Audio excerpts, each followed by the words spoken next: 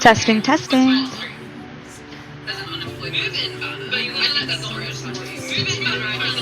Testing, testing. Okay, just had to make sure the microphone was working. It loves to not work. Let me get us all set up. I gotta edit.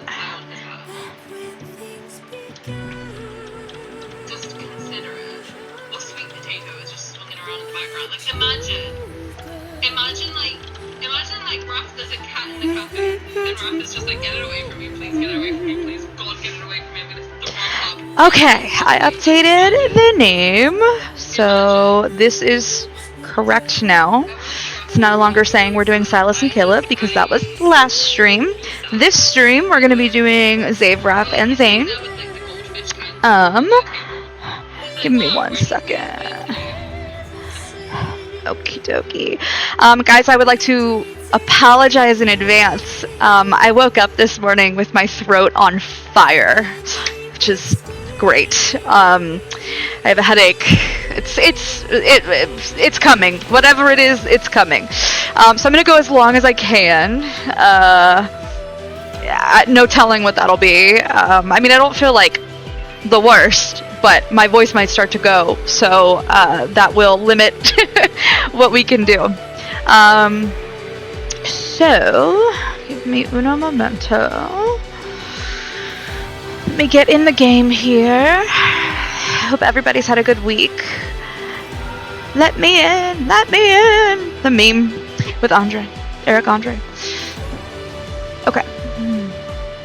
I'm like sitting here and I like kind of have the chills, but I'm also hot. So annoying. It's that time. It's winter. More energetic at night. Oh, it's true. I am. What do you have in your hair, Silas? What do you got going on there? What? Come here.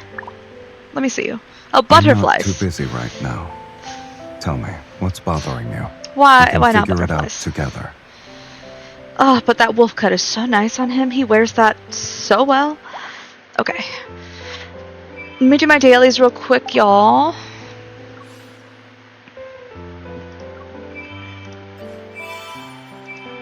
Ooh, my throat. My throat is not happy. I apologize, everyone. I'm so sorry. This was not on my 2025 bingo card. My dad is also feeling sick, so I'm like, oh no, what did we do? What did we give each other? Okay. I still have to catch up on the event stories. I'm a menace. I'm a menace to society. Luckily, I have 10 days. 10 days and 13 hours. So, I got time. Let's see. What did I manage to get? Cherished longing. Alright. Coordinates 60 and 11 have been kind to me in the Radiant Galaxy, so that's what I'm continuing to do. Let's see. Yes, I always have to play with some. Sorry, I'm always playing with something. ADHD. Alright, do I have any? No, okay. Just with the gun. Badass trigger. Alright, let's do this. Oh, it wants me to renew my Aurum pack. I will. Just give me a minute. I got things to do. We got cards to play. We got an agenda today. Okay. Cool. Just going through all my daily stuff. I promise we're gonna get to it ASAP after I get all my dailies. If anybody has a preference of who to start with, Zayne, or Rav. Let's dance with hot menu, so right, so catastrophe. Welcome in, good to see you again. I don't know if you caught the very start of the stream a few minutes ago. I'm gonna go as long as I can. I woke up with my throat like on fire this morning, which is great, super swell. So I'm gonna go as long as this thing will take me. I've been talking today, like I worked from home and like I was able to talk and stuff, so I'm hoping it doesn't disappear, my voice I mean. with a doctor's hair volume. Stop, that's funny. Thank you, I appreciate it, Sweet Catastrophe. I know, and my dad, it's so funny because I said to my dad earlier this morning, I was like, man, I woke up feeling awful. Hi, Jaylee! Yes, I'm gonna stream. We are here. We are in business. I'm just doing my dailies real quick before I jump into these cards. If anybody... Okay, I'm sorry. I am still so new to streaming. I could make a poll of who everybody wants to start with, but I don't know how to do that. Oh my god, I'm so sorry. This is why I should never be the adult in the room. Oh my god. But I was talking to one of my friends today. He is...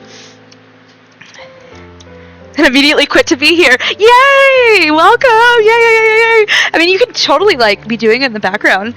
I finally figured out Protocourse. Like, I wanted to be a battle girly so bad. Like, I'm a huge gamer of all these other games, so, like, I'm usually very combat focused. This game, that has not been the case, because I, like, was too stupid to figure out Protocourse. Until my friend Kat helped me. I think Kat is in another stream right now, but... shout out to Kat, thank you. And now that I understand Protocourse, they are way easier, and I jumped up like 30 levels, which was nice. But now I have to get more Protocourse, which is really hard. It is hard to get those. Got you on my TV now and chatting for a bit here on mobile. Oh, that's awesome. I love that. Well, welcome. I'm so excited. Okay, so let me get the stream going then. My silly butt doesn't know how to make a poll, so if anybody wants to, like, just type in chat if you'd rather me start with Xavier, Zayne, or Raph, just holler at me, and I will give the people what they're asking for. It took me so long to understand Protocourse, and then, like, once I got it, I was like, oh, that's actually way easier than I thought it was. I was making it way more complicated, so I'm very glad that I've got that under control a little bit. Zayne made a post. The internet says type/poll, and then it lets you set it up. Chaylee, you are the best. Thank you for looking at that. Let's see if that lets me do it. What? Oh, what does that say? Open a setup menu to create a poll. What is a setup menu? Oh. I typed it, and then it gave me that pop-up of open a setup menu. Okay, Sweet Catastrophe, you're fine for any. I've seen Zayne since I got his, but I haven't had a chance to see Xavier or Raph yet, so I'm excited. Okay, great. Cool. Good to know. We're all learning together. This is new for all of us. But I was talking to one of my friends today, and he is at work right now, but he is super tech savvy, and he wants to, like, help mod for me, and maybe, like, help me with a Discord and stuff. So, like, I'm super excited because, like, clearly I need the help. Just start hitting buttons. Just I have to whisper sweet nothings to this computer. So, okay, wait. Zayne said, no research shows that one's medical skills have a direct relationship with a doctor's hair volume. Disagree. Let's argue about it. Alright, wait, what are my options? What can I say? Everything's set up for streaming and in Discord. I'm like, I know, and I probably, like, should have tried to understand it better before starting, but here we are. Oops. I love this game. This is my favorite sci-fi universe since Mass Effect, which is saying a lot. Which, by the way, it's N7 Day. Happy N7 Day for anybody who celebrates. But I desperately wanted to talk to people about this game, and none of my friends in real life play it. So, like, I was like, I guess I'm going to have to stream so I can talk to people who also love it. Do you have a Discord community now, or just going to start one? I'd love to join either way. I am going to start one. I don't have one yet. But a Sweet Catastrophe, I can DM you my Discord if you just want to be friends on there. So I don't have one yet, but my friend was talking about, like, he was like, I can, like, set one up and then, like, you can play around with, like, the channel and, like, see how it works before we make it public so that I actually know what I'm doing before I open it to people. So, it's in process. and I will keep the community posted as it develops. So I'm excited. It was so funny too, because it wasn't like I approached him like, hey, like, do you think you could help me? It was, we were texting. He was like, do you want to like game this like tonight? And I was like, well, I think I'm gonna stream tonight. And he was like, oh, cool, like let me follow you. And then he just started, and I was like, oh my gosh, I need more lads friends. I also have no one IRL who plays. I know, I've been trying so hard to get my friends to play, and I convinced one of my guy friends who was like, he's actually watched several of my streams, and he was in, but he doesn't have the room on his phone, which I get. That's totally valid, because I didn't have room for the latest update, and I had to delete some things off my phone. So I would really love it if they offered a PC version, maybe. That would be great. I know that they just released like a web browser version, like a cloud-based URL version in China. I think it's only for China right now, but we'll see how that goes. All right, wait, let's see. What if you get questions? It's an indirect compliment. Exactly, only doctors who can be displayed on the expert wall are authoritative doctors.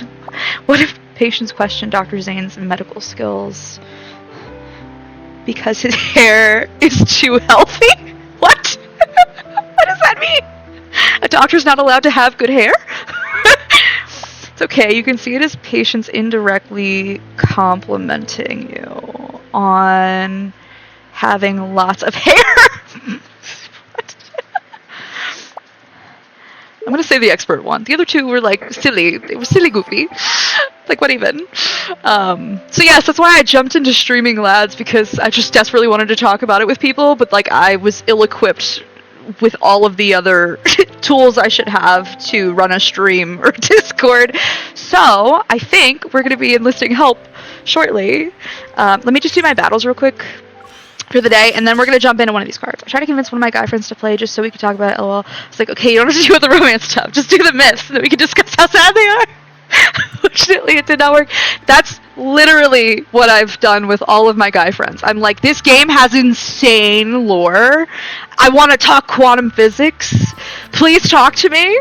And they'll be like, all right, well, like, tell me about it. And then I like try to start breaking down the lore. Some of them get really into it, but they're like, oh, well, that's like really in depth, and like, is there a lore guide I can read? Which, like, spoiler alert, there really isn't online. The wiki, the official wiki, has like nothing in it.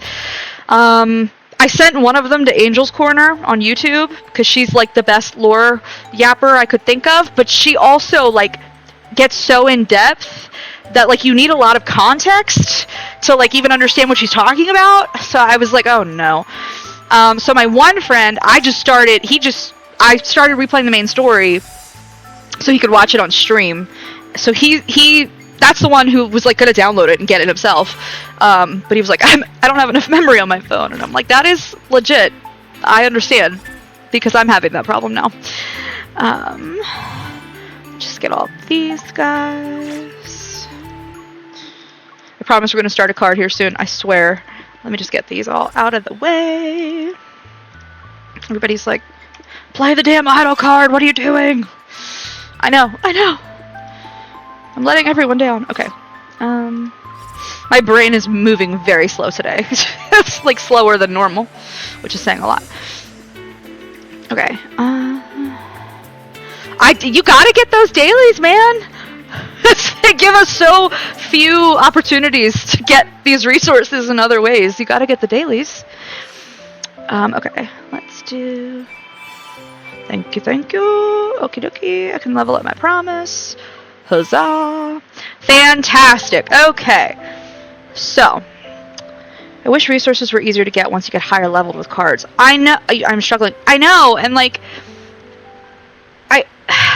I'm frustrated that like, and I understand that like the game is developing as we play, but it almost punishes like higher level players for being higher level, because you run out of things to do, like you run out of orbit levels, or you run out of, you know, like level tiers, I guess, in the hunter contest, and it's just like, there they are. Chaylee, they think it's Silas again.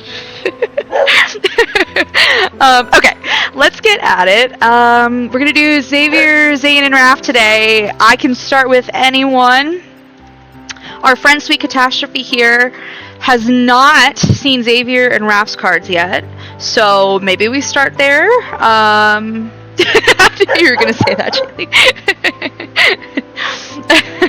Unfortunately, no Silas Gizmo. I'm sorry. You'll have to forgive me. He's around. He's got butterflies in his hair in the back, which is cute. Okay, let's see. We can start with Xavier, I guess. I just saw his first right here, so as long as everybody's fine with that, we can start with Xavier. Oh, wait! I have to do my hair hack. If I don't do my hair hack, I'll be upset. Hold on. Let's go make sure my MC has the hair I want her to have. Oh my gosh, Gizmo. Okay, let's do this. Honestly, it's a Lucio right now, so like I probably should not even like worry about it, but this way I don't have to separately press a Lucio and do it. It'll just be smooth transition as I do the card. So,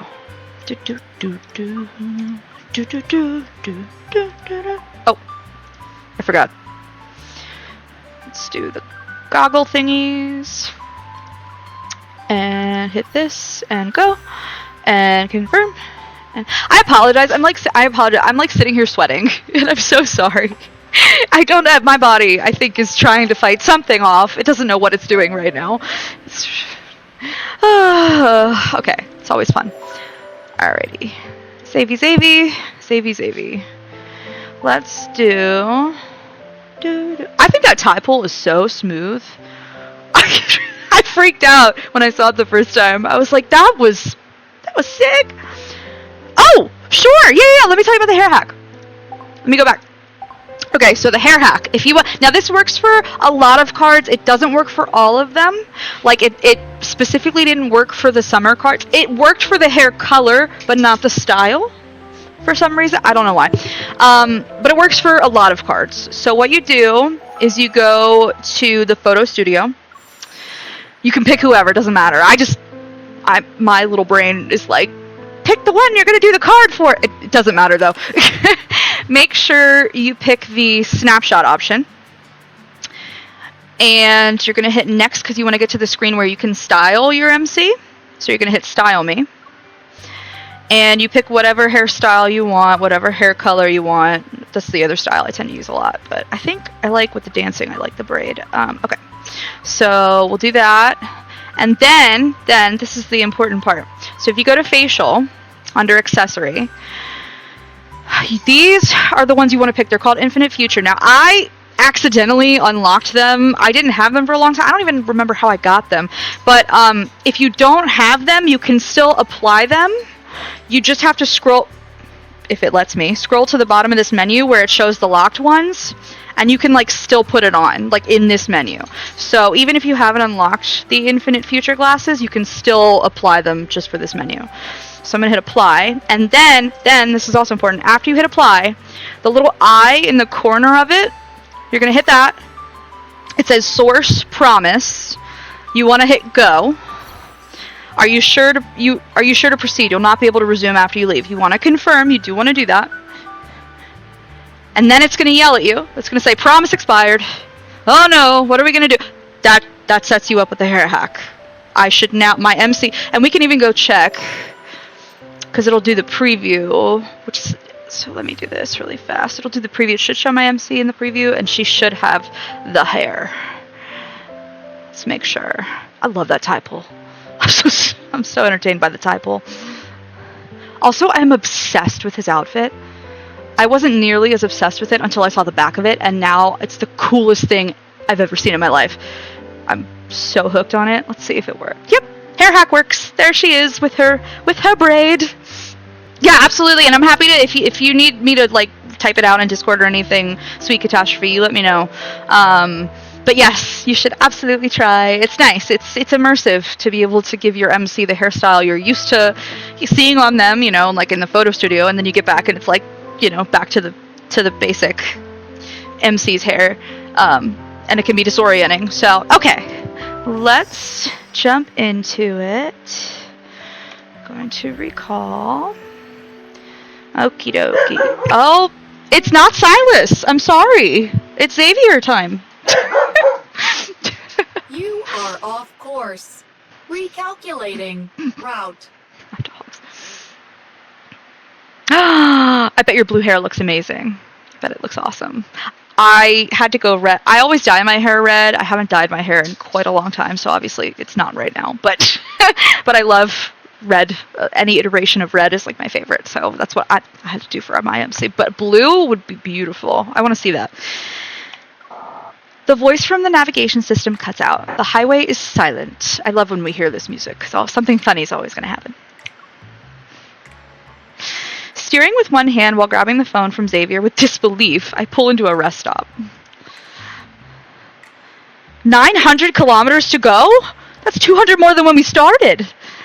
I wish they had a blue that was as vibrant as the green they have. Blue is my go-to hair color. I love that. That's so much fun. I do wish they had a more vibrant one. I remember seeing that when I was looking at the hair colors, and some of them are better than others. I think if I'm remembering right, the pink is pretty. Although it's still not like, I wouldn't call it vibrant. It's more pastel-y, I think, if I'm remembering right. I really love the red because it's so vibrant. It's part of the reason I picked it. Oh, what are you doing? I love this outfit that he wears. He leans over and taps the refresh button. As expected, the screen goes blank for a while. Then it displays a weak signal warning. It's probably the magnetic interference from the polar night. We'll have to try manual positioning. I love his little planet brooch on it. It's just darling. The blue in it brings out his eyes, too.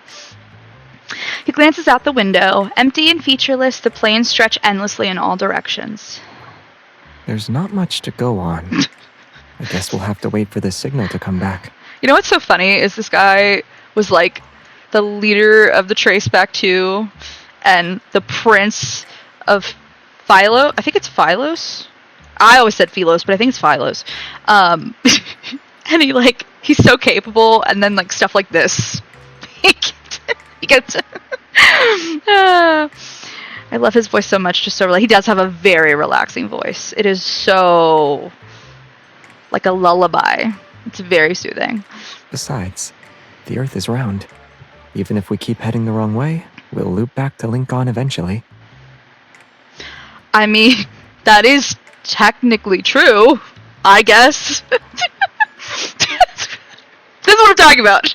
He's like so capable in so many things. He's so smart and like does so many, and then like stuff like this, or like cooking. It's like Xavier.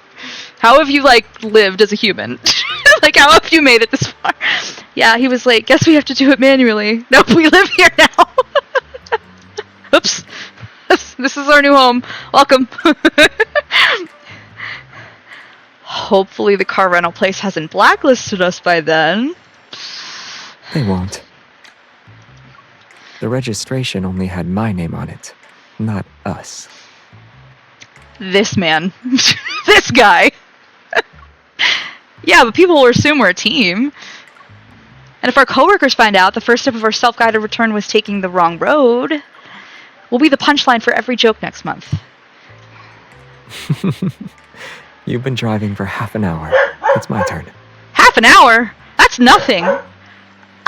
I want to keep driving. I don't trust you at the wheel, Xavier. MC, you really gonna let him? I don't know. He can like clean the weapons or something. Like Xavier hops out of the passenger seat, walks around to my side, and opens the door, but he doesn't get in immediately. They can't be that lost if it's only been 30 minutes. I mean, right? I also the fact that I only drove for 30 minutes and he's like, it's my turn. Like, jeez. All right. Do you think I'm narcoleptic or something at the wheel? Like, look, there's the North Star. Him and his stars. Again, though, he can tell all the constellations in the stars. But if we drive in one direction, we'll get back to Lincoln eventually. He's acting like Raph with the claw machine. My turn now. I get out of the car, but after scanning the sky, all I see are stars that look the same. It's hard to spot. You need the help of the other stars. Find the M shape of Cassiopeia. Trace a line from the middle. There. It's that one. He's memorized these stars from how many hundreds of years ago? Like, how are you this capable? And then common sense. It's the common sense, Xavier, that I'm like, what?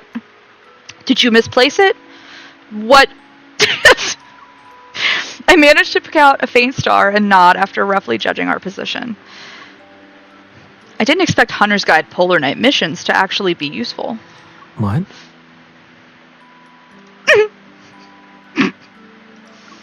I knew it. You never read anything the Association sends. Association sends. Bleh.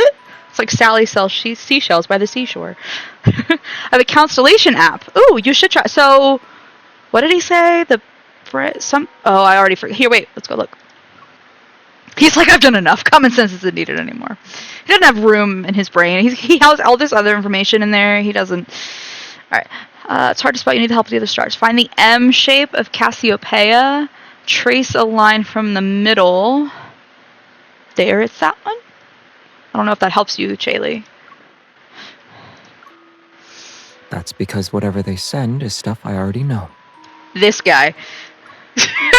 What's your definition of already? 10 years ago, a few decades, or are we talking centuries? We shouldn't block the rest stop for too long. Let's get going. Xavier, I just... Before I can ask anything else, Xavier slips into the driver's seat, adjusts the height, buckles in, and gets ready to go. All of it is done in one smooth motion. When he looks back at me, he's already wearing the "I'm just waiting for you" expression.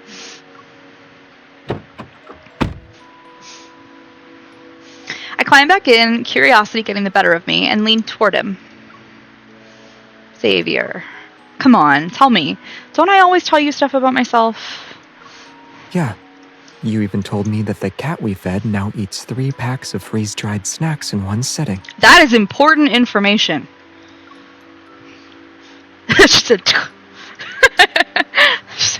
She's fed up. Xavier casually turns on the car radio. I hit the mute button and keep staring at him. All right. Most of it happened when I was still on Philos. Oh, see, And he yes, didn't say Philos. Never it was mind. from a long, long time ago. Back then, it was just called ZK Gamma 13. It was a candidate planet with potential for a self-evolving climate system. Okay. Its core stabilization lordum. protocol got rewritten several times.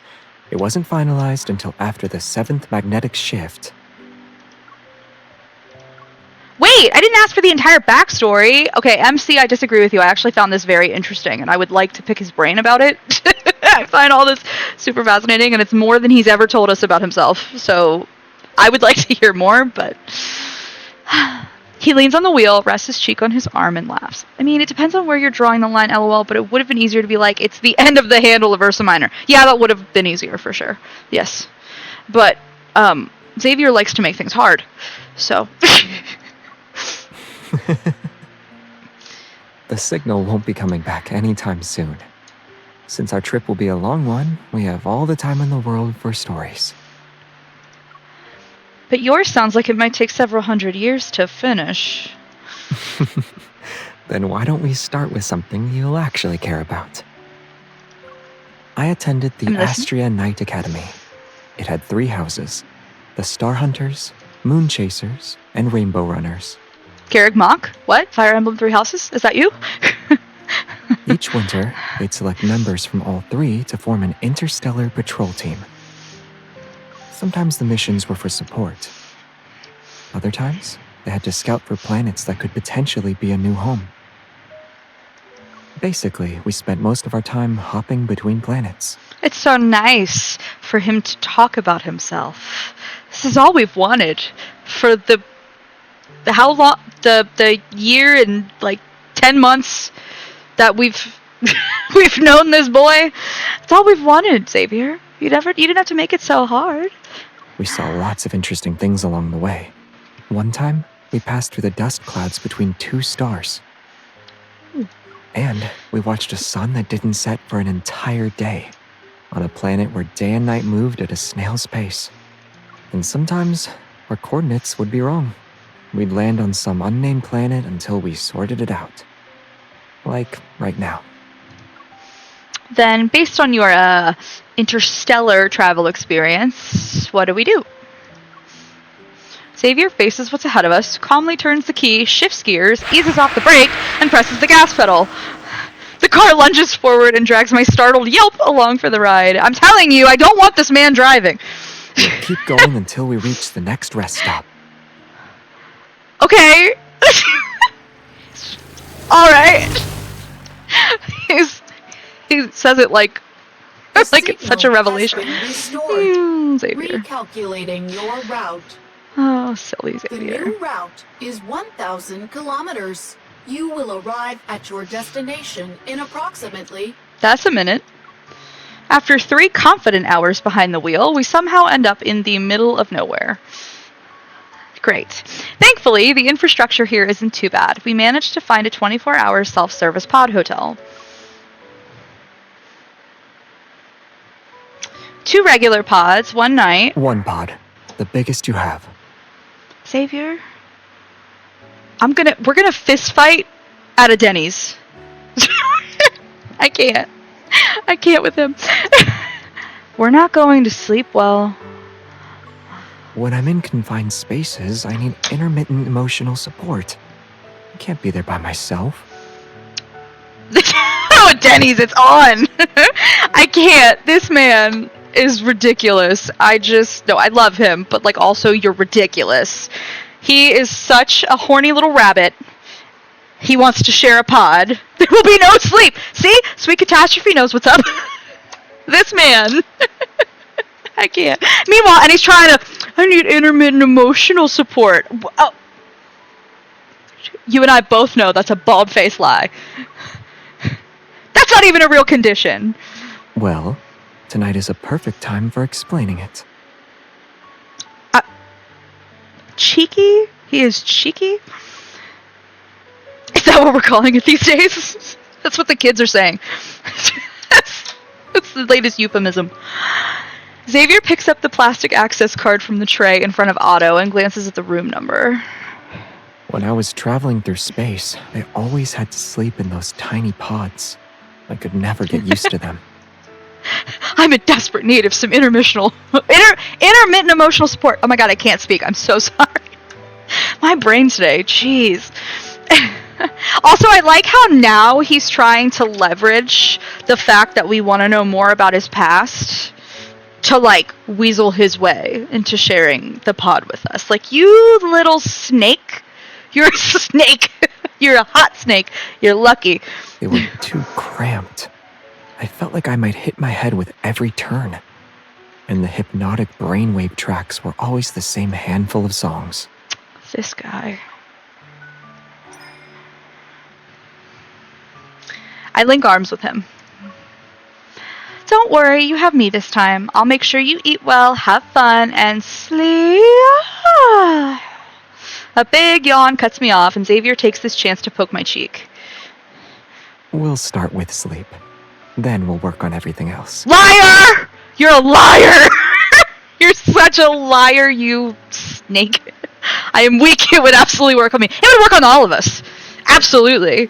That's why he's such a conniving little weasel. After spending hours in the car, I finally get to lie down, but now my back is complaining. I toss and turn in the pod. I try to twist myself into a position that can let me sleep. Xavier, maybe we should just return the car tomorrow. That man can sleep anywhere, though, so he should not be in charge of sleeping. That's also a very good point. He could sleep through, like, a tornado. I mean, he could sleep anywhere. Like, so, yeah, he should not be ever allowed to make the sleeping arrangements, quite frankly. There are plenty of ways to get back to Lincoln. Besides, all this driving must be tiring you out. You don't trust my driving? I don't. No, I don't trust the signal these past few days. Stop twisting my words. Oh. I don't trust your driving, but okay. If we get lost a few more times, we might not make it back before the polar night ends. Why not request time off? I know you haven't used up your vacation days this year. I'll think about it. I turn over again to face Xavier. You suggested to Captain Jenna that we ditch the support team and head back on our own. And now you're trying to steal my vacation days. Xavier, you just wanted a reason to travel with me, right? It only took you 1 day and 1 night to figure that out? Conniving weasel. No, we love you. We love you, but I have to tease you. What is a relationship without roasting? His teasing tone is impossible to miss. I don't even need to open my eyes to know what face he's making, so I pinch his waist. It's already been a minute. Are you still thinking about it? Oh my god, he wants an answer already. I'm not saying no, but time on Earth is precious.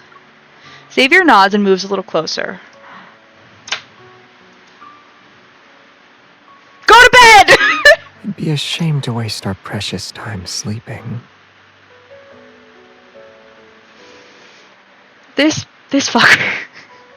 And that's why Caleb and I would be perfect together. I endorse it. I'm here. I support you. Go get your man. The darkness makes everything more vivid. I feel his hand on my waist.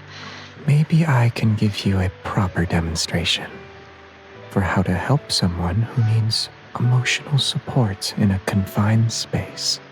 Somebody get that man water. He is thirsty. Yeah, this is his thing. Yeah, he stays thirsty. This is his thing.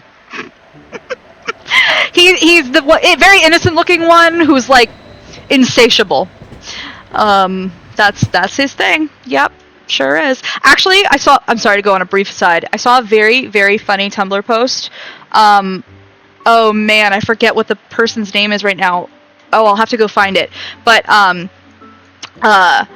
someone asked, I guess the person who answered is a writer, and so someone asked, they were like, how do you think each of the guys would handle No Nut November? So she was like, Caleb, not even a day. She was like, he would want to, and he would want to like if that's what you like challenged him to do, like he would want to, but he just like even the sight of your skin, like he just couldn't resist, like he just wouldn't make it. She was like, Xavier, 3 days, right? Like we know that man stays a rabbit, but he's also like many centuries old alien, so he probably has a modicum of self-control. She said Zayne would be like 8 days. Which she was like, yes, he has tons of self-control, but he is also like a very sexual person, and like MC would be teasing him, so he would probably like tease her back. She said, he'd sleep through it. Yeah, he'd be like, wake me up in a month. I'll hibernate until then. Which is a good plan. She said Raph would be like 16 days. She admitted, she was like, honestly, I know Raph the least, but I feel like he has a lot more self-control than people think. I would push Zayne to his damn limits. And then she said she thought Silas would make it the whole month, which as a Silas main, I agree. I think he would. And she also said, and I agree with this too, he would probably turn it into a way to like torture MC. That man has more self-control than fucking oh man, he would put me to my damn limits. That's what would happen. I would, yeah. Mm-hmm. But it was very funny. I was like, wow, this is I agree with this list. I think I can get behind. Poor Caleb. Someone let that man finish. Please. Since we're already traveling, we choose the scenic route instead of taking the fastest way back to Lincoln. After dropping off the rental at the nearest return station, we bike across half the city and catch a tram. Aw, biking would be fun. That's always something I think would be super fun to like do. As just with anybody. Like I've done it with friends. It's just a nice thing to do. It's a pretty landscape too. Oh, absolutely. Silas would have me begging him to just give up already. Yeah, no, same. Yeah. I would probably make a fool of myself, honestly. It carries us past plains swallowed by the night. As the lights outside fade, the mountains slowly rise to greet us. That's a pretty train station. Ding! The tram doors slide open, and the sweet smell of food instantly fills the air. Cola! Crepe got the best view in town. Rooftop balcony at my place. 500 per person. Drinks and shuttle included. Handmade Nordran postcards. They're free to take. Miss, follow us on social media, and I'll give you the whole set. Nordran. I haven't heard of that yet in this world. Thanks, I'll take a postcard. It feels too rude to refuse, so I pick one with a starry sky. The cutout patterns glow softly under the station lights. That's totally me, by the way, where I'd be like, I don't want to be rude. I'll, like, take something, you know? Like, I'm that person. This sightseeing town always gets plenty of visitors, but lately it's become an absolute sensation thanks to the Polar Starry Night craze. Still, we've underestimated just how popular it's gotten.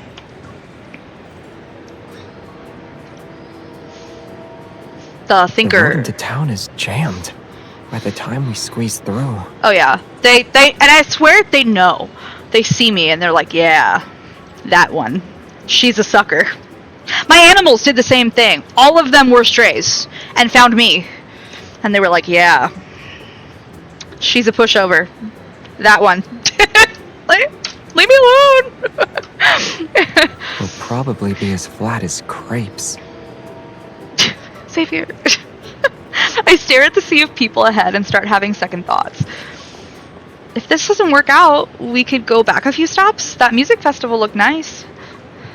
Xavier opens a can of soda and hands it to me. Then he takes the bag and swings it over his shoulder. It's okay. I found a shortcut. It also needs yep. That's why I also need Silas. Scary dog privilege at its finest. For sure. Absolutely. I relate to his MC because there's like a recurring theme of her like being too nice and he treats her like she's naive. And I relate to that very hard. So, can we trust his shortcuts? I don't think so. I'm scared. I am concerned. Where are we? Deep into the night, it's quiet. Pines are interspersed, and the damp air carries the scent of grass and moss. Xavier's so-called shortcut is a path through the forest just outside the town. There's no one else in sight. Are we gonna get lost? Again? I raise my phone and try to get a faint signal. Of course, there's nothing.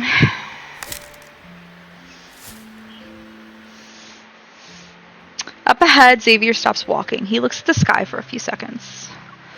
Are you using the That stars? I think he's using the stars. I trust him more if he's using the stars. Because I know he knows those. Weird. Aren't you usually the one who gets lost all the time? Did you download a navigation app to your brain? The stars have been bright lately.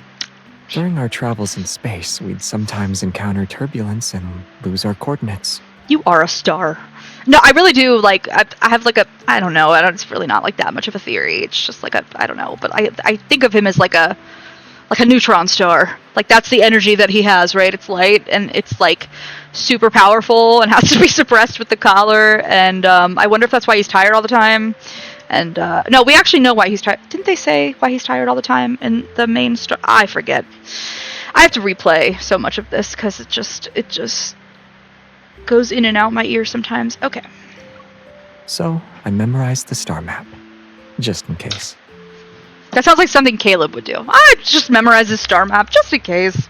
You know, it's fine. It's not a big deal. It's whatever. It's just, okay. The night air is getting colder. I rub my arms and hurry to walk beside him. Did anything interesting happen when you were lost in space? I need to go through it all again, too. Yeah, especially because, like, there's so much, and it's spaced out, so, like, not doing it all at once, I things slip out of my head, for sure. Xavier blinks slowly, shifts the bag to his other shoulder, and rummages through it.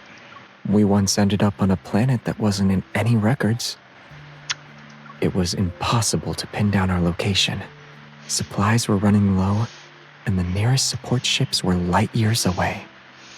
People may disagree with me about this, and that's totally okay. I'm a harem girly. I do have a favorite because I'm human and I'm weak. But I love them all. I love all their writing. I love all their stories. I used to rank them with Xavier in 4th place and Caleb in 5th, and now Caleb has overtaken Xavier, and Caleb's in 4th, and Xavier's in 5th. And the reason that is for me is because I still, and I know, like, here in this card we're, like, getting more information about his past, but I still feel like there's a wall. Like, the information he's giving us about his past is, like, very abstract. Like, oh, we landed on a planet that wasn't on any maps, and we ended up on a planet where the sun didn't rise for a day, and it's like, what about, like, your family? Or, like, I don't know, anything personal. And I have a theory, and this could be very wrong, but I have a theory. We know there's a mole in the Hunters Association. I think it's him. I don't think he's bad. I don't think he's evil. I think it has to do with the suppression collar he has. I'm pretty sure he got that from Ever. It's in his anecdote. What the heck is it called? The one where it's him and MC. MC has the heart condition. They're in school together. She's dying. He goes to try and get her a protocore that she needs, and he doesn't make it in time. But he still made the deal to get the protocore and ends up with the collar. He's had it ever since. So I feel like he's still somehow indebted to Ever, or like not indebted, but like in service to Ever, like it's some kind of binding like contract or what have you. And I do think that his priority is MC. I think he does want to keep her safe. So I don't think him... And I could be wrong. It could totally not be him. It could totally be somebody else. But if it were him, I think that's why there's, like, still this wall. If it's not him, if he's not the mole in the association, then it could really still just be the writers, like, making this a very slow burn. Which is also okay, but I just feel like there's still that, like, hurdle to, like, real intimacy. Because for me, real intimacy is, like, let me stay up till 2 a.m. talking to you about, like, existential, like, philosophy and stuff. And, I just feel like I've gotten that with all the others, but not him. You know, like, things start to get a little serious, and he makes jokes, or he talks about abstract things like this, or we have sex, which, like, hey, having a libido, love that for you, and for me. But I'm just, yeah, so I think that's why he ended up in last place for me, because I personally am like, I still don't quite, okay, sorry, I'm so sorry, Sweet Catastrophe. Okay, I was so confused when I started. I know I missed a whole lot of little things that would make sense now, having seen more and learned more about the lore. Totally. I started during Catch-22, which was wild. I had no idea what was happening, but I was all in. I was like, I'm happy to be here, I guess. And I was, like, doing the main story, but I also pulled all the cards, because I was like, I need all of these. I don't know what I'm doing, but I need them. And, so I was very disoriented. It took me quite a while to figure out what was happening. The community, the lads community, helped a ton for me understanding, like, how does this work? And, like, where do I need to go? And, like, what order? Not necessarily that, like, everything happens chronologically in the game, since it's, like, alternate timelines and stuff. But, my ranking is Caleb, Silas, Zayne, and Raphael and Xavier are kind of tied for last. Yeah, so mine is Silas, Raph is a very close second, Zayne is third, Caleb, Xavier. But again, I play all of them. I pull everybody's card. I truly, like, and it's so funny, because it's not even like, well, I do love them all. I do. But it's also, like, FOMO. Like, I love all of their stories so much. I love their character development. Like, I want to know all of these stories, which sometimes I'm a little bit like, it's a little shady that, like, you lock this behind a paywall, this, like, really important character development for so-and-so. But, alas, I am their target audience. I am weak. And here I am. I could see that. About Xavier being the mole, I don't know. It might not be. It could be somebody else. But I think that would be very interesting if it were him. Because he also, okay, so, spoilers for anybody who didn't play Xavier's latest birthday card. at the end of his, it's so funny. They did the same thing with Zayne's most recent birthday card. Spoiler for anybody who hasn't played that either. Where they were like these really fun, joyous, beautiful cards, and they both ended very ominously. And I was like, what are you doing to me, Infold? Zayne's was very much foreshadowing his myth. Xavier's, I wonder if it's foreshadowing his main story update, because I think he and Raph are the next two for the main story. I think. Okay, I'm so sorry. I've only been playing for like 6 or 7 months now. Yeah, February for me, so 8 months? I started playing for Hot Men. I thought it was just a Gooner game. Then I was so damn surprised by all the lore. I try to get my top 3, and I'll use free pulls for Xavier and Raphael, but try not to spend money. You are stronger than me, which is a good thing. You should keep doing that. I am weak. I don't think I've done it yet, actually. I have a list of everything I need to go through. It is a lot. It is a lot, for sure. I'm sorry, I don't want to spoil it for you, so I will keep things vague. But I have seen some hints that make me think that shit is going to hit the fan for Xavier in the main story. Kind of like with Zayne in Death and Rebirth. How he almost killed MC, and then he like quit Oxo, and like I think there's going to be that kind of a thing with Xavier, which I think is going to really make that wall crumble that I keep feeling. That's my suspicion. Then I'll probably be more likely to watch the cards. Oh, okay. So at the end of Xavier's, it's not that long, but they're talking in the beginning of the card about how he named an asteroid. He discovered an asteroid and he named an asteroid. And then at the end of the card, he was invited by like the astrological, or it's not astrology, it's astronomy. Hello, like the Astronomy Society or whatever, to like speak about his discovery and like naming it or whatever.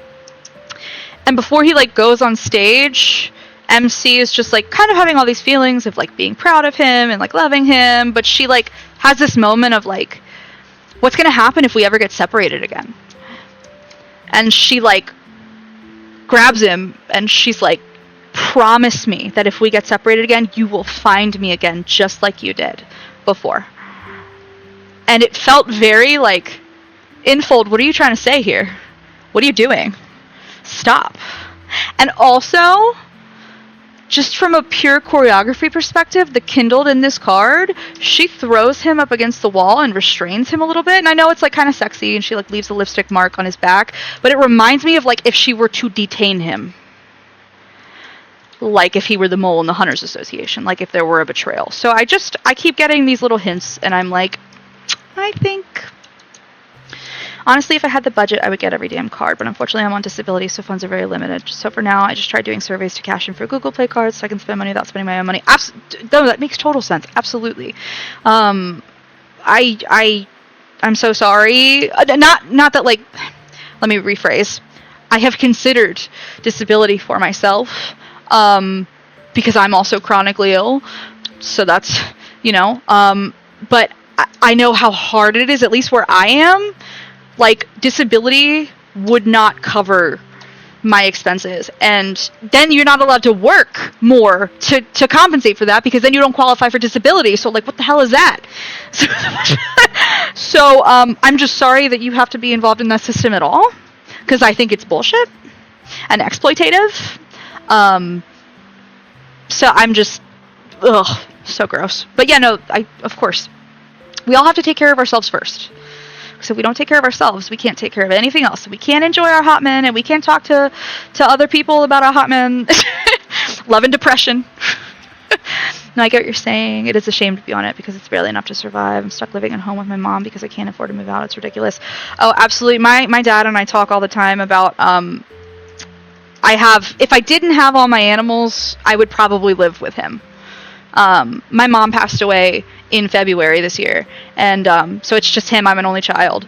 But they had their own dogs, who I love and adore. Those are my little, I call them my siblings, I don't know.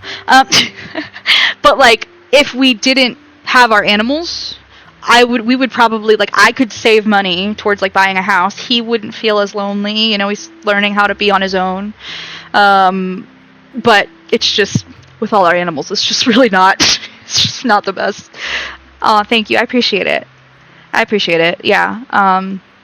She was young, but she was very sick, and I was thankful that she wasn't suffering anymore. So that's, yeah, we hold on to that. We're doing okay, all things considered.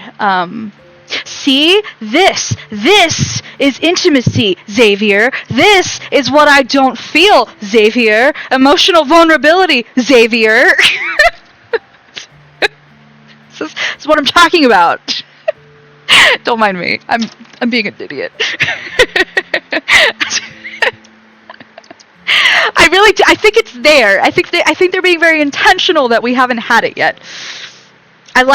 These writers have not led us astray yet. They plan everything so meticulously. I have to think that this is also a part of it. I'm so sorry, sweet catastrophe.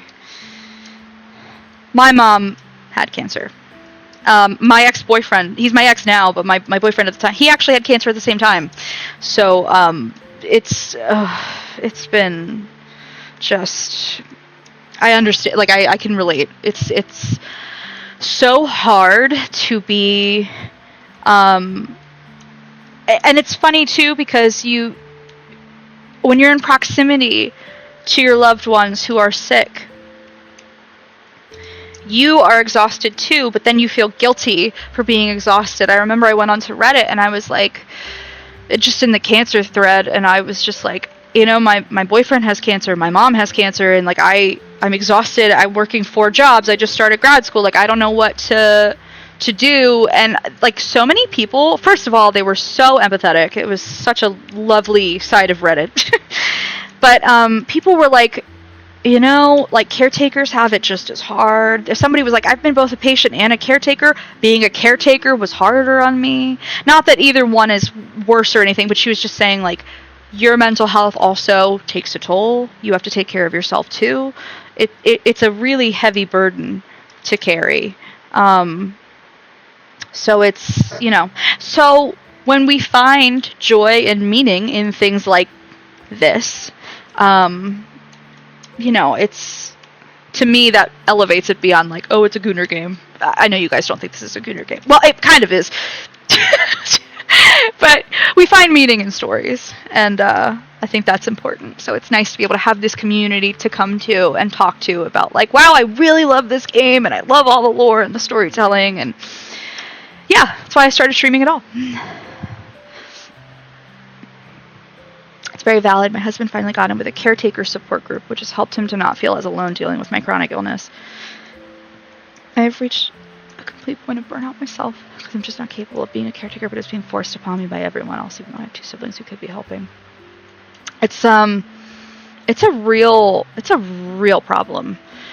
Caretaker burnout is really difficult. I worked at an ER, an ICU, and it was veterinary medicine, and veterinary medicine has like 4 times higher the rate of unaliving thoughts and actions as like other healthcare fields, because the burnout is just so rampant, constantly understaffed, overworked, underpaid, frequently demonized by people, and it's not that I'm trying to say like, oh, veterinary medicine has I'm just saying, like, it was a real microcosm of like what caretaker burnout looks like. Like, that was such a live action, what am I talking about? Example of like people who are in caretaking roles are expending their energy, emotional, physical, their physical health, like they are pouring all of themselves into giving others their attention and their time and what they need at their own detriment. And we always used to joke, like, us doctors and technicians and everything, like, we gave outstanding emergency medical care, and we took the worst care of ourselves. And it was so true. I think that's why I'm so drawn to Caleb right now, because I'm at a point where if someone said they were going to take me and lock me away somewhere to keep me safe, I would jump at that chance, because I just need to be left alone and focus on myself. That makes complete and total sense to me. Absolutely. But I'm here if anybody ever, Sweet Catastrophe, Chaylee, anybody ever wants to talk, needs an ear. I'm around, and you are valid and you are seen. And you're just as important as anybody else. And that's what I really love about the lads community. And I know, some people say, like, oh, this community could be so toxic. I think that's true for, like, any big fandom. There's going to be toxic, toxic people exist, so they're going to exist in fandoms too, right? But the corner of the internet I've found of, like, people who are fans of this game has been, like, so supportive and, like, so good for my mental health. It's really helped me through grief this year. So did Expedition 33. That game also really helped me with grief. So I'm here if anybody ever needs it. And thank you, Chaylee, I appreciate that. I apologize. People want to see the card. So sorry. Most of the team were new. Thank you for being patient. We'd never make it back. That wasn't the kind of interesting I had in mind. Hey, I would be wanting to hear anything he would tell me. But this game has been such an escape for me. Me too. Expedition 33, when grieving, would really hit different. It hit very different. I also played, and this is going to seem really random, but I also played Persona 5 Reload, I think. Yeah. Was it Persona? Yeah, it was Persona 5. And Futaba's storyline, like, really, really hit me. In the wake of losing my mom. So that was also, like, but this is what I'm talking, like, the catharsis we find in these stories, like, and that's why people are like, oh, video games, I'm like, yeah, they're an amazing art form. What? Square up. Do not apologize. It's the type of stuff that builds great communities. I agree. I totally agree. It's been so awesome to find people who also love this game for the same reasons that I love this game. Not just, ooh, Gooner game, but, like, wow, the lore is amazing, the characters are so well written, and, like, oh, I love that. That's my meat and potatoes. I love that stuff. It's my soul food. Oh, hi. Hello. You have pretty eyes. I'm about to say his story isn't what I'd hoped for when soft fabric touches my cheek. Xavier wraps a scarf around my neck and loops it several times. I have to tilt my head as he adjusts it. Aside from that, the planet was beautiful. Plants were thriving everywhere. Like, he's so, like, the small moments. Like, he put a scarf on us, it's getting chilly. Like, I absolutely think he cares. Me saying there's, like, this wall here, I don't think he does it. I absolutely think he loves MC. I just think he's hiding a big portion of his life from her. Probably trying to protect her. And I just think it's gonna come to a head. And then the walls will be down. BG3 was a big escape for me last year. BG3 is such a great game. I love that game. That was a huge comfort to me. I played it, like, right when it came out. I'd been looking forward to it for a long time. So what, was that 2023 now? Oh my god, what's happening? Where is time? Dude, what is happening? I've done so many freaking playthroughs of BG3. It's a little obscene. I put so many hours into that game. It's amazing. I have played regular tabs, like that you can do your own sort of background and headcanon. But once I discovered Dirge, I haven't been able to go back. I think it adds so much to the story and, like, the lore and tabs, character development. I love playing Dirge, so I always play Dirge now. We friend each other in Discord. I'll show you my Gustarian tattoo I got a few months ago. I would love Gustarian. That's so funny. Oh my god. I love that meme so much. I have to see it. Yes, absolutely. I feel like I've seen other Gustarian tattoos before. where did I see one? Reddit, maybe? So funny. Doing a dirge run now. Oh, co-op with a friend. I have done co-op with friends on it, but I haven't finished any of those playthroughs. I mean, I've finished my own playthroughs. I haven't finished any of my co-op runs. It's just hard, you know, working and stuff and trying to align schedules. Bleh. But no, that's super fun. I love dirge. Is this your first dirge run? I have to know if it's your first dirge run. I'm sorry, guys. I'll keep going with the cards. Thank you for letting me yap. We even found a species that people thought had gone extinct. Oh, that's hopeful. Then, one day, I came back and found a wavy leaf sea lavender outside my pod. Oh, it's your first time playing a dirge. Okay, then I will not spoil, but I will tell you that I am so excited for you. I love playing. I can't go back. I've tried, and I'm like, it's just not hitting the same. I need the dark urge. So I love the dark urge. I think it's super fulfilling to play a dirge character. Oh, was it from someone who liked you? I pick up a little flower and gently brush it across the tip of his nose. I also think it's very funny that in the original Chinese, his flower is a forget-me-not, and the translation makes it a wavy leaf sea lavender? Huh? Like what? Because forget-me-nots have pretty significant, like, symbolic meaning.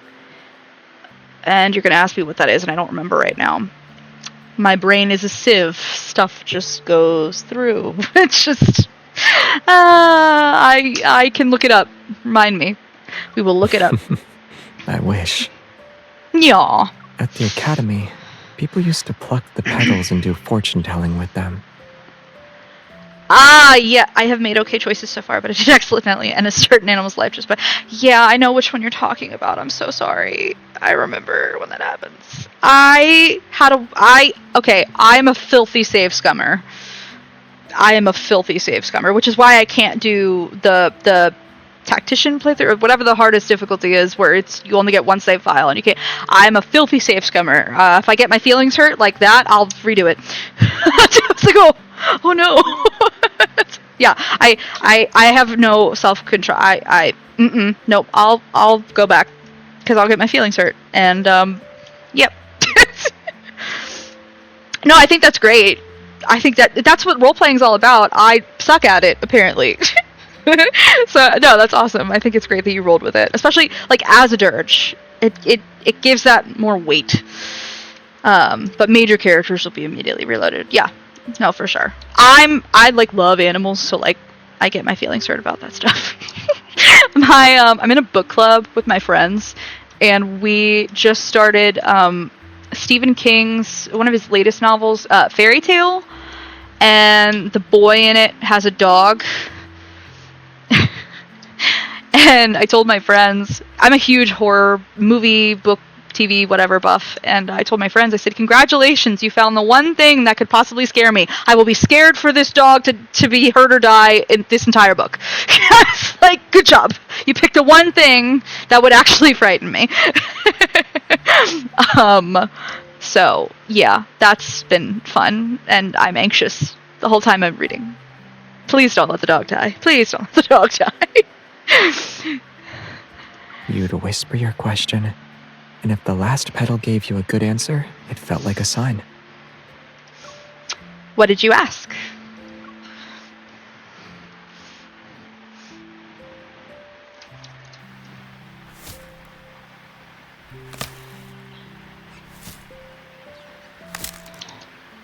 Xavier laughs, plucks the... Sorry, somebody was texting me and I just want to make sure it wasn't an emergency.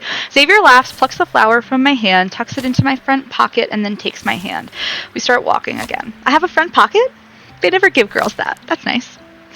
I pissed off the wrong Davis, that's probably spelled wrong, in the basement of the place we took Gale to meet Mistra, and we brought the fight back to camp accidentally, and Scratch got killed, immediately reloaded. Yeah, no, I can't. I would have lost my mind. Yeah, I understand. Believe me, I understand. That has not happened to me, thankfully. But you've played the game before, so I don't know if you've ever encountered his old kennel master is in Baldur's Gate, or like the city right outside of it or whatever, and you can confront her. let me tell you, the first time I talked to her, I did not pass my intimidation check or something. Oh no. That wasn't gonna fly. Yeah. Yeah, absolutely not. Yeah, no. Hell no. I could not allow her to run rampant. I could not. I never did it. That was a cute little laugh, Xavier. The flower has 5 petals. The answer you start with is always the one you end on. Yeah, no. People are always like, who do you hate most in the game? Like, Wolbrin, who I do. Yeah, Wolbrin does suck. But I always, her. She's probably my number 1 enemy. Nope. And I was the most experienced one in the group. I knew exactly how slim our chances were. Well, isn't that nice? Our steps softly crunch through the fallen leaves. They echo faintly in the still forest. But I know how it ended. Xavier figured it out and brought everyone home. I mean, if I didn't, wouldn't it be kind of creepy for me to be telling you this story right now? This is a silly moment, and it reminds me of in Silas's card when he was like, I mean, this is a trip with Silas. It's the same energy. Unable to hold back anymore, I gently kick him. That would be my response to Xavier a lot of the time. Would be a lot of, like, ribbing and roughhousing back and forth. The trees start to thin out, and their canopy opens up. After a few more steps, an entire lake appears before us. The surface mirrors the sky above. Stars are scattered across the water like a glowing sea. The best place to stargaze is on the lake. Come on. Concerned, I stare at the small boat Xavier borrowed. Uh-oh. It's clean enough, but the worn, patchy surface looks like a dried orange peel. One of the oars is sitting at a weird angle. Oh no. He'd probably just take them and fall asleep. Probably. This thing looks older than I am. And it's manual? Did she really just call a little rowboat manual? Are you coming along or not? Boy. Okay. Here I come. I take his hand and hop in. We're gonna get lost or something. Well, if you can pilot a spaceship, I guess I can trust you with the boat. I couldn't trust him with a car! Why don't we just teleport, Xavier? You, like, travel at the speed of light, and zoom, you, like, you know? The sky hangs low, and the lake reflects it like glass. Everything is still, except for the wind and the whispers of the night. If you ignore the sound of our clumsy rowing, it could almost be a perfect dreamy time. There's probably a hole in the boat. That would happen to Zayne.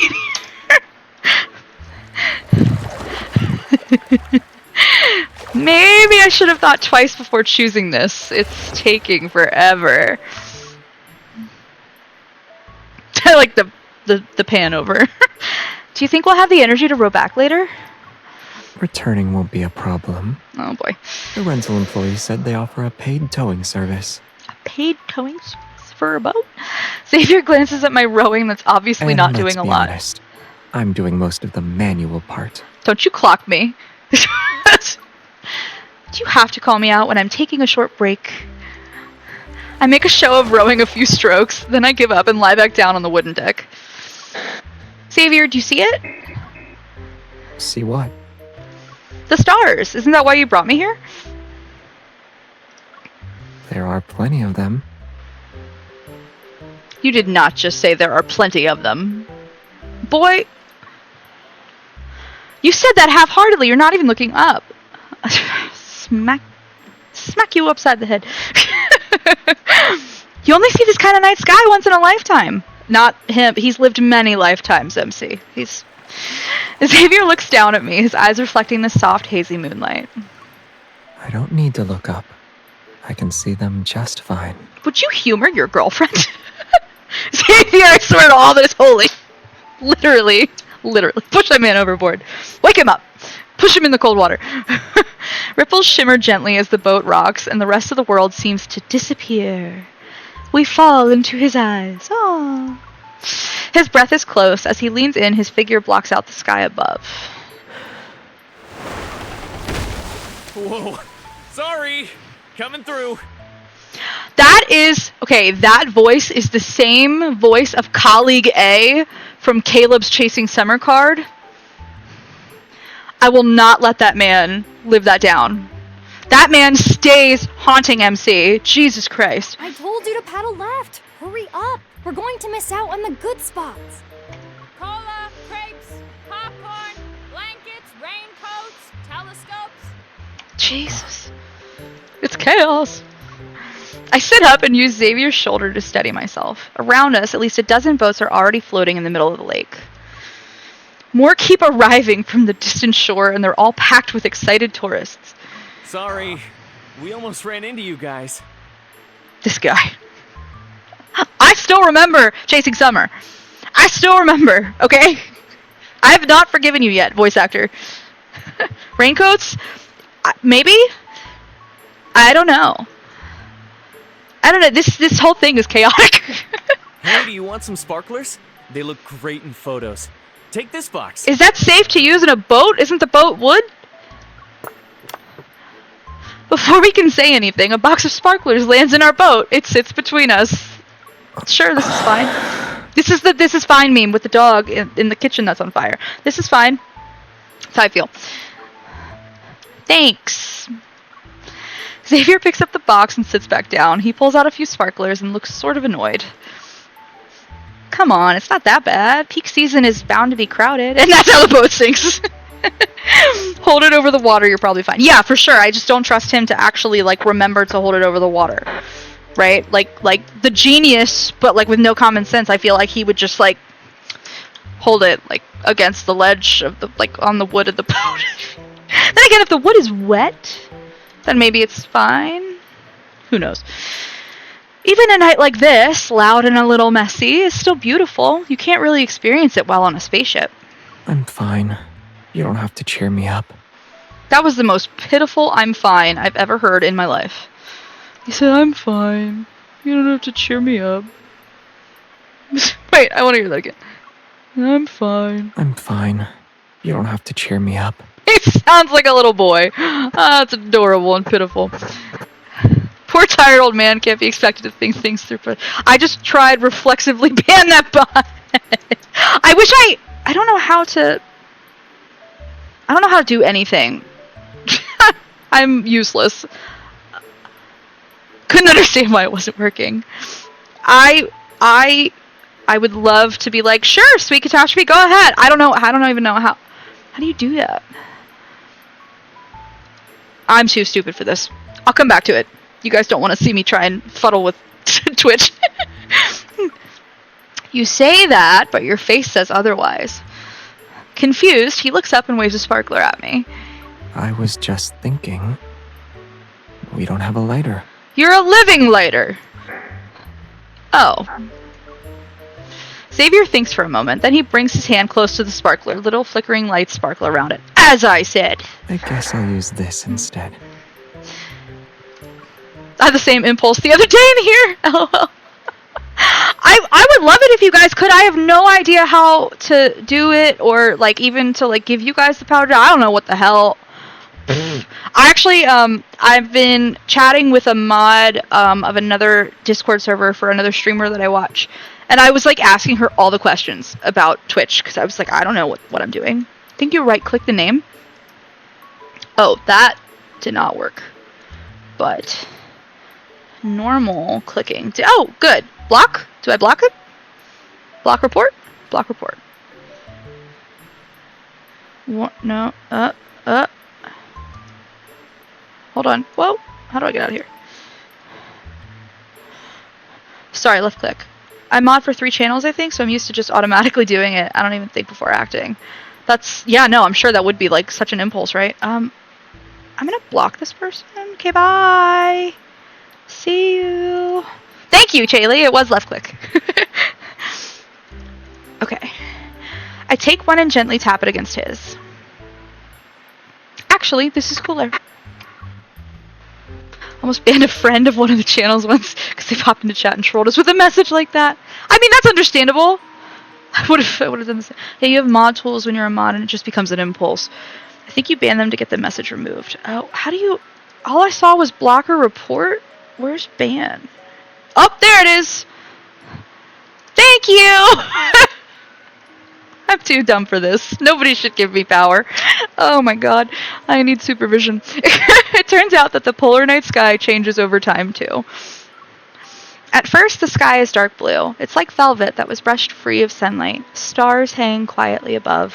That's a very nice image. It's a very pretty way to write that.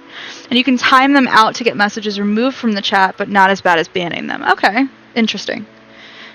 Obviously, like when it's a bot, we'll just ban them. But slowly the blue fades to gray. Then it darkens into a rich black. One by one, the stars grew clearer, brighter.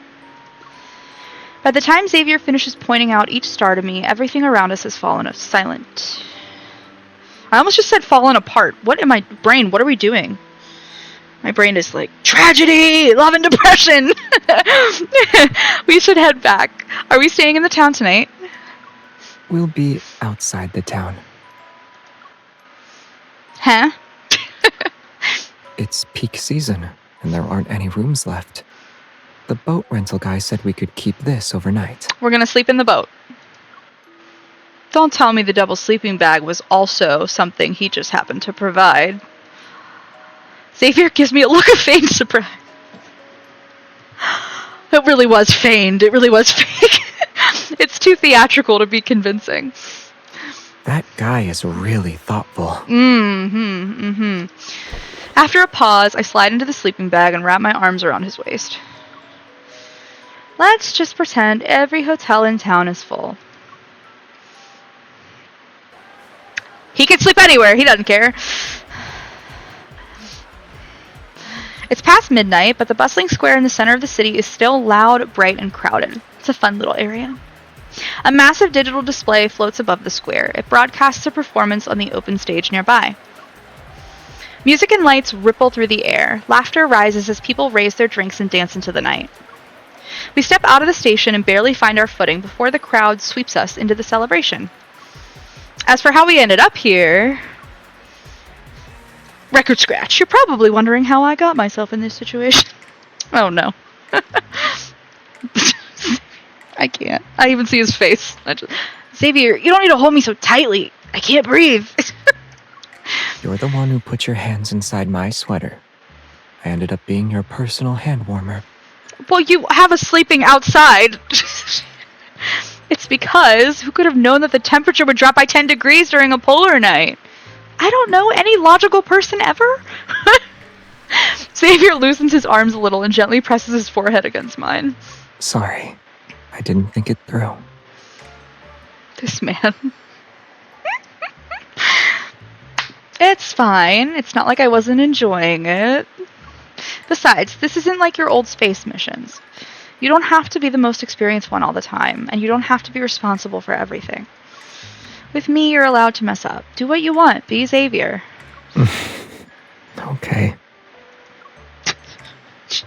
I like that, though. Be Xavier. Mess up. That's great. But, like, since I know Xavier can be a little flighty, let me make some decisions, okay? All right, let's row back and find a hotel. The guilt on his face suddenly looks too real.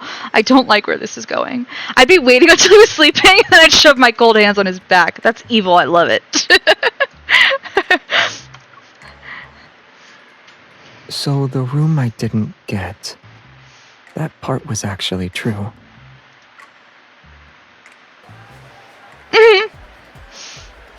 Luckily, extra trains were running at midnight during the polar night. And that's how we wound up in the water. And that's how we drowned. No. We caught one going back a few stops, so we made a spontaneous detour to a sleepless city. It's hosting its own festival. Music flows down from the rooftops and passes through train platforms and street corners. Lights flicker. Everywhere we go, people are smiling. I thought he was going to say he lost the oars. That would be really funny. That would be really... Xavier, what did you do with them? Like, how do you lose oars? He would do that, though. At first, I'm just following the crowd, but the joy here is infectious. It's not long before I'm walking with a spring in my step.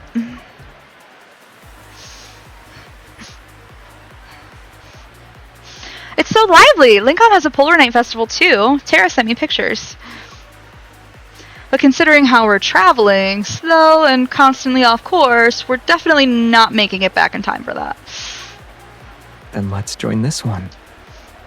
Okay. But it's really late. We've been out all day. Festivals usually have a dress code, and the main stage is so far away. Maybe after a short rest?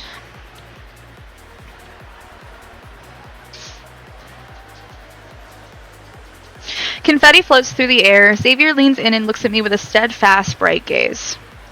Let's go together. Okay. I'm convinced. Sold. I don't sleep anyway, it's fine. Suddenly, all my hesitation feels silly. I grab his hand without thinking. What does this mean? I don't get it. We're gonna fight. We're gonna fist fight at Denny's. It's on. And I want the girl who caught the chair in midair to be on my team. I'm just saying. It means I'm not letting go. It doesn't matter where we go.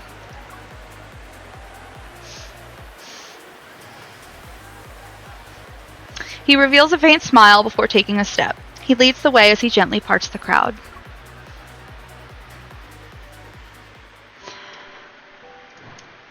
Oh my god, okay, if theater nerd, Shaylee, you're a theater nerd.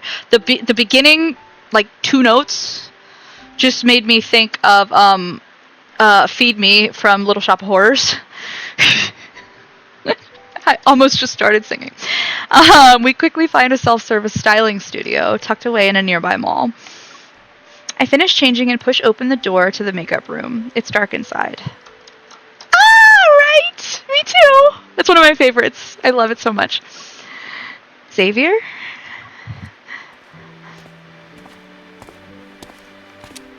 Look how cool the back of his outfit is.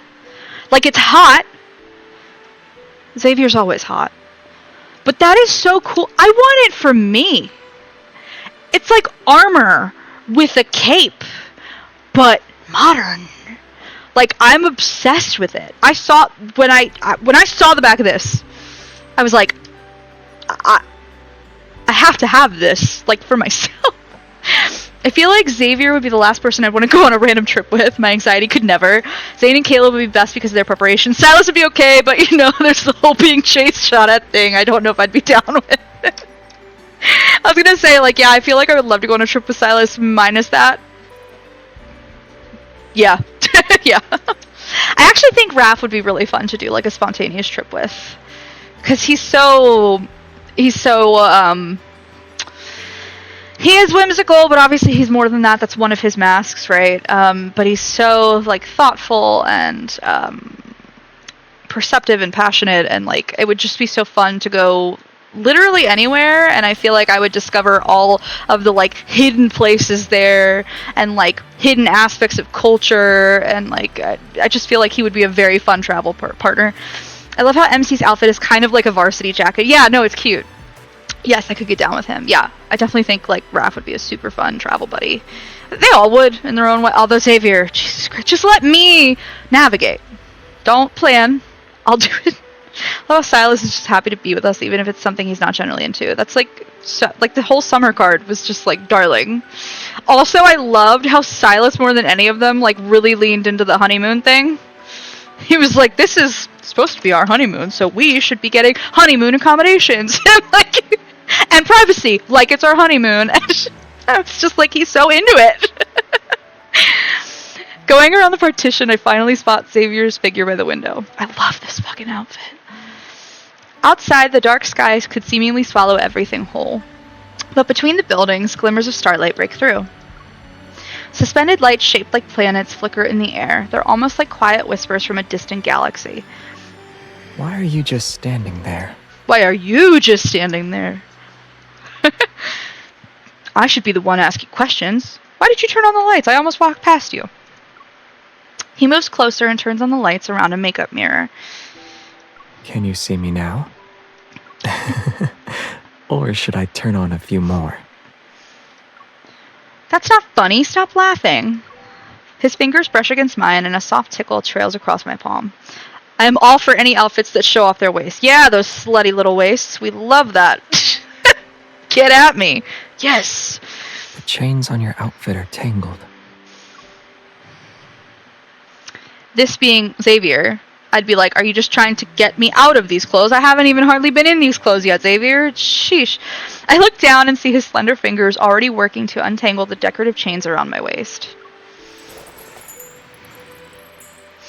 You're very thoughtful. I bet it isn't your first time dealing with something like this. If I said it was, would you give me a quick lesson before we head out? I have to have a react of that guy from TikTok. I feel that way so often when I play lads. Xavier is still looking down and carefully adjusting the chains as if he said an offhand remark. I think for a moment, then I playfully reach out and loosen his tie a little.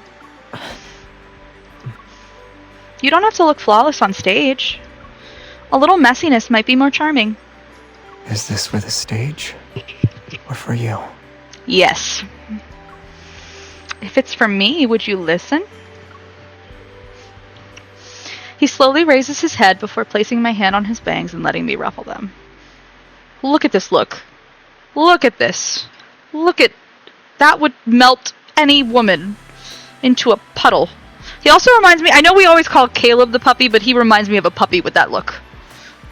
So those earnest eyes, he just... You're a bastard, Xavier. Through the tousled strands, his eyes shine like distant stars. What's next? Cute aggression activating, for sure. Absolutely. The air between us slightly heats up. I quickly look away and press my finger against his forehead. During a performance, your eyes should be focused. Don't let them wander. Why is it important to stay focused? You know why. Don't play dumb. Don't you dare. It helps convey emotion and is more engaging. More magnetic, I guess. Then why do you avert your gaze when I look at you like this? You know damn well. Did I do something wrong? He always asks that. He always said, did I do something wrong? Stop it. I don't know whether to just kiss his cute face all over, like bite his shoulder or something. I would probably be like MC and like do the little kick or something. Like mirroring his expression, I stare back at him. Stop asking me that. Don't you already know the answer? No, I don't. He has the cutest little chuckles. I hate him. But on the No, I boat, don't. I remember you saying that Xavier is allowed to act on impulse. He can make mistakes. Our gazes meet again and he leans in. Am I an idiot? Oh, this happened. I've played this card once, So but yeah, okay. If I mess up Takes, now, yeah, okay. will you still look at me like this? Our noses touch. His breath is warm and gentle, like fluttering down feathers. Then you have to keep shining. Don't let me lose sight of you. See? More of that. Don't let me lose sight of you. I'm telling you. They're cooking. They're cooking something up. I think it's going to be main story, and I think it's going to be sad. All right. I'll be the brightest star in your sky. In bold!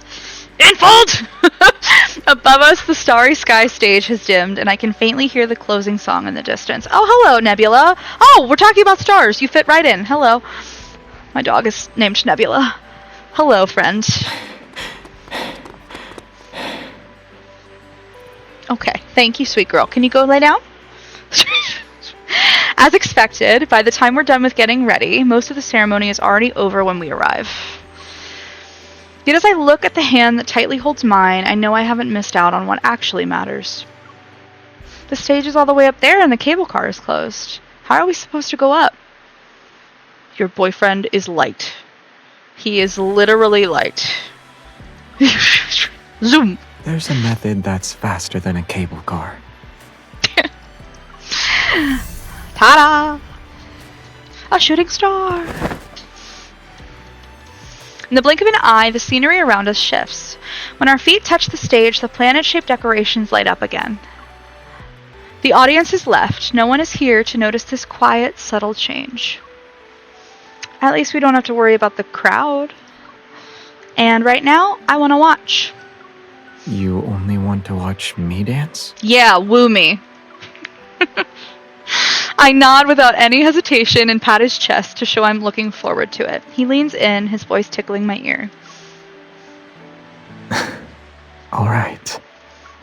I hope you like the brightest star. Don't do that with my frame rate. Don't you dare, Mew Mew player. Don't you dare. Oh no. Don't crash. It crashed on me the other night.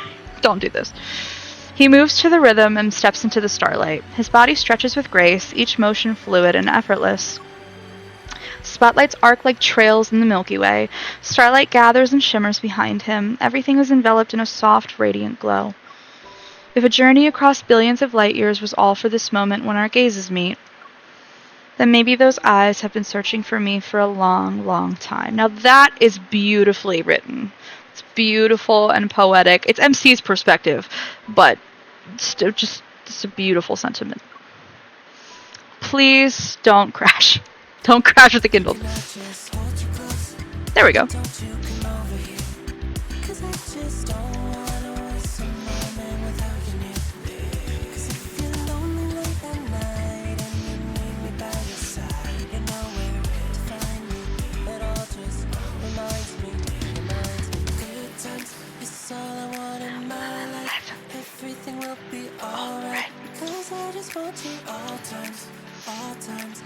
I love the title. It's my favorite.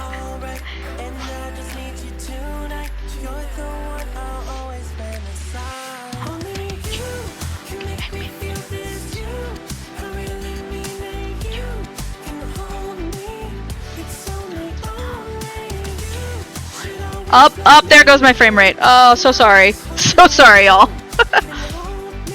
It couldn't handle the intensity of the body rolls.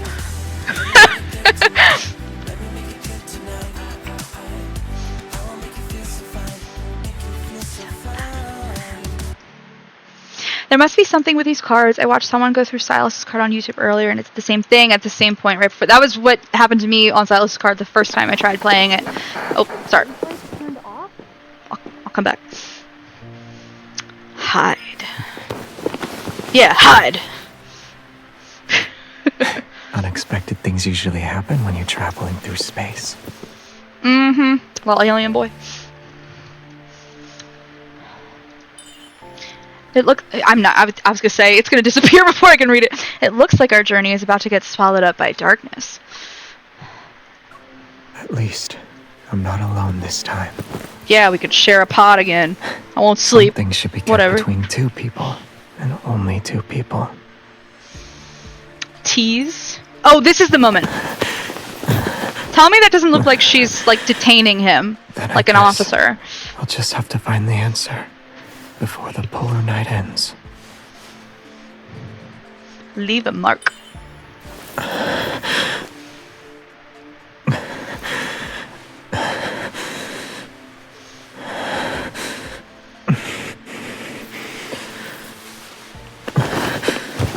Then I guess this is your way of claiming me.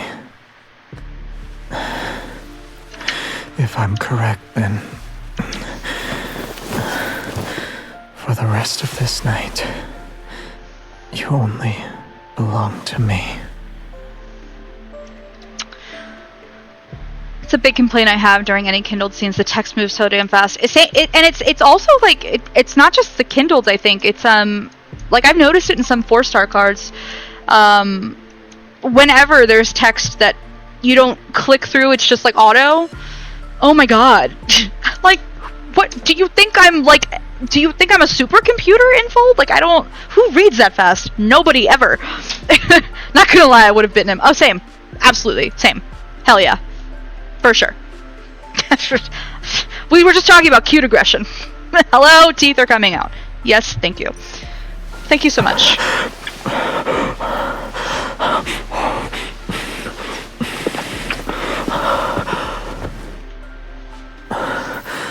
There is no darkness that could ever claim me.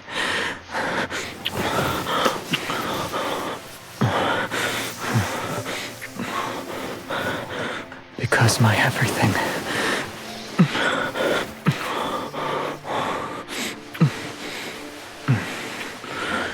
is for you to take. It's all yours.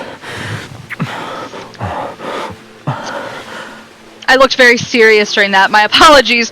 I was thinking about what I was talking about earlier with the whole I don't like that because I don't trust Infold. That's exactly what was on my mind. I'm like, 1, this feels ominous. 2, I still feel like there's this wall. Like I said, he talks in these like abstracts. Like, there is no darkness that could ever claim me. My everything is yours to take. Like, okay. Like, okay. I understand you're waxing poetic, but I need some particulars here, Xavier. Like, I don't know. It's just, I just feel like there's foreshadowing here for the main story. After the celebration, we spend the night at a hotel and we're back on the road the next day. Things didn't always go smoothly, but like the little hiccups in a journey through space, we dealt with them. Under the night sky, the countryside stretches out before us. The city lights in the distance flicker faintly along the horizon. There's one last stretch left in the trip before we return to Lincoln.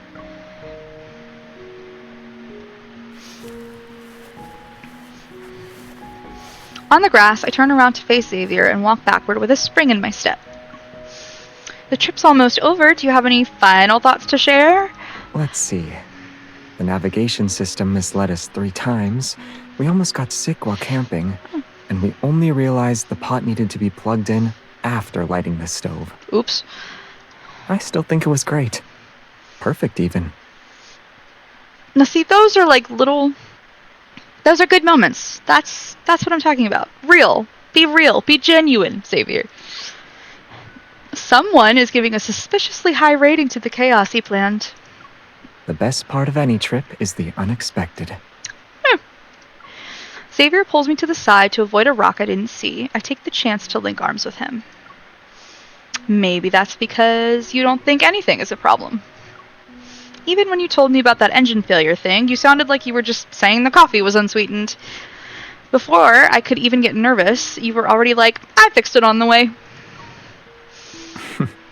Okay. I'll try to come up with something more dramatic and cinematic next time. These two. Like the ship suddenly breaking into pieces and me rebuilding it while fending off wanderers. I don't like that. I don't like that. I don't like that one bit. Nope. Infold, don't you dare. Don't you dare get any ideas, Infold. Sons of bitches.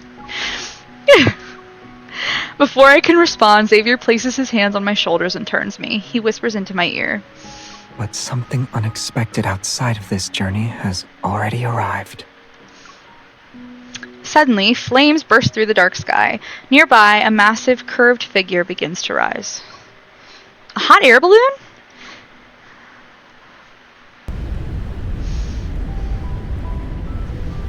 The wind whistles past. There's a soft whoosh as flames flare up and cast flickering light across the hot air balloon's panels. The hot air balloon rises, the envelope swells with the wind, and the basket sways slightly as we look down from the edge. Below, the ground glows with a soft gray-bluish hue. The outlines of rooftops shimmer faintly, and a silver road arcs across the land in the distance. Everything looks so small. The houses, the road, even the forest we just walked through. Yeah, from up here, all of it seems tiny. When you look down at other planets from your ship, was it also like this? At first, yes. Eventually, it just felt quiet. Was it lonely? Xavier leans on the edge of the basket and lets out a small laugh. Not really. You just realize that whatever you thought mattered, maybe it's not as important as you believed. Whether it's the reason you started the journey, or the choices you thought were non-negotiable. When you're that far out in the universe, they start to disappear. He looks up at the night sky. His tone remains soft. I used to think people forget why they set out on a journey in the first place. Little by little. I nod, choosing not to press further. In this brief exchange of words, the hot air balloon continues to rise. Mist stretches across the treetops like a veil, and the dark-colored mountains roll toward a glowing city skyline. Xavier, that's Lincoln City! Yeah, I see it. The hot air balloon sways gently. I reach for the edge and end up touching Xavier's hand. I tilt my head up to look at him. He's already looking at me. From the universe's point of view, we're not even a speck of dust. But right now, you fill up my entire sky. The hot air balloon hovers. It's as if the world is nothing but us and the stars. When there are countless stars, finding one specific planet is almost impossible. The universe is too vast. So much so that even two people meeting again feels like a miracle. I've traveled far, taken wrong turns, seen things I never expected, but I never forgot her name. The planet I had been searching for all along. I'm gonna assume that's MC. Maybe that drifting traveler looked up at the sky in the exact same way as the current me all those years ago. Whispering the names of stars over and over again, trying to remember. And those stars he saw, were they as distant, quiet, and unreachable as the ones we're seeing now? So you didn't forget. No matter how far you went or how long it took, you never forgot about where you wanted to go. The city lights ripple through the mist below us. Time itself seems to slow down. It's because this time, I'm not traveling alone. Someone has been with me the whole time. With her by my side, even the unexpected becomes unforgettable. I turn toward him. The night wind blows the hot air balloon's panels. Firelight glows softly against the side of his face. I used to think that you needed a good reason to set out on a journey. But the reason is simple for this one. Between the stars above and the horizon below, he takes my hand as if he's finally found his way home. I want to be with you for a long, long time. Now see that. I want to be with you for a long, long time. That is it's like the most genuine thing he said. Like, yes, more of that. Please, Xavier, more. Stop with the abstract star talk. Just be you. Just be authentic. Eek. No, it's a good card. I enjoyed it a lot. I love their dance. I think I loved all the dances, honestly. I'm looking at his Catch-22. I gotta go and replay the Catch-22 cards again. Those were so excellent. And I started during Catch-22. That's when I started playing. So it's been a minute since I've played them, and like I didn't have so much of the context that I have now. What is this? What are we doing here? Oh, thank you. Okay. So, Raph and Zayne. I can't wait for that rerun. Oh, yes. I have all of their outfits and their hair. I think I R1'd Silas's. But they're so good. Each card is like a movie. Each card is like an hour at least.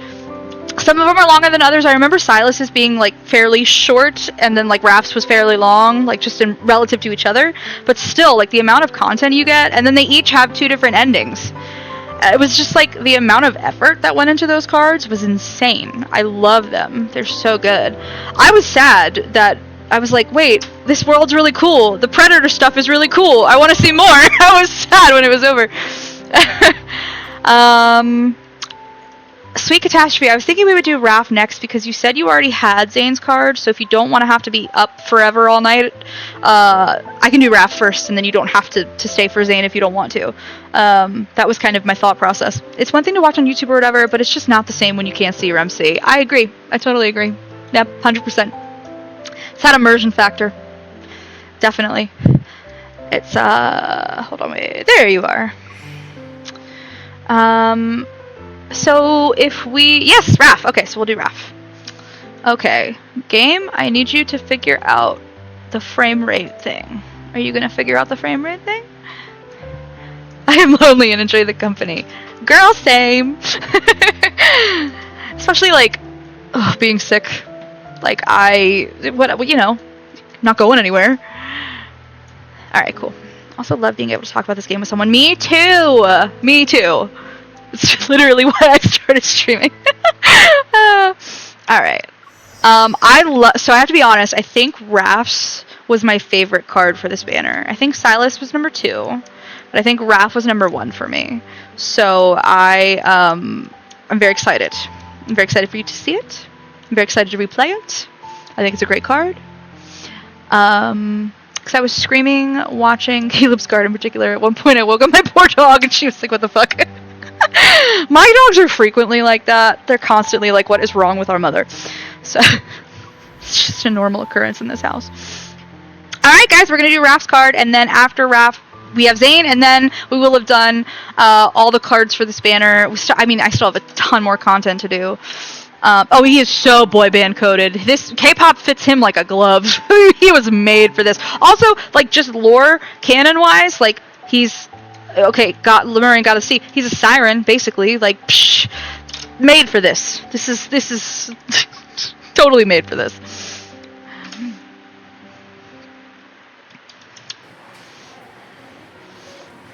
Try on this fluorescent jacket. Otherwise, you'll vanish once the polar night appears. Mommy, I want the one with the fluorescent wings. That way, you'll be able to spot me right away. It doesn't matter where I fly. She's a cute voice, but I'm pretty sure that's Simone. Just doing a child's voice, I'm pretty sure. Ever since experts predicted that the deep space tunnel's fluctuations would bring a 2-week polar night to certain regions, how to spend the polar night became everyone's greatest concern. By the way, sorry, me with the tangent. Another reason I'm expecting bad things in the main story, polar nights always precede really horrible cataclysmic events in this game. There was a polar night before the Chrono Rift catastrophe. There was a polar night, I think, before Mount Eternal with Zayne. So it made sense to me, like, oh, these cards are so whimsical during the polar night, because this is the fun before everything goes to shit. So I'm expecting a gut punch. Love and depression. That's good old love and depression. I'm glad they worked this into the actual timeline and didn't make it an alternate universe. I'm pretty sure a lot of the background voices are like the same 5 people. I am also pretty sure of that. I agree. They're very good. Most of them. Some people are not great, but I don't think I've heard the ones that are not that great, like, again. The ones who can, like, really voice act, you hear doing multiple characters. But yes, we're doomed. Totally. We're so doomed. It's great. Life is good. Life is great.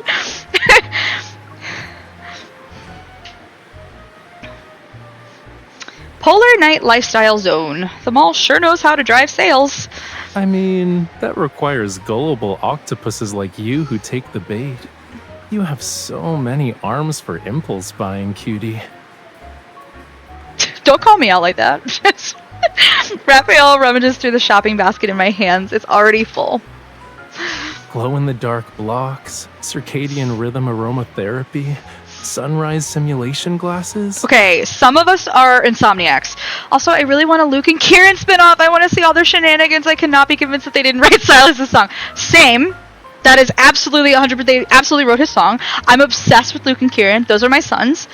As is Mephisto. Those are my 3 sons with Silas.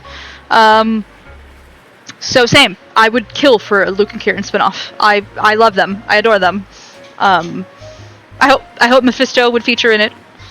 I just love them. I loved it. Did you read do you keep up with the World Underneath entries? Excuse me. Because the one about how they joined Silas, one of my favorites. Absolutely one of my favorites. I loved it. I'm sorry. I'm like over here. Can you tell I have ADHD? Don't mind me. Even in comic form. Yes. Yes. Yeah, I love their World Underneath entry. I wanted more.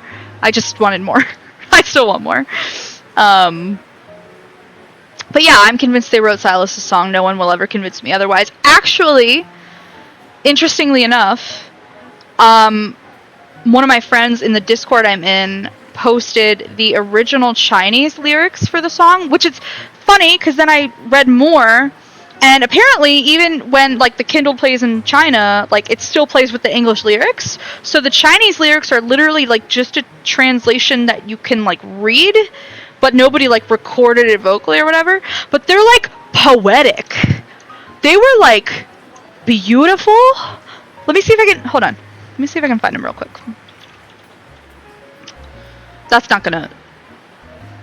I was gonna say they were in Discord. Hold on. Let me see. This could take me forever. This could be bad. Let me see. Hold on. Let's see if I can. This might take a second. No. Okay. Hold on.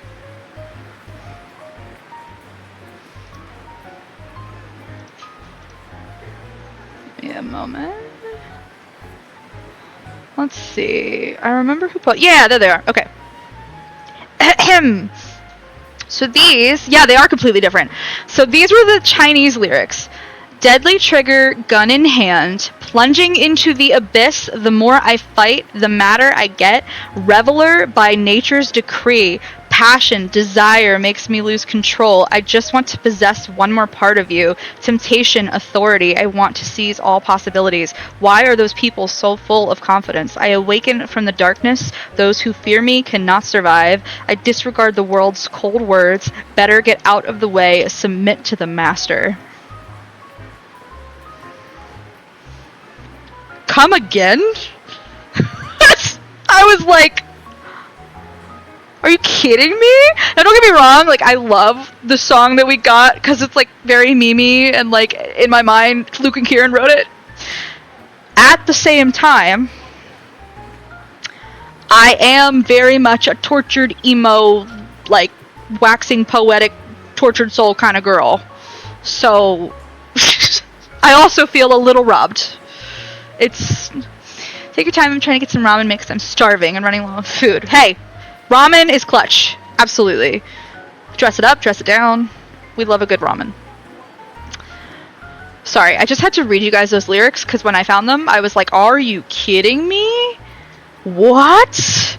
We had the chance for those? Seriously? But I guess, like I said, even in China, they didn't record those lyrics. It's just like a translation that you can like that like runs in the bottom corner, I guess, like as it plays, but they recorded it all in English. You could sit at a table with the kiddos nearby since you're so excited. I would fit right in, thank you very much. Anyone who could get 2 weeks of vacation approved would be just as excited as I am. Anne Hounson class and psychic class evolvers are easily affected by these magnetic fluctuations. That's why I was given time off. They keep telling us that psychic class evolvers are easily affected, just like her class, which is the Anne Hounson. And I'm thinking it's got to be the 6th love interest is a psychic class evolver. And this was interesting. I saw this in my Discord. Not one that I run, like in one that I'm in. I'm still making one that I run. That's TBD. But I don't know if anybody remembers Andrew in the Hunters Association.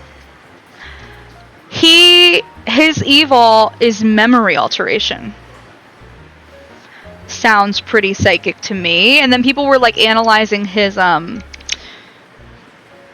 portrait and how it looked like too detailed to just be an NPC. So now people are speculating that he's the 6th love interest. I don't know how true that is, because then they were also like, and there's a mole in the Hunters Association. I'm still not convinced it's not Xavier. But I do think them bringing up the psychic class evil thing over and over is significant.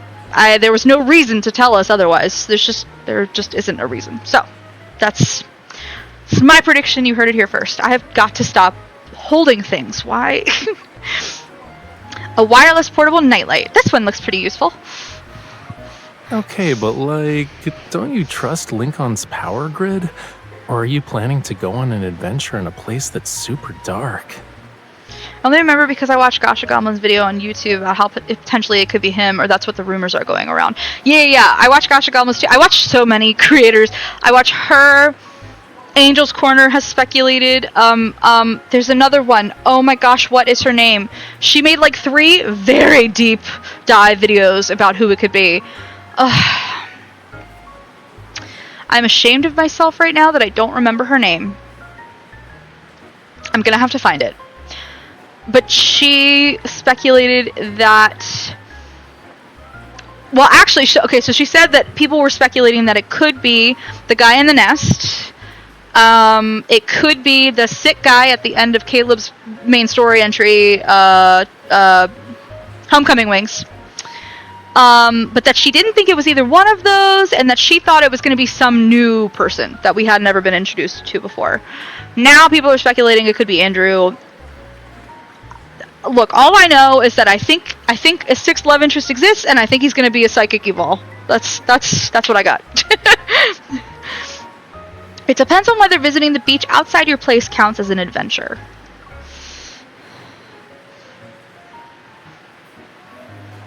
It's hard to say. The magnetic fluctuations will affect the ocean too. Maybe giant octopuses from the deep will sweep away a certain someone who's lost in thought and sitting on the beach with her nightlight. Octopi? Octopi. I'm just saying. Something fluffy covers my back. I turn to see Raphael wrapping me in a blanket printed with cartoon octopuses. That's the 3rd time we've said octopuses. The octopus that lands in White Sand Bay must have some kind of magic. It's comfy and cozy. I pat the label on the blanket that reads, Ever Warm Huggy Blankie. And it's big enough to sweep away 2 people at once. He spreads out the blanket and wraps himself in it too. Major museums and art galleries have become popular choices during the polar night. Raphael, the renowned painter who set a personal record for the highest auction price of his work, will also hold his latest art exhibition at Flux Arts. They're talking about you, Mr. Record-breaking artist. When the polar night arrives, Flux Arts might have lines outside the door.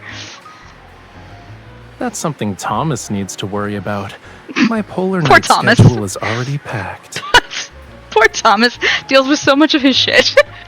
He takes the shopping basket with one hand and holds the heated blanket with the other as he heads toward the self-checkout machine. But according to multiple sources, Mr. Raphael's new unreleased work has become a target on the dark web. Not the dark web. Anonymous users have posted encrypted information, claiming they know where the artwork is stored. They're soliciting potential buyers. Is this a hoax? No. He's so funny. Huh? My paintings aren't cheap. True. I would love to hang out with Raphael and just go exploring for painting inspiration. Also, I really want that cardigan. A streamer I follow, he's Guy. He cosplays a lot, and Raphael's his favorite. He has this sweater. So it exists. It's buyable.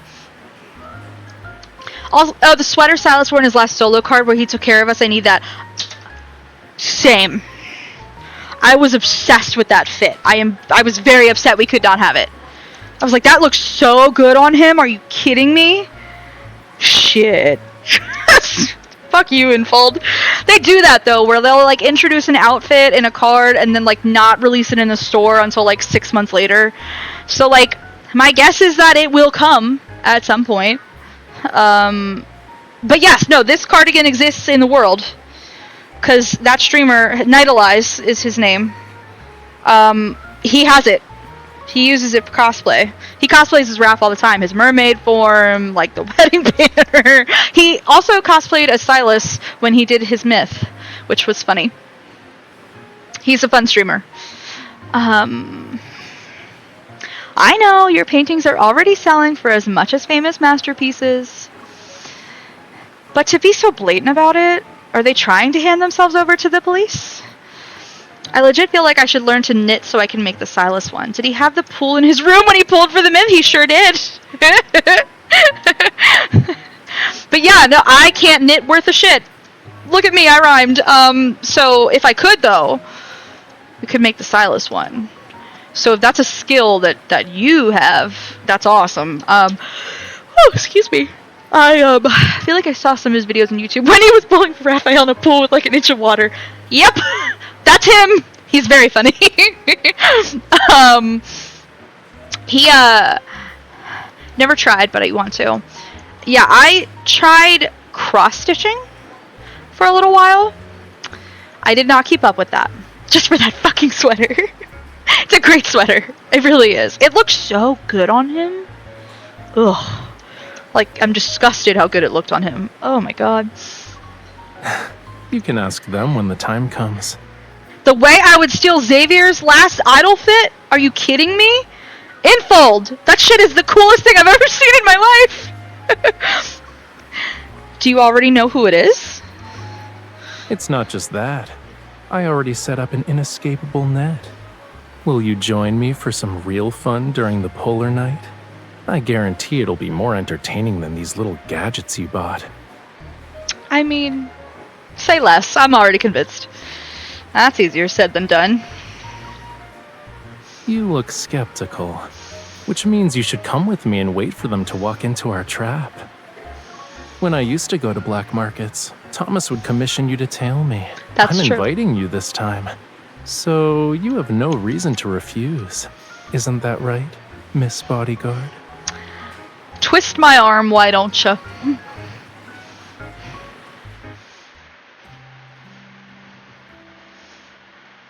I know this place. I've been here before.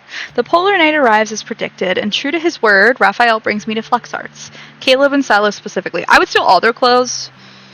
I think... Whose clothes would I, like, actually steal? I don't know. That's hard. Because...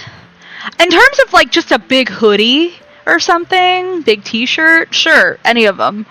But like actual clothes, I don't think I would look good in any of their actual clothes because I'm very curvy and none of their clothes are built for that. So probably like yeah. But I think they all have like really right. They all have like really good style, their own style. And I would totally steal like big things, like big comfy things for sure. Anything else though? No, I would look silly. Caleb has a large enough chest, they might fit me. Yeah. I don't know. I don't think that's a whole other thing. Excuse me for yawning. I'm so sorry, guys. Nobody is boring me. These cards aren't boring me. I'm just coming down with something. So, excuse me. The exhibition will open its curtains tomorrow. The coveted new works, Submerged, will be hung in the most prominent spot.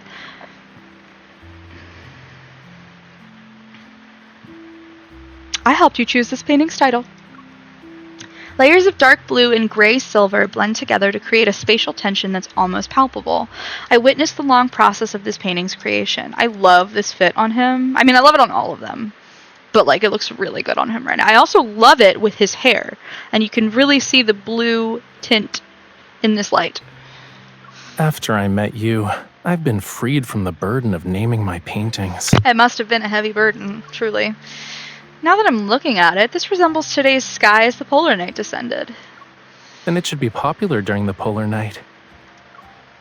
It might sell for another record-breaking price. No wonder the black market set its sights on it. I could never wear their stuff for actual clothing, but cozy at home, relaxing outfits just sound so appealing. I bought that outfit as soon as I could afford it. Oh, I love that! Yeah, I did too. Yeah, of course. I couldn't resist this outfit. No, for sure. I was just thinking about, like even, like if like Silas is enormous. That guy's massive. And if I tried to wear his clothes, I would probably drown in them.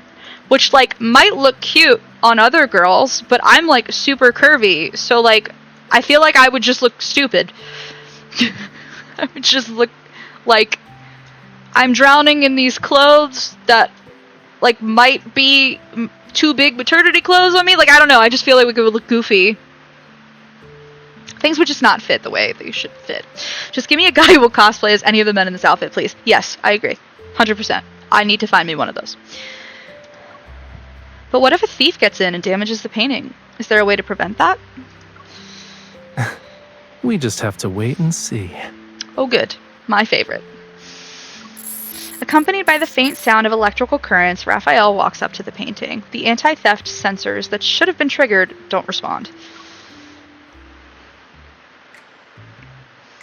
At some point, he already put on anti-static gloves. He gently removes the frame using a suction cup-like tool. This is just a nice view. Could just hang out looking at him like that for a little while. It's fine. Just appreciating the view. I'm an artist appreciator. What can I say? I just look like a blob when I try to wear oversized stuff. That's how I feel. Like, I'm like, it doesn't look cute on, like, I just look shapeless. Like, I'm just a marshmallow. Like, I am the Michelin Man. Like,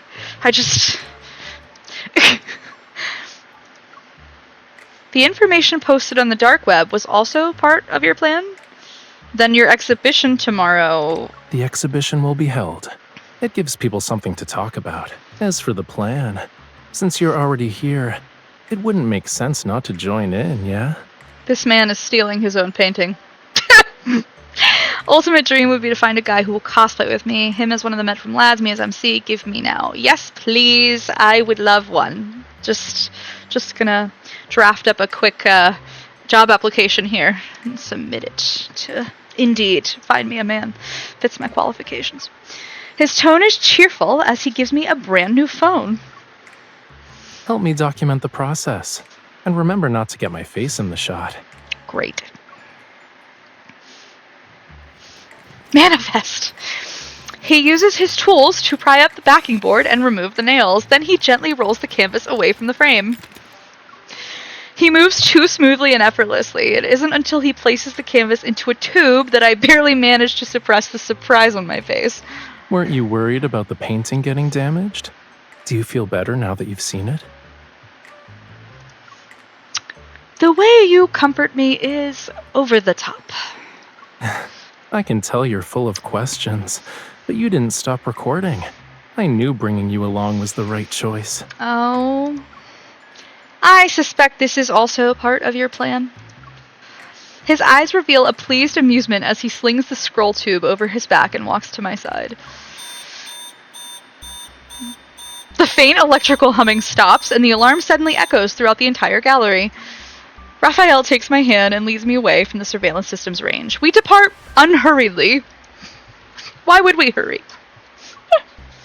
What if I told you that you were part of this plan since the beginning? Now we're accomplices.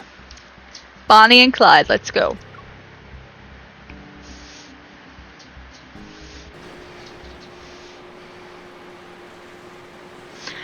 During the polar night, the sea's surface is pitch black. The speedboat's lights pierce the darkness and skim over the rolling waves as it moves.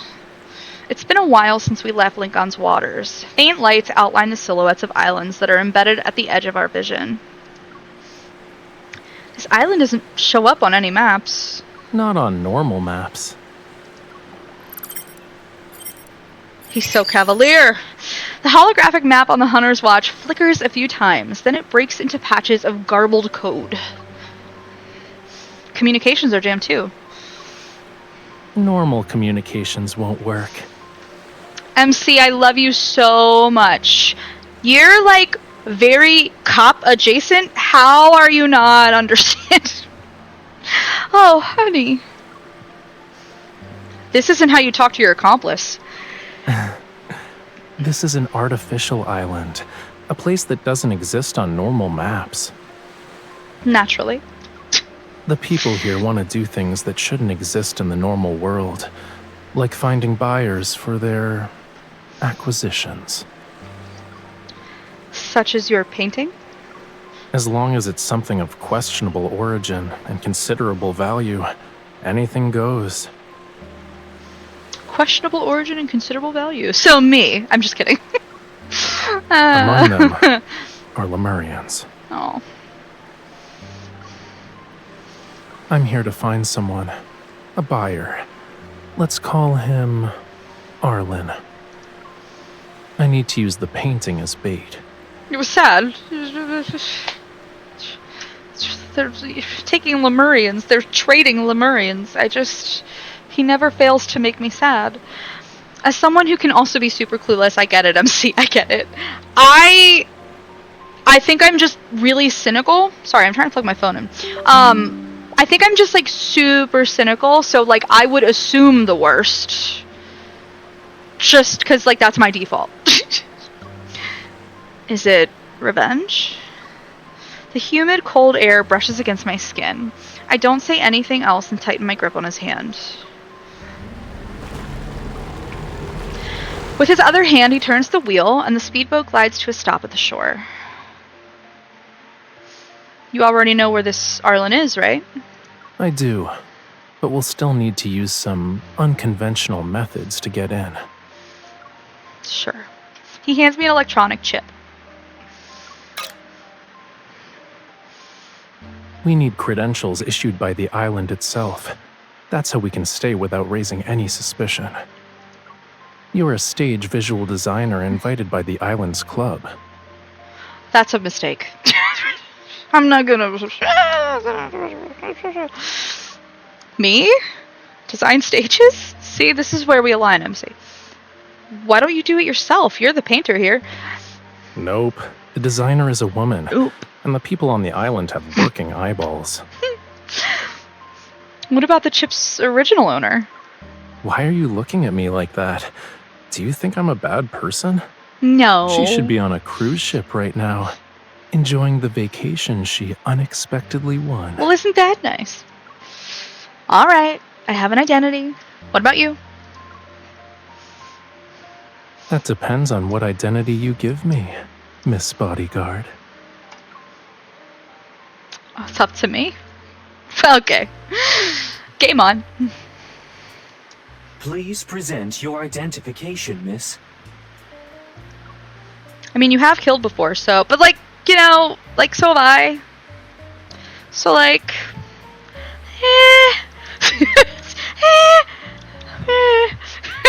A modest city sits... I don't mean me, literally, guys. I mean MC. Like, me as MC.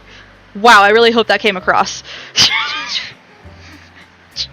Nobody come after... The FBI's knocking down my door. I mean, my character, not me.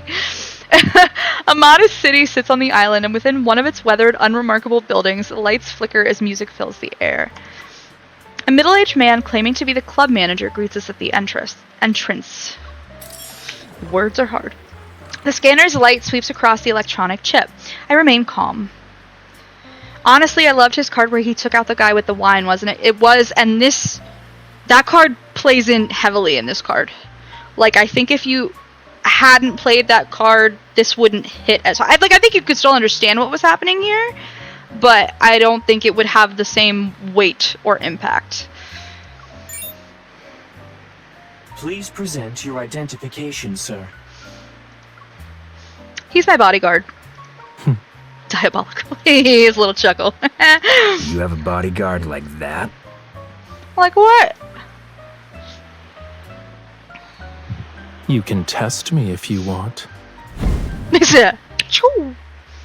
giving Hades from Disney's Hercules. Raphael ignites a flame in his fingers, which illuminates his cold and slightly menacing expression. An evolver. What are you doing? If I had a bodyguard, I'd want him hot too. Duh, absolutely. Totally a qualification for the job. Yep. Under a metal arched door we have just passed through, several security guards wearing black clothes escort a frantic man away. A glowing device hovers above the door. It radiates a faint blue light. You don't need to worry. This is part of our security measures. Any abnormal or dangerous intents will be detected and intercepted before they can be acted upon. This guy is like quintessentially American. Like even the cadence of the Any abnormal or dangerous intents will be detected and intercepted before they can be acted upon. I feel like I am at an airport. Intent detection? What kind of illegal technology is this? I don't think enough people appreciate how serious Raphael can be. That's why I like that card so much. I love seeing a darker, more serious side to him. That is a large part of why I love him so much, and probably why he's my number 2. I think his character's so well written, and he wears his personas as like masks and disguises. He's like the man of many faces. If you've played Expedition 33, there's literally the heck is it called? The one who hides truth with lies, and he has like all these. He's an enemy, but he has all these different masks, and that's like immediately I was like, ooh, Raphael. Raph is kind of a chameleon, and he is what he needs to be to achieve what he needs to achieve. Someone once said, and I wish I could tell you who, I don't remember. I don't remember, but someone said, and I loved it, and now I say it. Damn it. But they said Raphael himself is an ocean, and I was like, yes, absolutely. He has these depths to him. And he carries the weight of an entire people. And he is their vengeance made manifest. I also think his story is like an immigrant story. I think so many aspects of his character are really, really compelling and fascinating. The funny thing is we're sitting here talking about like, oh, Raphael's like whimsical, but he like also has this darkness and he wears all these masks. I feel like Silas is his inverse, where like Silas appears to be this very dark, conniving, manipulative character, and he's actually extremely earnest and true to himself and like well adjusted emotionally, and is like honest to a fault almost. Crispy on the outside, softy on the inside. I see you, Silas with the marshmallow. But yeah, so I think he's a nice kind of like opposite to Raph, where they both subvert your expectation. And it's probably why they're my 2 favorites, honestly. I mean, everybody subverts expectation in this game. I actually made a TikTok series that I ended up taking down because the lighting was terrible, and I keep meaning to repost it, but I did a TikTok series about each of the boys' like tropes and then like how they subvert it. Don't know if you ever watched Veronica Mars, but I remember Wallace saying that to her, and it just fits Silas so well. I did not watch Veronica Mars because I'm a heathen, but that definitely fits, absolutely. So I totally agree with that. I love that. But nothing happened when we entered. Is it just a bluff? You can trust our security. In any case, you never mentioned bringing a bodyguard when your credentials were issued. If I predicted the Polar Night so far in advance, I would have become a fortune teller. I have to have that rich lady laugh. I'll play the point. I point at the overcrowded club lobby. Look, so many people are here to capitalize on the Polar Night. Who knows if that door actually works? There's My husband. employer has already signed a contract with me. While she works on the island, I must protect her 24/7.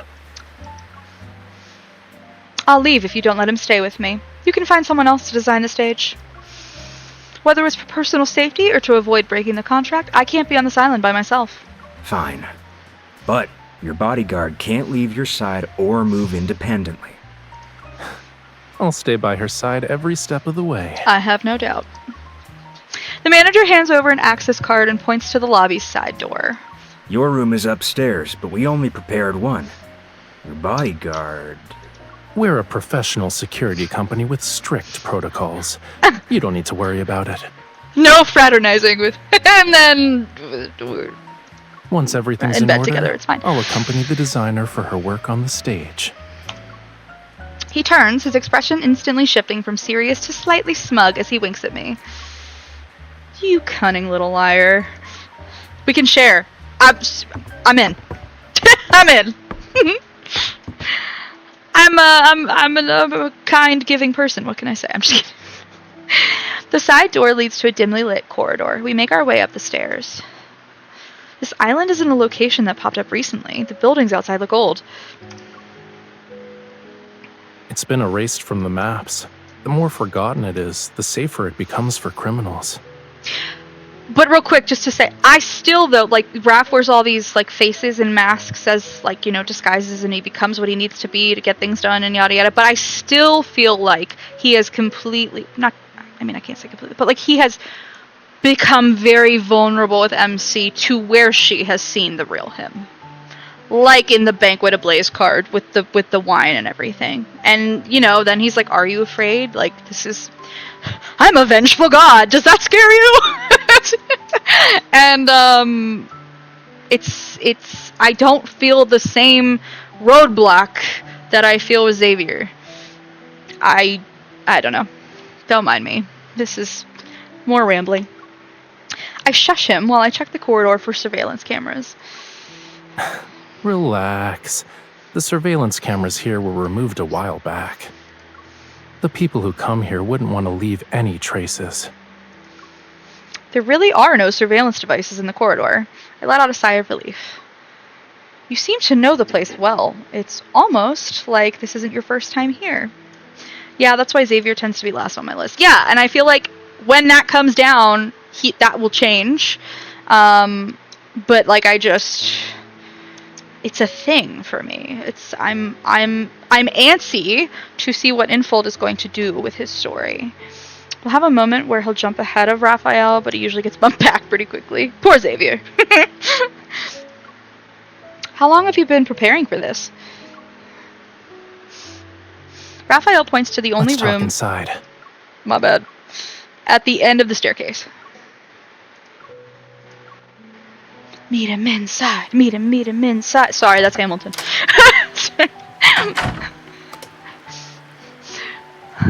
A light bulb flickers weakly in the humid air. Peeling wallpaper from the cramped corners falls softly as the door opens and closes. The sea is near the window, but it blends seamlessly with the night. Only the sound of rising and falling waves traces its outline. The decorations are practically vomiting rainbows downstairs. But the upstairs area shows this place's true colors. Vomiting rainbows. I turn on the bedside lamp, but the bulb flickers a few times before going out. I guess no one really wants to stay on this island long term. Raphael begins checking all the hidden corners of the room. Still, we can't let our guard down. You're surprisingly thorough for someone who switched careers to being a temporary bodyguard. You sound too surprised. Who told my Miss Bodyguard to always be so competent? I picked it up through constant exposure. Flattery will get you everywhere. With me.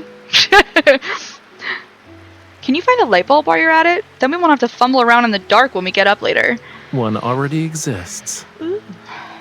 I go to the balcony, and what appears before my eyes is a cluster of hazy lights. Silver light flows around a jellyfish as it floats in a fish tank, its luminous tentacles akin to delicate strands. Luna Thread Lantern. What? That's the name of this species of jellyfish in Lemuria. Its light is gentle even at night. Lemurians sometimes guide them into their homes as ever-changing decorative lights. Raphael touches the glass, and the jellyfish, as if hearing a summons, slowly glides to where his fingertip rests. I wonder who brought it here and how long it's been. Maybe they're already gone.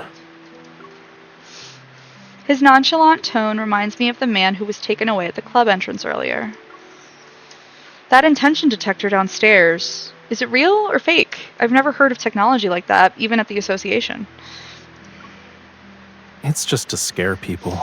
It's a pet and a piece of furniture. Hooray! But wait, there's more! I don't know. As he speaks, he carefully moves the fish tank to the windowsill beside the bed, my bad. The thing that can sense eyes. intentions is an evolver hiding in the shadows. Oh. I wonder, would that be a psychic evil? But nothing happened when we passed through. Maybe that's their way of approving our acting skills. The club draws in too many people with questionable backgrounds, so whenever someone comes or goes, they unknowingly get inspected. Don't let your guard down moving forward, Miss Designer. Sir, yes, sir. I just thought about it, and Silas and Raph are like my two faves, and both of them come from a completely destroyed civilization where their people were genocided. Oh. I don't know what that says about me. I don't know what to do with that information, but I realized it sitting here, so now I've shared that with all of you. You're welcome. I don't know what that means. But wouldn't Raphael's purpose for visiting the island also count as dangerous? So I have a type. Apparently. Apparently I do. And I'm like, alright, well Zayne, no, he doesn't qualify. Not that he doesn't have a whole bunch of angst, because we know that he does. His story is also heartbreaking. Caleb, no. Well, no. Because I was thinking of decoherence and how like it was post-apocalyptic, but that wasn't. I mean, he was mage, so no, technically. And then I'm thinking about Xavier, and I'm like his people. It's so convoluted. It's they were created to be immortal, so they didn't ever die, but then to maintain the immortality of their immortal planet, they had to sacrifice those people into becoming wanderers, so he left to try and find a solution, but then they ran out of energy, so the whole planet went kaboom, and then everybody went bye-bye anyways. It's them, but with extra steps. I don't know. I have to think about it. I have to let all these thoughts marinate. Okay, hold on. I'm not sure if asking questions would affect Raphael's plans, so I stay silent and pull him down to sit next to me on the bed. What's the matter? It's nothing. I think the bed is a little narrow. Don't sprawl out like a starfish and push me off when you're asleep. Don't worry. I'm Mr. Bodyguard now. My duty is to protect you at all times. I like the little switcheroo of their aliases. It's cute. He pulls me into his arms, his voice seemingly coming from deep within his chest. I know you want to learn more, but the less you know, the safer you'll be here. Will I? Will I, though? Getting you involved was selfish of me. But I need you. Twist my arm, why don't you? So he's gonna be a squid wrapping himself around you tightly. Hente? Well, now we have Hente. This game has everything. He looks at me, and the determination and trust intertwine in his eyes make me suppress the questions in my heart. If your plan is going to take a lot of time, then you should bring me along. I place my hand on his chest. I don't want to be separated from you for so long. Even through his clothing, I can feel his heartbeat and warmth beneath my palm.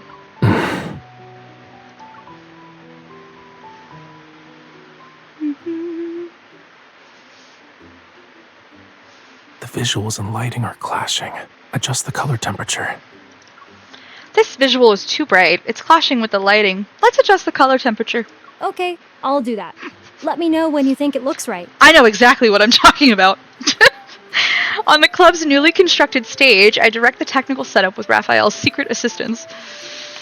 Whoop. Okay. It looks good now. Do the same thing to the other visuals. You sure know how to generalize. It's good enough. Shush. Your performance is sloppy. Okay. Well, maybe this is the rhythm the Polar Knights should have. What matters is that you can keep up, miss. One of the club's backup dancers and a guest move to chat beside the stage. The guest makes a gesture for the number 8. Is this enough to keep up with the rhythm? 5, 6, 7, 8. Sorry. The dance will end with the Polar Knight. I kind of afraid hate you'll how need pretty to add Raphael another is. digit. He's so pretty. He's beautiful. Oh my god, his sea god? Oh, Jesus. Holy. God damn. Do you know why this club needs so many backup dancers? Like, stop. You just shouldn't be that pretty. It's not fair. Give me some. I'm a girl. I want to be pretty. I recall the backup dancers in the main hall. Rather than performing on stage, they seem to spend more time navigating through the crowd. Are they also part of the deals? Actually, they're relaying information. The people who come here have extraordinary Share the identities pretty. It's and communal possess pretty. unusual things. It's safer to have someone relay messages between them. Then the information you have about this painting. It's time to find a few mouthpieces. Perfect. It's all going according to plan. I don't know. Oh, that was an interesting This deal involves a large sum. Even your commission as a messenger is high. If only we could always have a polar night.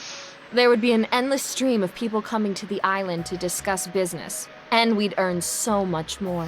Speaking of Miss, I can only assume we'll be getting long-haired Caleb and Silas in the future, and I'm so fucking ready for it. I am not a betting woman, and I would bet money that we're getting long-hair Caleb and Silas. I think it's all but assured.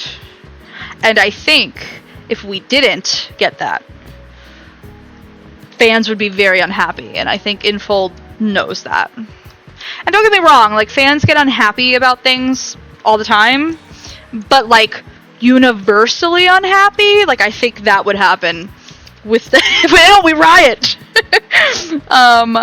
Yeah, I feel like that would be so universally hated that I feel like we're gonna get here. We lining up and offering our bows and axes and swords. And my axe. He has my bow. And my sword. And my axe. Sorry, I'm doing Lord of the Rings now. Lord. Okay. No matter how much you earn, it's still electronic. When they say it's worthless, it becomes worthless. I know. I'm Better sorry. Exchange it for something that I pulled it holds its randomly out of my value. head, and I'm trying to. Okay, wait, hold on. I gotta start from the beginning of the scene with the dialogue. I don't know about you. Not if you want to survive. I don't know about you, but I remember like movie quotes, like dialogue, and like, but like even how they're said, like the tone of how they're said, like almost like lyrics to a song. And so, oh, you mean the hair? I love Lord of the Rings too. I was like, wait, I have to replay this in my head. Oh, that's too funny. No, yes, for sure. You can't. No, you can't do 3 out of the 5 and not do the last 2. No, absolutely. Especially also, Silas and Caleb have already got like half of the amount of content that everybody else has. Less than half. You have an even star tattoo too. You have some awesome tats. I have no tattoos. Sadly, I wanted some. I wanted a lot actually, but I am super allergic to metals and dyes and inks. I used to wear jewelry constantly. I used to wear like rings on every finger, necklaces, bracelets. I have had to stop wearing all of it because I constantly broke out. So my doctors were like, no tattoos. And I was like, oh, no tattoos. I even went for a consult before I found that out. Needless to say, that appointment never happened. Sadly, but that's okay. I live vicariously through everybody else's beautiful tattoos.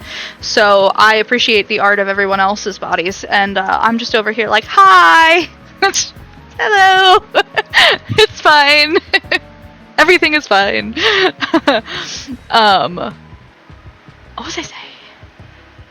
Yay! I will appreciate all of your tattoos. I'm living vicariously through you and all of my friends who have the most badass tattoo art. And it's so funny too, because like my dad will be like, "Oh, I'm so glad you don't have tattoos," and I'm like, "What? You know that I like wanted a bazillion, right? Like I had art that I had picked and like pieces that I went to a tattoo artist with." I was like, don't say it like I'm gonna sit here and also judge tattoo. I love tattoos. They are gorgeous. I just can't. I don't know what would happen. I know some of my friends were like, well, what if you got like a really little one and like saw how your body reacted like to the, but I don't really want to risk it. I don't really have the kind of money for it anyway, too. So I'm like, maybe it's not that bad that this has become like a deterrent with my crazy skin and all of its crazy shit. In the lounge, I strike up conversations with the backup dancers and pretend to be curious. Sorry, my throat is really scratchy. When you earn money on the island, what do you exchange it for that'll hold its value? It's only a little bit. Aside from cash and gold, what else can we exchange it for? Only the wealthy people on the island compete to buy antiques and paintings. Hydrate! I know, I need to go grab When I finish this card, I'm probably going to take a quick break before we do Zayne's, because my dogs are also going to need to go do their little nighttime potty. I cannot make a decision on normal things. Deciding on something permanent on my body is impossible. That is a great point. I have thought that about myself before too, Jaylee, where I was like, yeah, imagine like I got something and then I like change. I'm very indecisive. So I'm like, what if I like change my mind and I want a different thing a different day? So yeah, I've had that thought too. But there were like things that I like really loved though too. I don't know. I feel like I would just keep getting more. As opposed to like, no, I'm unhappy with the one that's there. I feel like I would just be like, I just need all of them ever. But my immune system said, no, dog, absolutely not. We need a hydrate redeem. Oh yeah, okay, so I'm an idiot and I don't know how to make things for redeeming.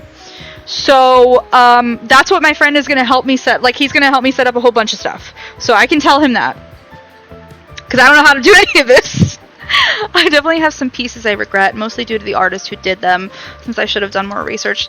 I can understand that. Picking your artist is a really, important decision. I was vetting artists back when I thought I was going to get a tattoo. And that was definitely like, I was very nervous about picking the right artist. So I can totally understand that. Absolutely. You need a hydrate redeem. Okay, I'm going to have to tell my friend that, because I have no idea what I'm doing. But anyway, yes, after we finish Raph's card, we're going to take a quick break so I can take care of my dogs. I'll get something to hydrate with, and then I will be back. And then we'll do Zayne. I'm not leaving yet. We haven't finished Raph's card yet, but I'm just saying, that's the plan. That's my plan. What about new paintings by famous artists? Do they sell well? That depends on whose it is. Raphael. The backup dancers lean in. Raphael? He's the most sought-after artist here. His previous paintings were bought at high prices the moment they arrived at the club. The backup dancers who acted as messengers back then earned substantial commissions. Ooh. Do you have it? Let us take a look. I haven't seen Raphael's authentic works yet. He's like Banksy. One name. Nobody knows what he looks like, apparently, even though Raphael's like famous. I don't know about that. But it's fine. The backup dancer's greedy yet suspicious gazes shift toward me. Raphael puts himself in front of me. You don't need to see the painting. All right. As long as you can help us, everyone will get a share of the commission once the deal is made.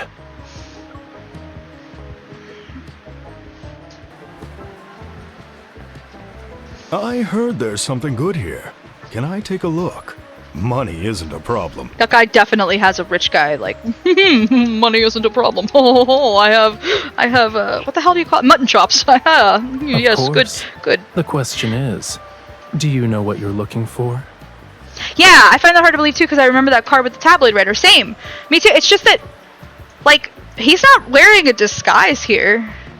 And, like, nobody recognizes that he is Raphael.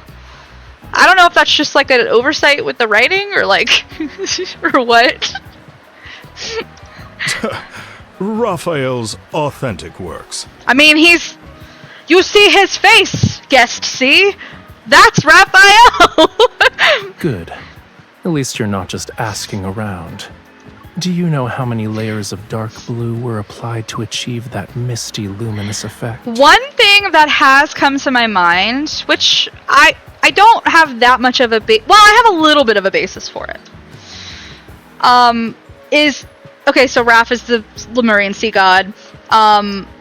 He also was siren-like, right? He sang and lured people to the, etc., etc. Sirens can appear differently to people. to lure them in. So sometimes I wonder if he can appear differently, even though he still looks the same to us. There's a great world. No, it's not World Underneath. It's his anecdote. It's a Raphael anecdote. The one where it talks about him being a professor. I mentioned this, I think, last stream. And it opens with like this student that you won't ever see again, but it talks about how he's walking across campus and he's walking by the Gaia Research Center. The Gaia Research Center was destroyed in the Chrono Rift catastrophe in 2034. The game takes place in 2048. So, and he's supposed to be what, 23, 24? So he was a professor when he was 10 years old? Obviously not. We know that he's been around for hundreds and hundreds and hundreds of years, but it makes me wonder if he can be changing his appearance at will. Because he also appeared to MC as a child when he got stranded on the beach and she saved him when she was a child. So I wonder if he can appear different to different people. That's my guess. I don't know. Otherwise I can't explain it. They didn't even do the Clark getting glasses thing. I guess you could argue they don't expect him to be there, so you might not jump to that conclusion, but that face, people would remember that face. I think.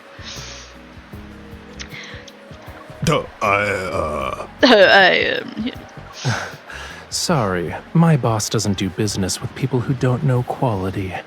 Raphael's paintings require a thorough selection process. All the dancers here are begging me to buy something. I need to see the goods first before I make any decisions.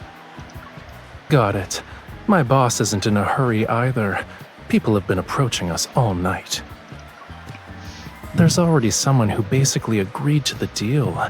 If you want to outbid him, it'll probably be difficult. I wish the guys were older. I know people tend to just assume Silas is in his 30s, but I definitely have to not think about the ages when I play the game, because I'm 37, so I'm like, they're so young. I just turned 33 a couple weeks ago. What up? And Expedition 33, it's my year. But I think that's probably why I also really love Silas. Because he's like physically the oldest. Appearance, physically the oldest. Lore, we know that Raph and Xavier are also really fucking old.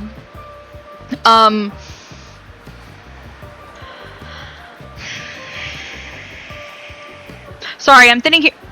Alright, I'm sitting here because I'm like, well, we know that Zayne is 27. But, you know, time has also passed in this game. These people have had 2 birthdays since we've been in this game. So, like, Silas started at 28. So, what, he's 30 now? Or he's gonna be 30 in April, because that'll be his 2nd birthday, right? So, what, Zayne would be 29? Xavier would be, what, he started 23, 25? Raph would be 26? But, like, then we think about the main story, and I think the main story is still supposed to take place in 2048. So, I guess they would be still 23 and 24 and 27 and blah blah blah blah blah. So we will live in our happy place in all of the memory cards where time moves forward and years have passed and they have aged. But again, I mean, I think Raph and Xavier and Silas are all fucking old as shit. I do think Zayne is his physical age. I think this Zayne is. I think there are an infinite number of Zaynes across all these different timelines and universes and things. And I think they vary. Caleb is a construct. So that's weird. Hey Sakuya, how are you? Good to see you. Yeah, and honestly, they're all so mature, it's easy to overlook the age, thankfully. Yeah, definitely. Although I do, like, sometimes Xavier looks at me with those eyes, and I'm like, you're a baby! Look at the baby! I can't help it. How are you, Sakuya? It's been so long. Good to see you. Silas is basically 3,000 plus. Yeah, right. Yeah, exactly. So, how old do you think Raph and Xavier are? Sakuya's like the master of all things lore.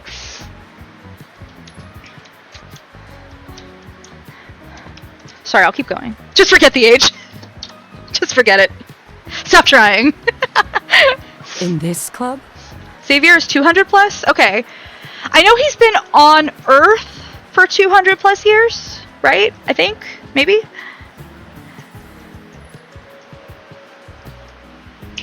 Gizmo, stop licking. Thank you. The only really young one is... That's what I... Yeah, okay, that's what I was saying. Well, Caleb's weird because he's a construct, right? Well, so far. I'm not convinced that he's going to be still an android thingy in his third myth. Because Zayne is reincarnated. Yeah, that was my understanding too, Sakuya. This Zayne is young. He has existed in many lives and forms, but this iteration, this body, is young. They are mature and they have lots of money. I am satisfied. Y'all, I am ready. What are you ready for, Sakuya? Talk to me, Goose. Next is Silas Solar. I'm gonna have no money. It's fine. Everything is fine. It's cool. Who needs money? In this economy? Silly. Sorry, I can't I'm ignore ready the to privacy die. of future clients.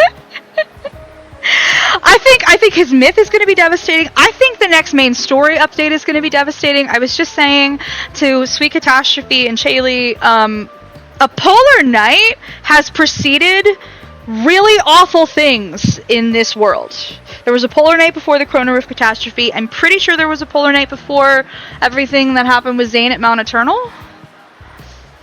So I'm like, basically, like, it makes sense to me that these cards were like whimsical and fun. Well, his is more serious, but mostly whimsical and fun because, like, they're about to punch us in the gut and leave us for dead. Like, that's what I'm expecting.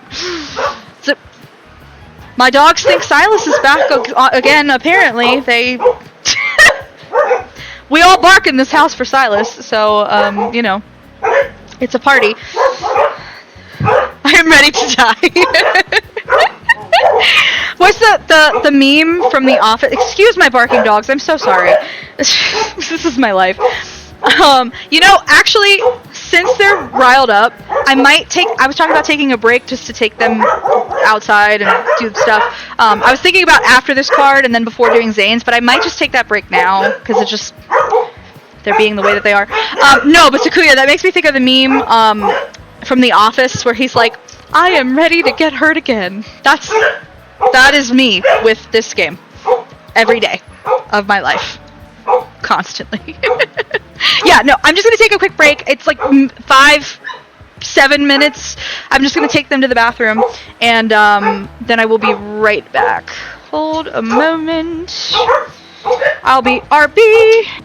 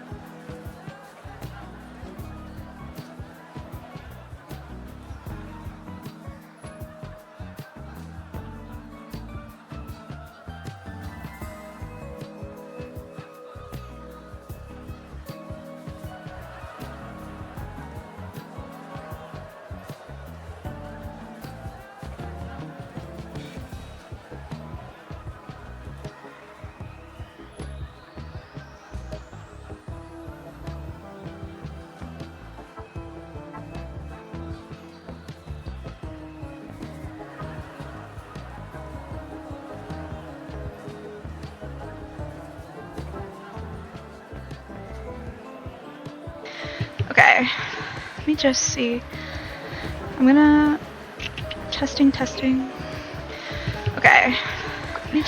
Sometimes when I mute my microphone for a little bit and then turn it back on, it doesn't turn back on and I have to restart my whole headset. But that's not the case.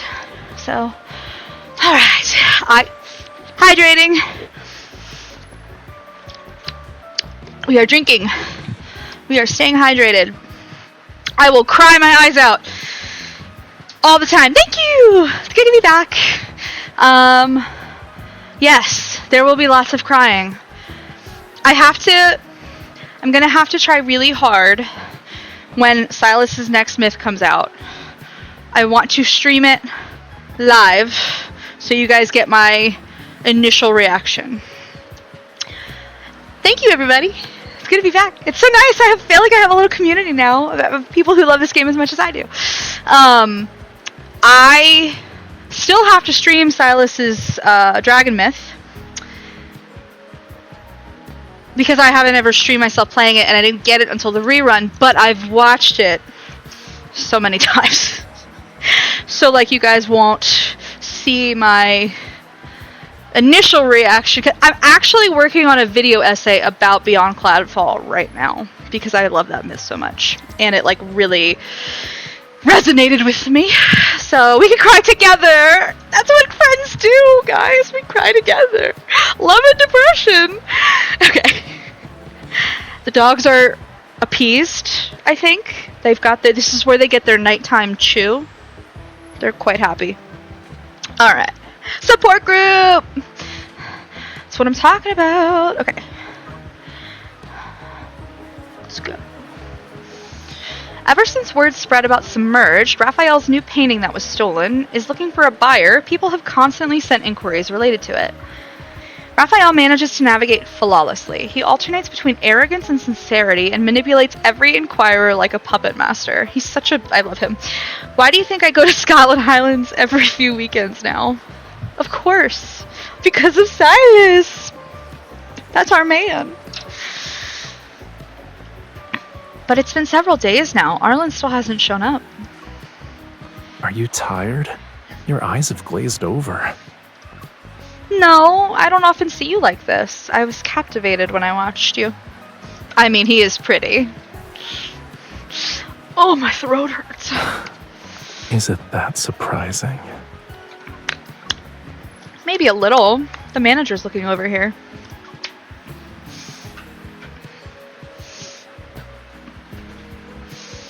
I lead Raphael to the backstage area and adjust the edge lighting. The target you're trying to lure in is more cautious than expected. Yeah, but the island isn't that big. The news should have reached him by now. He can't. It's inherent. He can't stop being so pretty.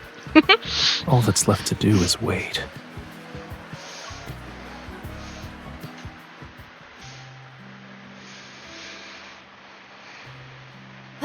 That was the last of them. I'm exhausted.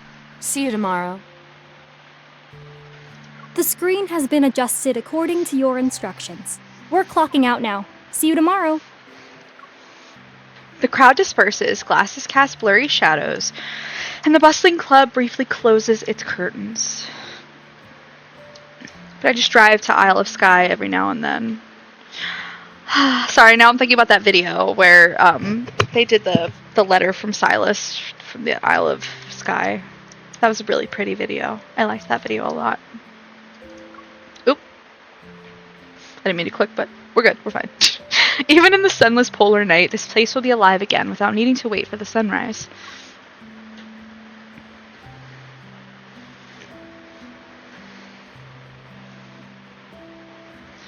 Raphael, what time is it?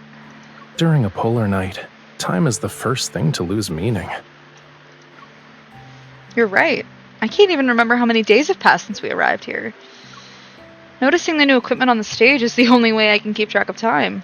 Okay, now that's actually kinda depressing. This isn't good. We're not here to work.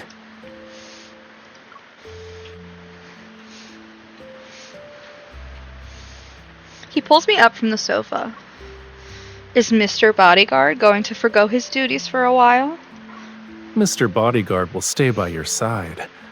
But the moments we should be sharing together need to be more than this. Since we've got the chance, we can have more meaningful experiences to mark the polar night. Have her cosplay Silas for this. Yes! Don't tell me you're going to...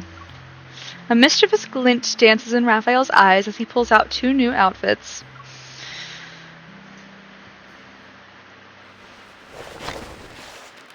He was made for K-pop. When you're dressed like that, you'll be the most captivating dancer here. But I only care about my dance partner's gaze. How are the stage effects? Do you want to check them out, Miss Designer? We step onto the center of the stage, and the flashing lights overhead seemingly become dancing flames in my swaying vision. The floor beneath our feet vibrates with this fierce rhythm. To the beat of the drums, we move closer amid interwoven lights and shadows. We pass each other only to move closer again. Aw, yeah. High-waist underwear. I like it. He wears them well. Candle. Please don't. Computer, you got this. Okay. Good job. Definitely Calvin Klein. Yes, I agree. Ooh, he could do a Calvin Klein ad.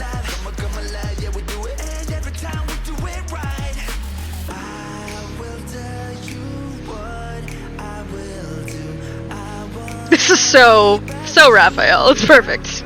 The drama. I love it.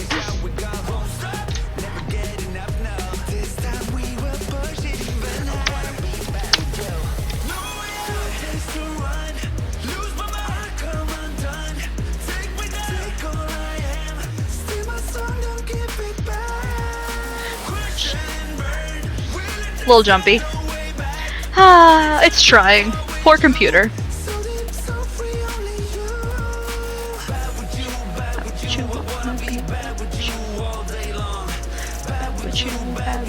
I wanna be.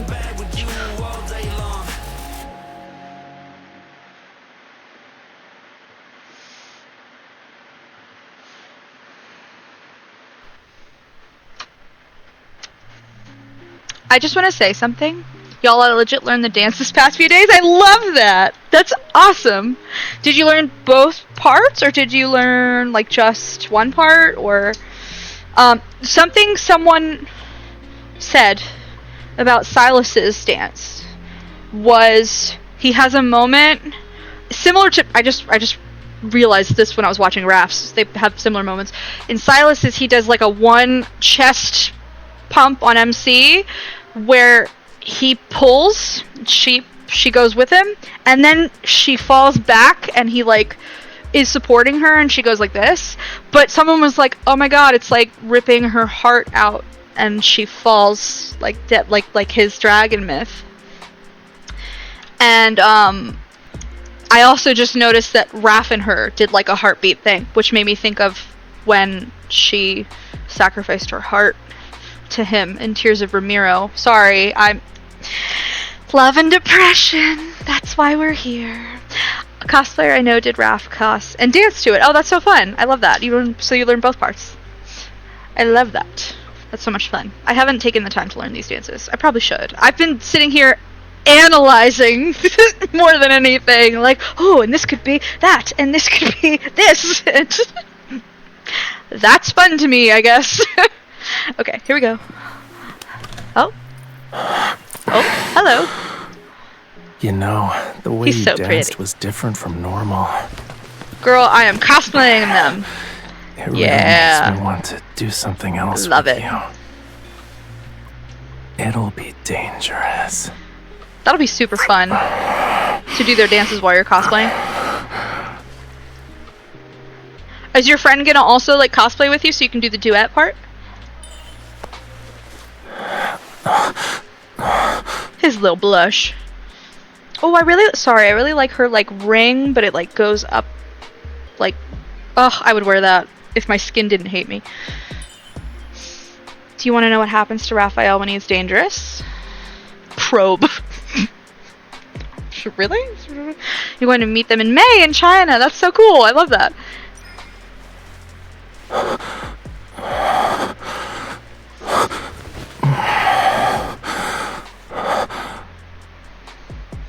P.S.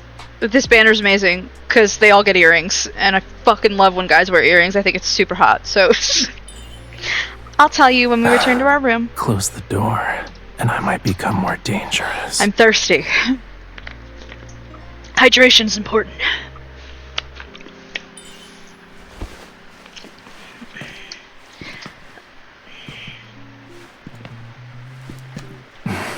Do you always go up the stairs this slowly?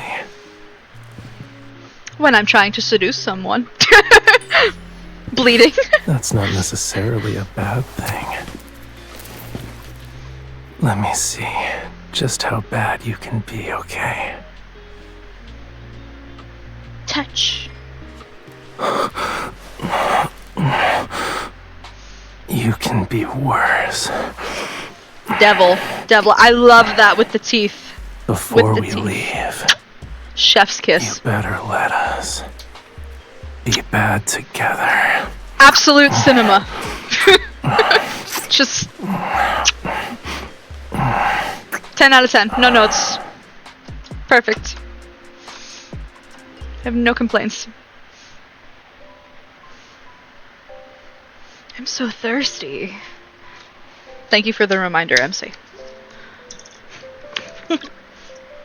Water! I'm sorry. I'm thinking of SpongeBob when he gets all dried out and he's like, water! Water. Yeah. These two. Oh, yeah.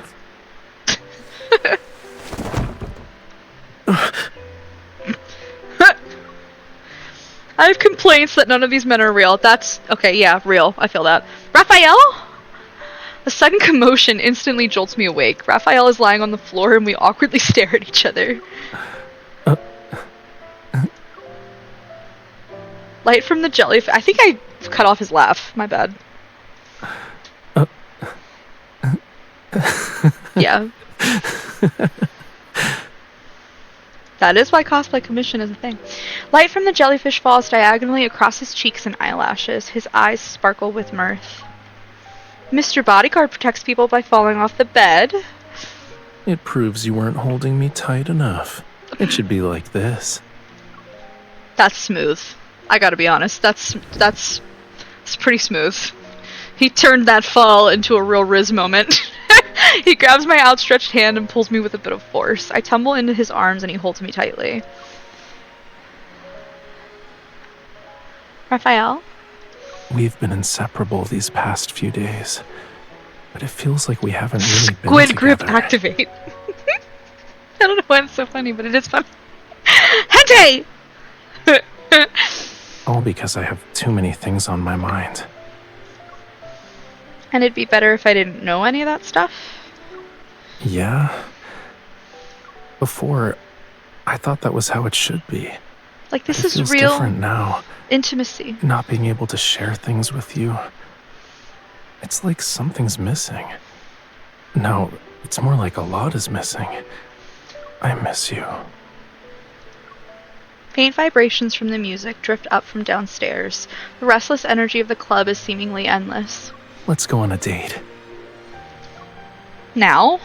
It's so noisy. Take We notes, won't be able to Xavier! sleep anytime soon. This is real emotional vulnerability here!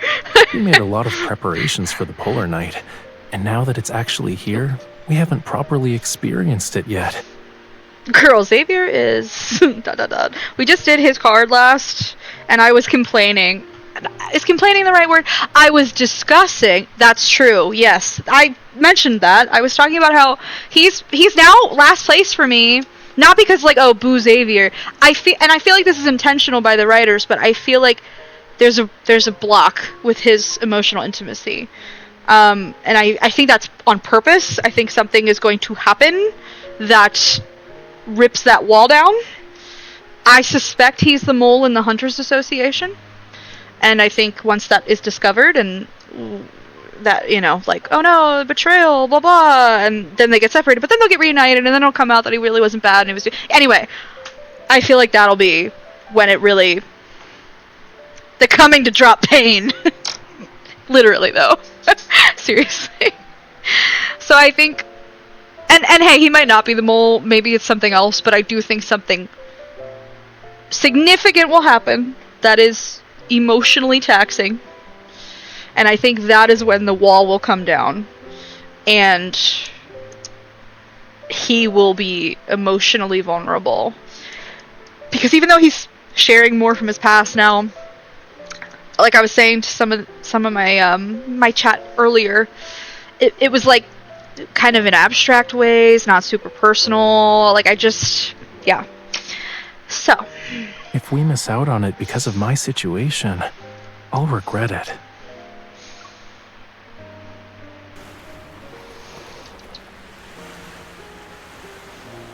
Passing by increasingly sparse, rundown buildings, we quickly reach the seaside. The empty beach is silent aside from the tide. Our ears, saturated by the club's cacophony, take a moment to adjust. There are a lot of people on the island. I thought they'd go to the beach for their vacation. I didn't expect this to be the quietest place. A beach where you can't sunbathe isn't exactly appealing for humans. Says who? The beach during the polar night is different. Night sky displays bands of light similar to an aurora. They drift at the horizon where the sea meets the sky. Maybe it's because of the magnetic fluctuations. You're different from other people, from the people on this island. The individuals here have their own agendas, and no one has the inclination to appreciate nature's artwork. That's fair. What about you? I have my own agenda too, but I also want to be like you. Maybe I can no longer be considered a pure Lemurian. Like, this is real, genuine connection. And I feel like, and I'm not trying to, like, diminish real world problems, but, like, I see parallels to, like, even just an immigrant going from one culture to another, right? And he's talking about, like, well, I want this, but, like, I also want that, and, like, maybe I can't be considered a pure Lemurian anymore, and he's, like, trying to preserve his civilization that he comes from, that makes him who he is, but he's also trying to assimilate to be with the girl that he loves in a world that he's had to adapt to because his was obliterated. These are, like, real intimate moments. Emotional intimacy. But you're still Raphael. You're already pure enough of a Lemurian to me. Yeah.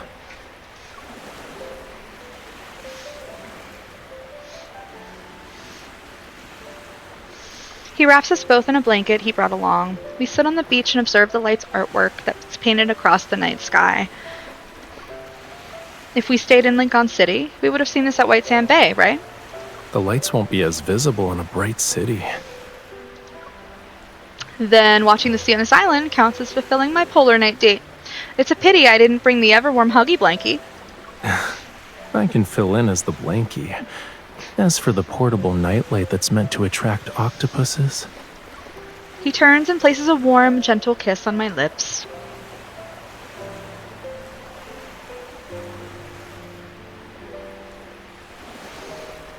I'll make you a Raphael brand one now.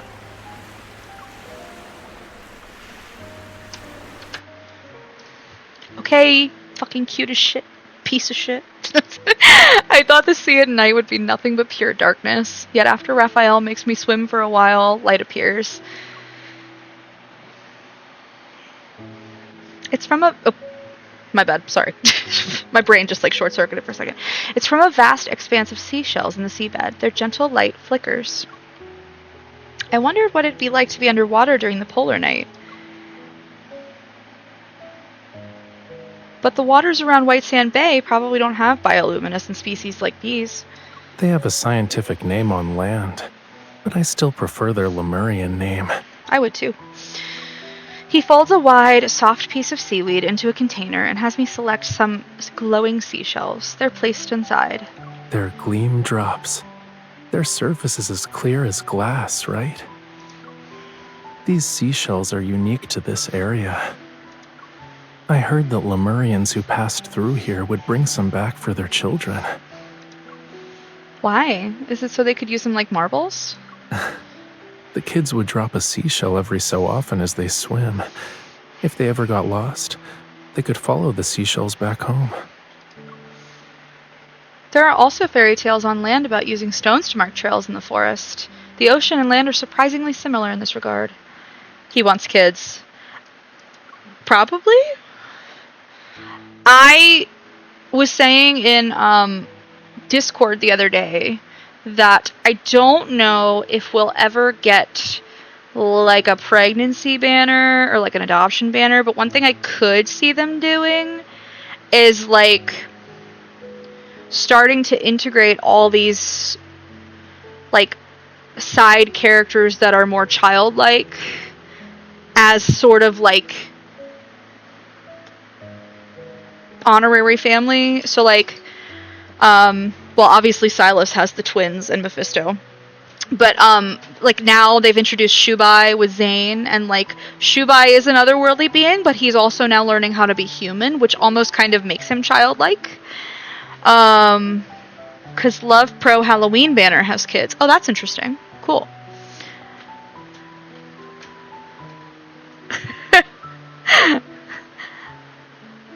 I'm trying to think. And then like Raph has his little cousin? Aiden? That's his cousin, I think. I'm trying to think. And then there's Caleb, and then there's Xavier. Come on, brain, do brain things. I don't know. But I could definitely see that happening. I think. I don't know. I guess we'll have to see. I feel like we're...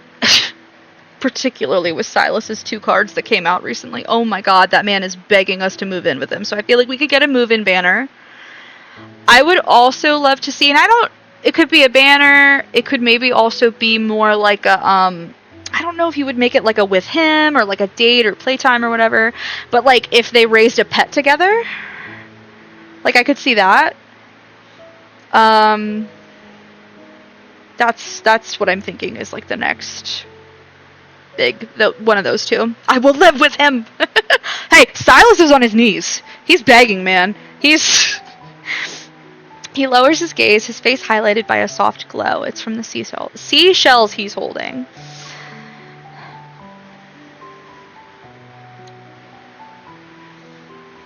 The journey back to the shore is no longer dark. The glowing seashells in our hands illuminate the sea before us. In the tranquil ocean, there's only the sound of water rippling as we swim. Yet I don't feel lonely at all.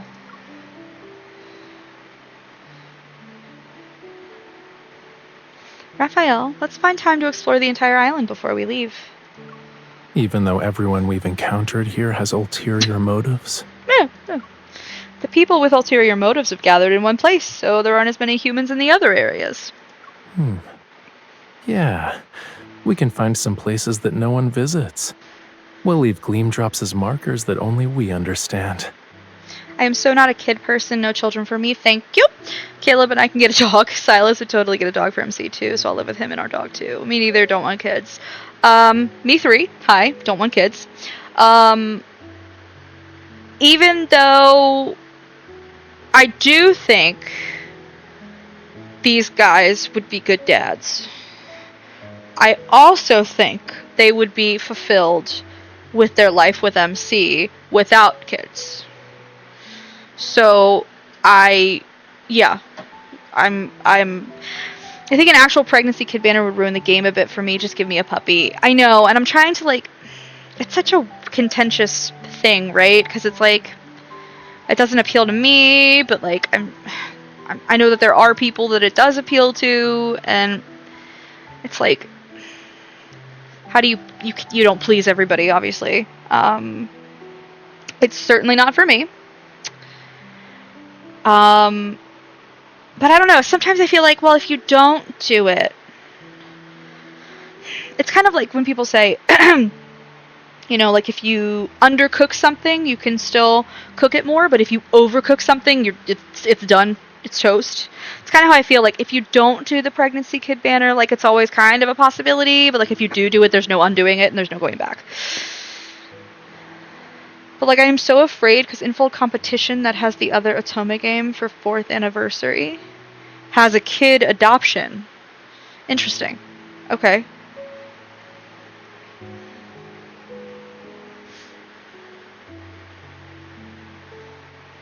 As a card. Interesting. The island isn't exactly big. Are you really worried about getting lost? Oh, but MC dies in the war? Jesus Christ. Fuck. Let's just say it's for getting home safely. So the kid was raised by the male love interest? Jesus Christ. That's heavy. Yeesh. Although the polar night dilutes our perception of time, it can't stop time from passing. Raphael is still handling inquiries from buyers who aren't our target, but aside from that, the remote areas of the island have gradually been marked with gleam drops.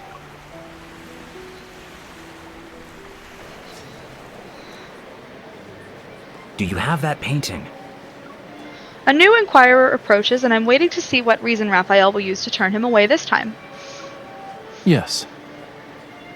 4th anniversary, of all the cards plot possible, they chose pain. I mean, yeah, Jesus Christ. Wow. Just like beat the hell out of me. Damn. Ouch. I turn to look. Raphael is calm, but his composure is unusual compared to his previous reactions. Infold don't compete with pain. Arlen? No. Something unusual flickers across the man's glasses. From his subtle reactions, it's clear someone behind the scenes is watching via a hidden camera. It's Arlen's subordinate. I'll need to verify it. Raphael takes out his phone and plays a video. It's the one he had me record when the painting was stolen. I will cry if lies will be more painful. Same. I think we all will. We already cry. Where's the painting? For a deal that involves a painting of this value, it's not fair if we're the only ones showing our hand. You can name your price. There's more than one buyer here who can pay the same So price. cry more. Indeed. You should have seen that over the past few days.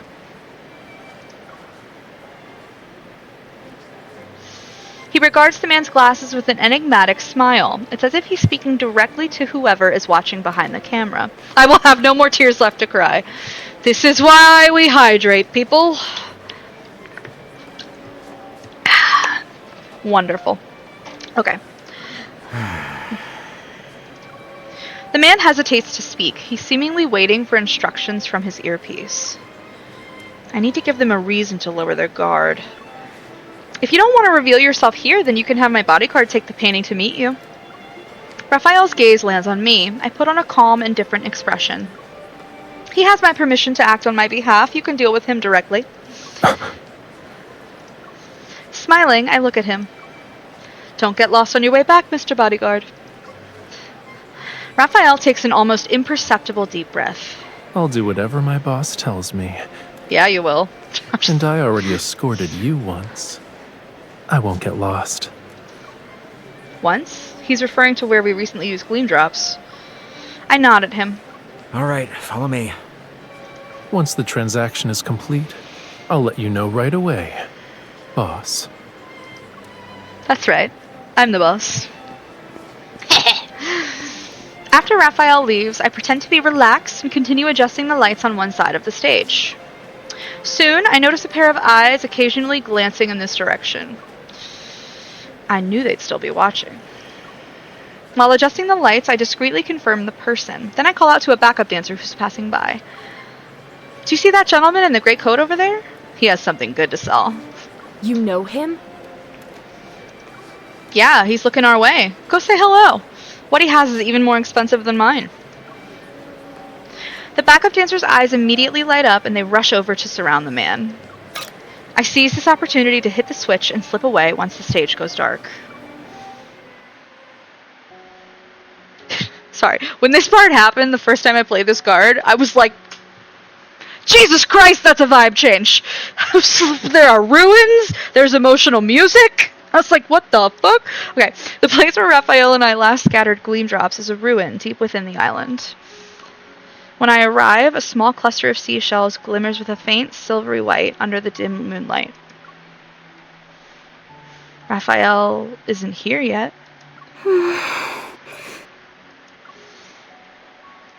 Speaking of children.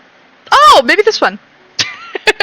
I turn around to find a thin, frail child timidly looking at me. Raphael told me to find you. My name is Vaughn. I crouch down and see his clothes are tattered. His exposed skin is covered with scars. Where did you come from? A bunker. There were so many guards. I thought I'd never escape. Unease begins to grow in my heart, but then a familiar voice echoes in my mind. Getting you involved was selfish of me, but I need you. What else did Raphael tell you? He said you'd take me home. I agree, Jaylee. But now I'm all emotional. I have goosebumps. I have tears in my eyes. Don't mind me. Yeah. We can find some places that no one visits.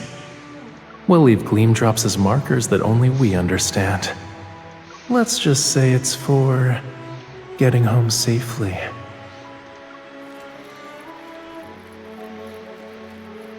Chaotic footsteps resound in the distance. Whether they belong to pursuing guards or not remains unclear. I took Vaughn and left. Raphael wanted me to do that. He told Vaughn to find me. He's trusting me. And I'm trusting him to be okay until I get the child to safety. So, Raphael believes in me, which is why he entrusted Vaughn to me. I won't let him down. I suppress the urge to immediately find Raphael and hold the boy's hand. Stay close to me, Vaughn. I won't let them take you again. The seashell markers that Raphael and I left help us avoid the crowd and lead us all the way to the deserted seaside. The weak boy steps into the sea. The dark clouds disperse and moonlight illuminates the ocean surface. Faint scales appear on the boy's cheeks. Miss, will Raphael get in trouble? I'll find him, don't worry. You go first, get to a safe place, then you can contact us. Okay. Will we meet again? We will, soon. The boy nods, turns, and dives into the sea. Now it's all intense music, like I have whiplash. I catch a glimpse of a light-colored tail beneath the water. It reflects the moonlight for a moment. Maybe another young Lemurian also returned to the sea by following a trail of gleam drops home. There's fucking explosions. Help! Help me!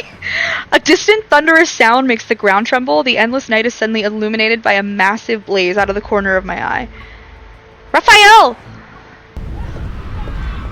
People are screaming! It's on fire! Ah! The fire spreads rapidly, and the sky above the island is bathed in crimson light. Panicked, people flee toward the coast where boats are docked. Raphael! I go against the crowd and run to the place where the fire burns the strongest. That is his evil.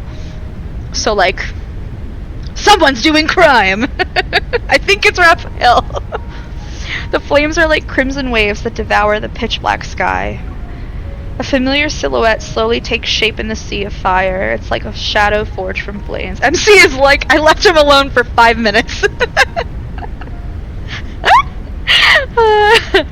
Raphael! I'm okay. What about you? You better be. You better be. Husband? I'm fine. Vaughn has already returned to the sea. Thank you. See, I knew that's what he wanted. Are you okay? I thought he was relieved, but Raphael's expression seemed somewhat distant. I've seen this look before. It was when we were on the beach outside that winery. He invited me to dance in the rain. Maybe he doesn't realize it. He looked like this for a second at the time. Do you want to dance? But it's not raining today. Also, everyone here is running for their lives. Raph. Shut up. I take his hand and it's not as cold as I expected. I'll still hold on to you. I know. I'm bound to you. It's not just that. We're still accomplices. Yeah. Yeah, they're cute, I guess. Something. Fuck. Who stole our boat? What? By the time the fire is extinguished, it seems like everyone has already fled. The air is filled with the acrid smell of smoke and ash. We've returned to the club because we want to transport the fish tank to the seaside, the one with the jellyfish. We're saving the jellyfish. Today's waves are bigger than before. The polar night is probably about to end. Xavier the took sewer it! has also been affected by the magnetic field fluctuations. Xavier said, fuck this I guy. had a fully thought out plan, but I somehow overlooked the possibility of our speedboat getting stolen. I mean, you're What a kind of mermaid. people are even on this island? What kind of people are even on the... He says, as he, like, actively took lives and, like, stole his own painting to orchestrate this whole thing. He's like, what kind of people are on this island? I love him.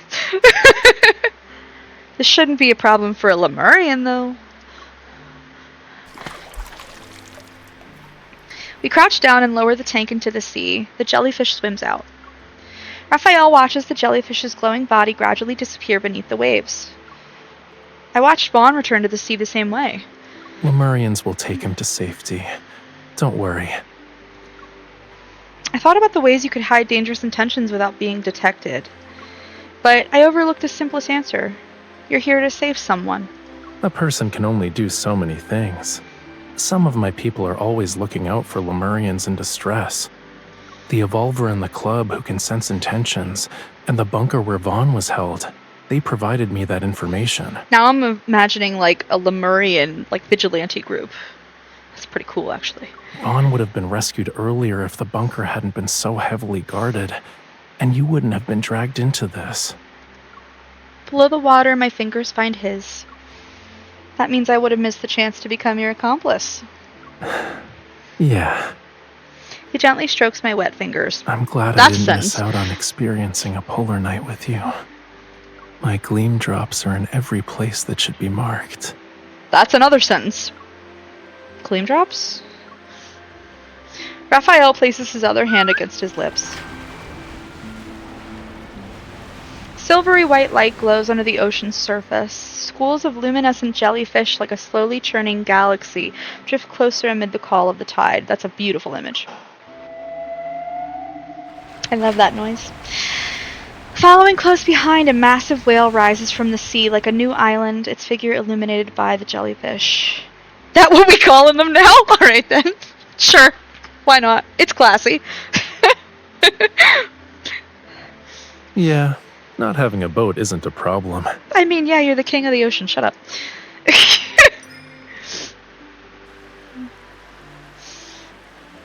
Raphael takes my hand and leads me into the ocean. We sit on the whale's broad back. It'll take a while for us to return. I have plenty of time for you to finish what you were saying. What I was saying? Where else did you leave Gleam Drops? Was it when we were together? The sea shimmers with light because of the jellyfish, and the reflection of his smile ripples out with them. I left them at this very moment. In every moment I've spent with you. Do you get it? Hi, Cypher!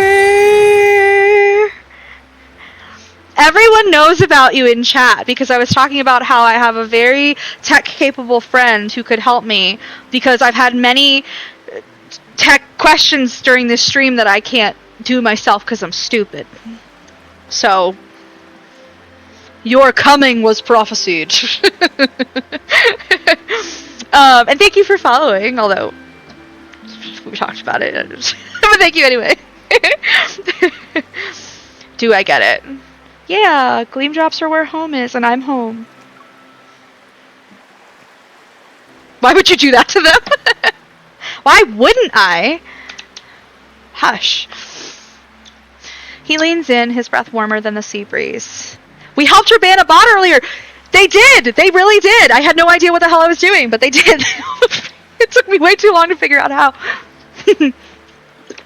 It was an experience. If a Lemurian is lost in his hatred one day, then the gleam drops in his life will guide him back to where he came from. Back to your side.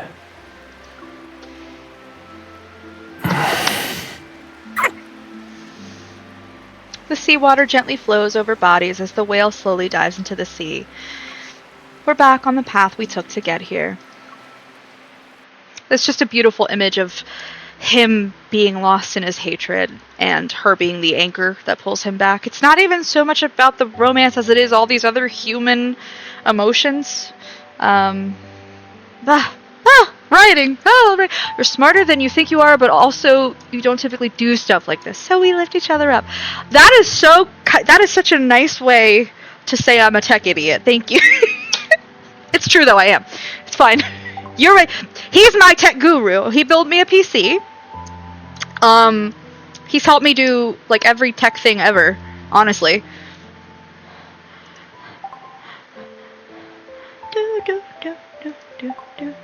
I love that card. I thought that card was amazing. Like, just for like character development and like Lemuria lore and like swoon. I think that card's amazing. So that was my personal favorite card of this banner. I'm not ready to watch this in Chinese yet. It is gonna be poetic. I don't know why I have the hiccups. Not the time, buddy, not the time. Okay, gang, we have one more. I've already been streaming for 3 hours and 40 minutes. I'm so sorry that I yap so much.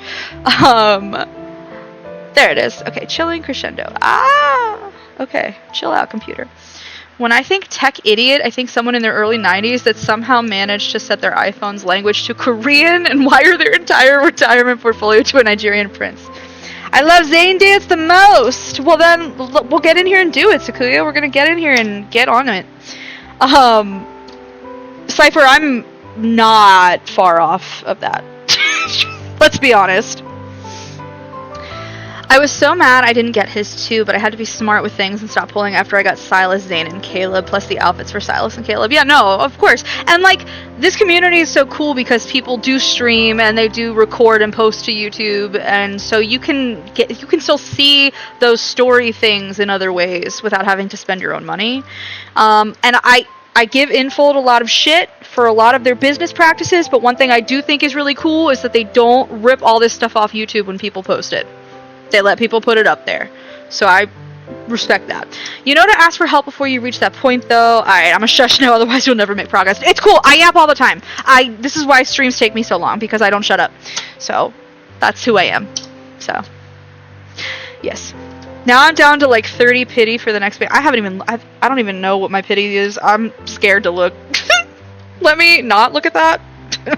That's gonna be rough. Woof. What was I where was I reading? Was it Reddit? I think it was Reddit. I was in the Reddit earlier, and people were saying that they think it's gonna be after this a solo banner and then Silas's myth. And they had lots of reasons for thinking that, and they kept piling up, and I was like, oh my god, are you kidding me? That'll fucking destroy me. Jesus. I just smashed money. Same. I'm weak. I say this in the most loving way possible, but she does not need us to get off topic. Yes! Chaylee is 100,000% right! I do that myself. It's fine. Don't worry about it. I do it all the time. I have literally streamed with nobody here, and I've still gotten off topic. Stuff just makes me think of other stuff, and I just go and just... it's fine. ADHD. It's a vibe. Okay. So... let's do it. I'll stop talking about it. We're just going to do it. We've known each other since college. We share half a brain cell, and it's the wind-up toy monkey playing cymbals. That's Nebby's brain cell. That's my dog Nebula's one brain cell too, is the monkey with the cymbals. We need to talk soon about lore. Yes, we do. Sakuya, I'm actually, I just talked to Sweet Catastrophe and Chaylee about this a little bit earlier, and Cypher, I also talked to him about this.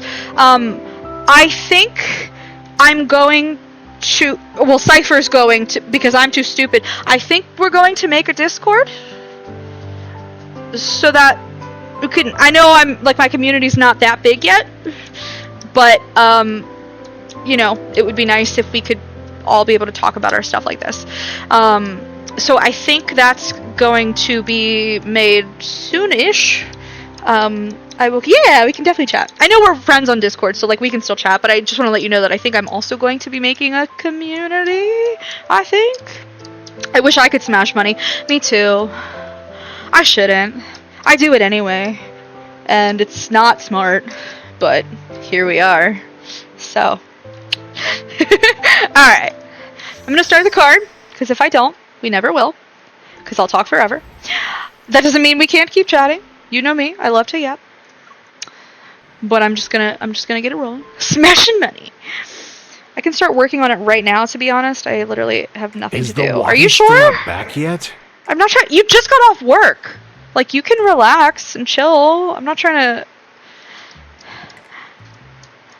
Why are you? You're so good to me. Stop.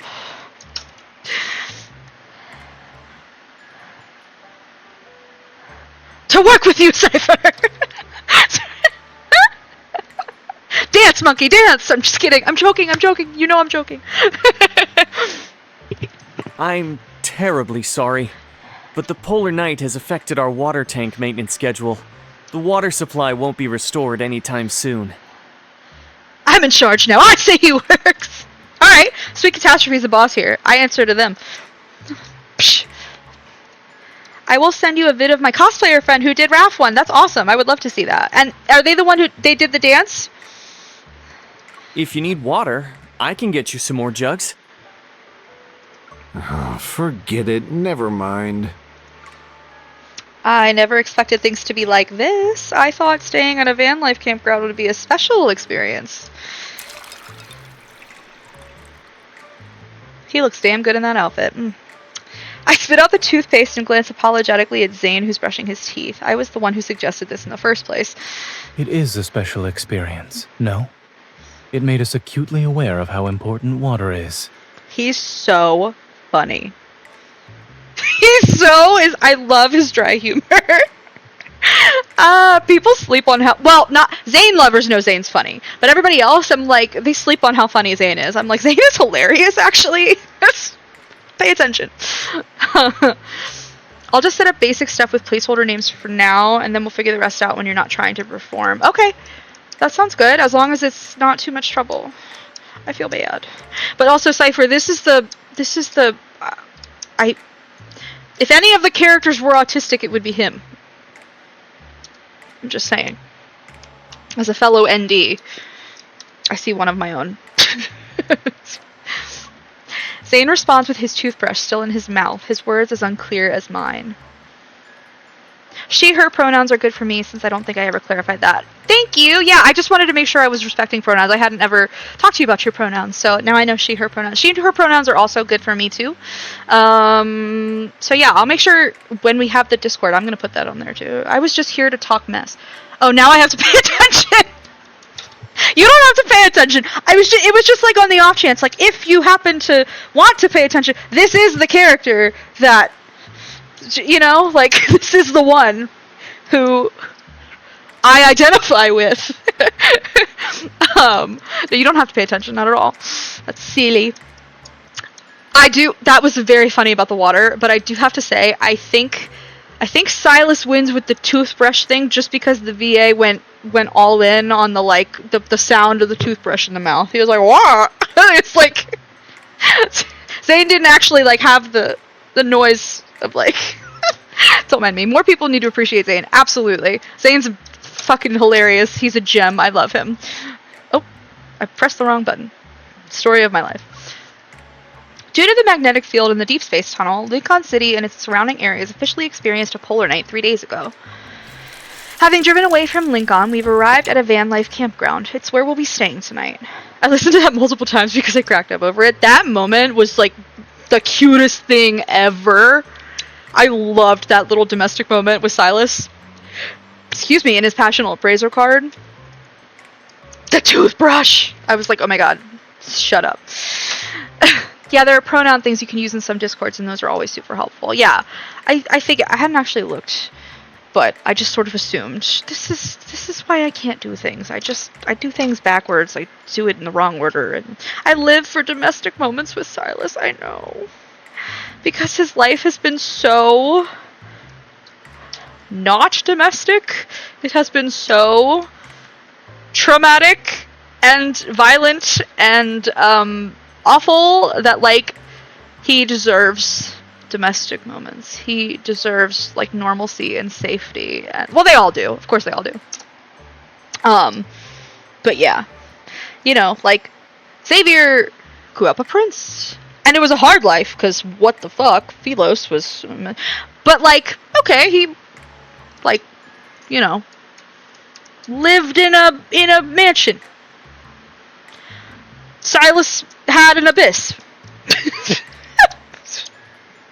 Okay. A little different.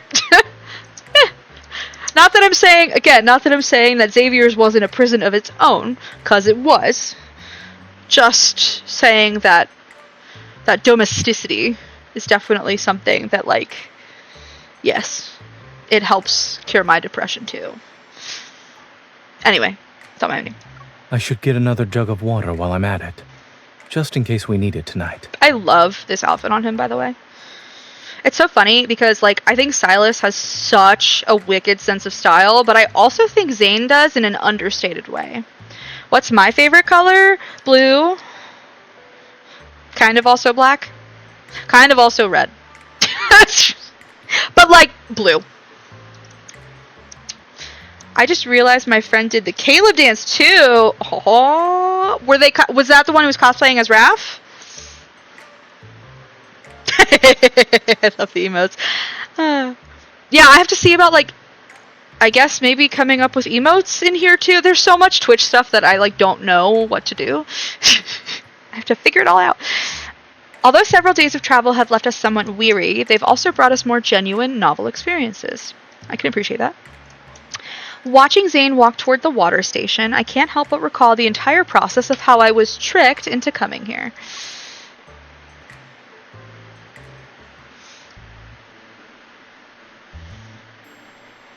Three weeks ago. Recently, Zayne has taken a strong interest in recreational activities. That day, he dragged me along to try out the new home theater system he had bought. Have you already tested this legendary 8D experience? What is 8D? How do you go past 4D? What are these other dimensions? Not yet. You want me to watch a horror movie with you without testing it first? That's a bit much. Sign me up! Those are my favorite. I'm in. I don't know what 8D means, but I'm in. Before I could continue, lightning streaked past the floor-to-ceiling window beside us. It's very realistic. I'll make sure to leave a review for the sound effects. Like, just blue, or one of those mixed shades, like bleen or purple? I was trying to think of a funny way to say purple, bean equals blue and green, and blanked. Bled? Because, wait, blue and red is purple? Blue and red is purple? Right?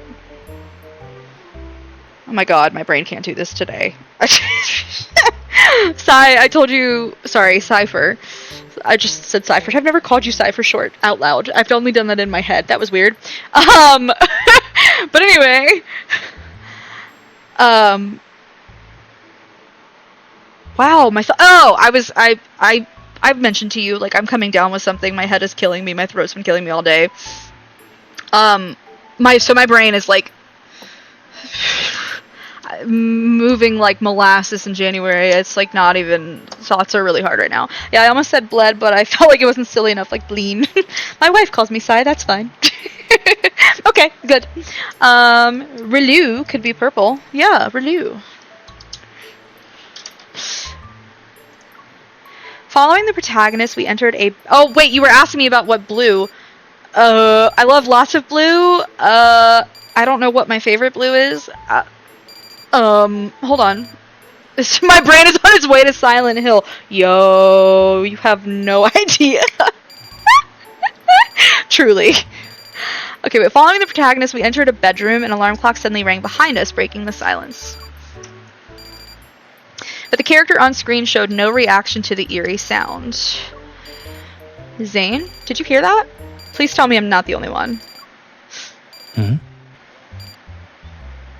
Oh, that's an alarm I set. TARDIS blue is always a good choice. You have taste. You have taste, Sweet Catastrophe. You have very good taste.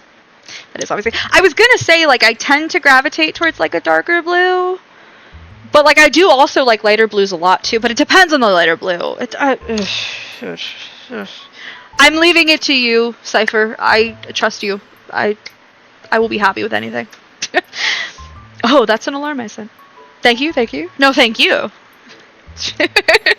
I love how spacey Zayne is in this card, but it has a purpose. We paused the movie and removed our headsets. Zayne reached for his phone from the sofa behind us. Why did you set one at this hour? Is it to remind you to take a nap? Tickets. Just one word. Tickets. He's so funny. It'll be your Discord name color in your own server, so darker colors kind of blend in with night mode. We'll work it out later. Okay, yeah, no, lighter's fine. I am not picky. I trust you. Go for it. Do what you feel is right. You're doing me a favor. Because I'm too stupid for all of this text mumbo jumbo. So. The unexpected word slipped from Zayne's mouth as his fingers quickly swiped across the screen. Tickets? Is it another popular exhibition? He looked like he was ready for a battle, and I found it unusual. I retrieved a massage gun from the nearby drawer. Do you need physical assistance? I don't have any successful experience with it, but logically speaking, it should work. It's creative, yes. But I still believe nothing is more reliable than a surgeon's hands. I can't say I disagree with that. I've worked with many a surgeon. Yeah. The countdown on the screen kept ticking. I leaned in and read the event's description. Corgi emotes! You can put those in there. Those can go in the Discord. Polar Night Music Party. Different genres gather under the polar night sky to give you the most extraordinary auditory feast.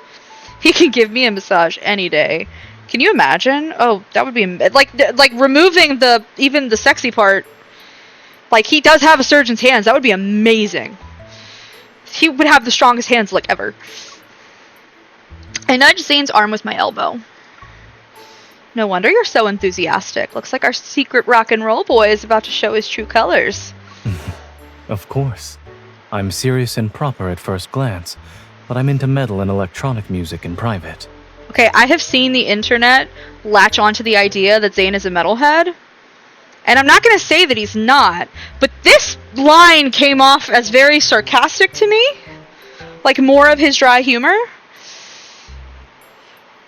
I mean, I'm a metalhead, so, like, I love metal. It's just that it comes off as being sarcastic to me. I don't know.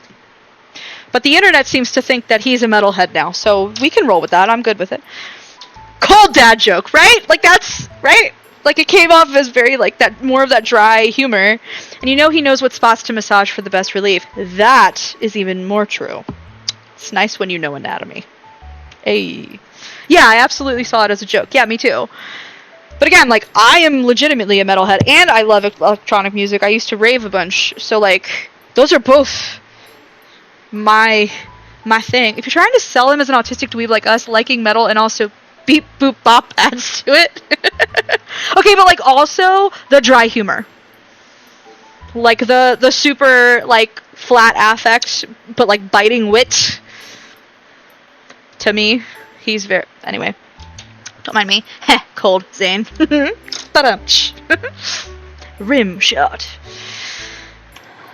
The ticket purchasing portal opened after a few flashes. Zayne tapped the screen rapidly but steadily while continuing our conversation. Also, Cypher, this whole, like, card is about him, like, being obsessed with it. Not obsessed. I mean, I can't say obsessed, like, he's unhealthy about it, but, like, he's very attached to one song by a band because, like, it was during a significant time in his life, but it almost becomes, like, you know how, like, we might have, like, a vocals to him or, like, a song we attach ourselves to. Like, he's that way with this song. So it's just, like, all these different... He's picky with certain food. He hates carrots more than anything. He will avoid carrots with every fiber of his being. He just... One of us. One of us. But the band I want to see this time doesn't play rock and roll music. One of their songs had a profound impact on me. Unfortunately, I missed their previous shows because of work. But I won't let it happen this time. My vacation happens to coincide with the polar night. The music party is far away from Lincoln, too. You've been planning this for a while. It's in River Isle. Driving there would take a few days. After I got him to come home on his birthday in like 30 pulls, I threatened to give his ass a carrot cake if he didn't. That's amazing.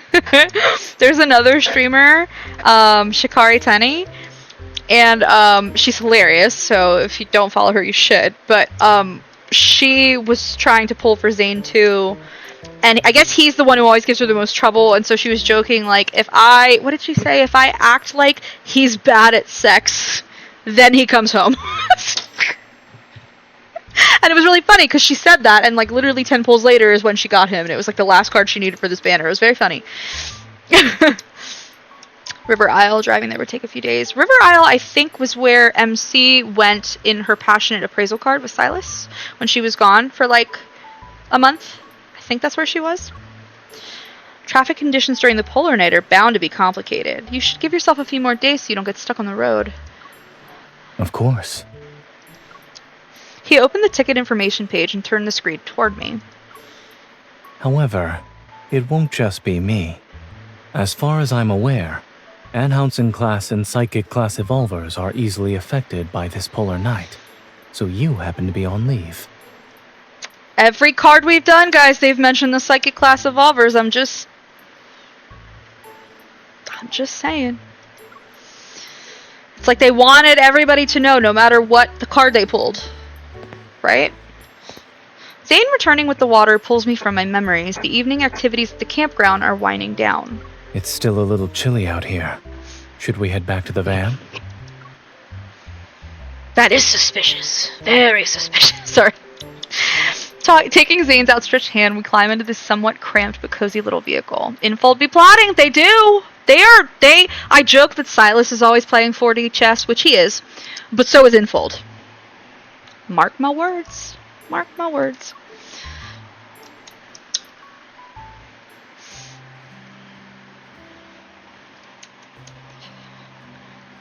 The driver's cabin has been merged into the living area. Meanwhile, the beds still maintain the compact camper bunk bed structure. You can choose first. Do you want to sleep on the top bunk or the bottom bunk? Top. Top.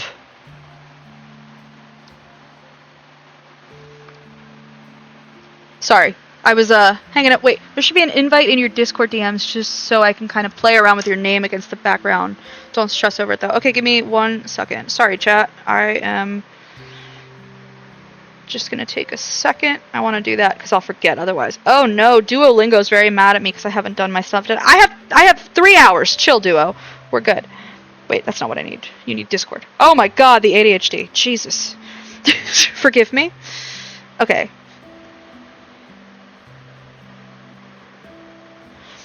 Uno momento por flavor. Do your Spanish or dildo in the ear? What? Billy's bong. I like that. I like that a lot. You're much funnier than I am. Okay. All right. I joined, so that should help now. All right. I'm gonna get back to this. Name is tentative. I think it's quite funny, but sure. I would totally take the top bunk. I love the top bunk, but the bottom bunk is more convenient to get in and out of. I'll take that. Wrong answer, MC. I quickly claim the bottom bunk and tilt my chin towards Zayne. I'm sorry about the latter top bunk, buddy. Yee! To ensure we're well rested for tomorrow, let's make words mouth. We turn off the lights early and settle into our respective beds. My body feels tired, but the novelty of this camper van experience keeps my mind alert. Zayne, are you asleep? Is it time for jokes or ghost stories? He's funny! Those are the two things you giggle about at a sleepover!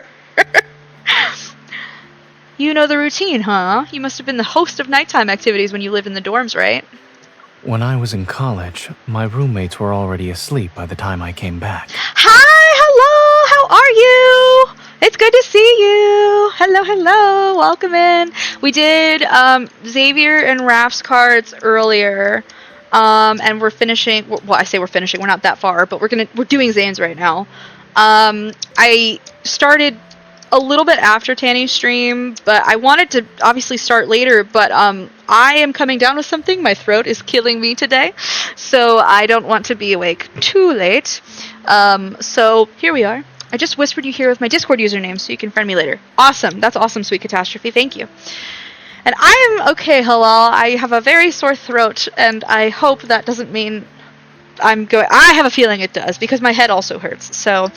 I'm anticipating tomorrow having a full-blown cold or something, but that's okay. Oh, thank you. I appreciate it. We are doing Zayne, and hopefully in the literal sense later. And my friend Cypher is here, and he is far better at technology than I am, and he is currently like figuring stuff out on Discord, and I think he's going to help me here on Twitch, because I'm too dumb for it, so so things are good. They're moving along. Thank you. We are doing Zayne. Maybe Silas will show up tomorrow to take care of you. That is the dream.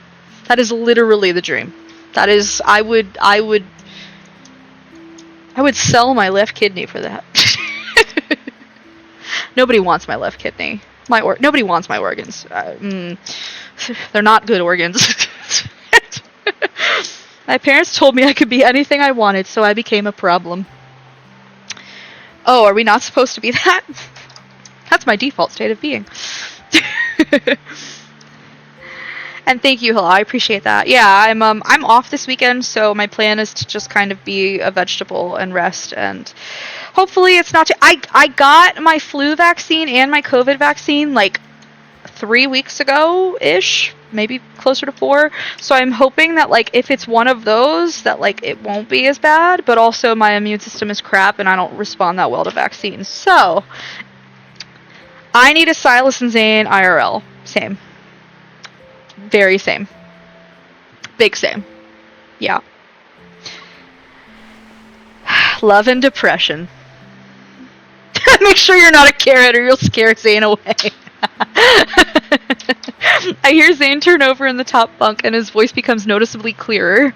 If you really can't sleep, we could go for a walk. You just said it was cold outside. Now you're suggesting we stroll around. Isn't that contradictory? You can walk in the cold, MC. Give me a Caleb, Silas, and Zayne IRL, please. I'll take all 5. Please and thank you. Thank you so much.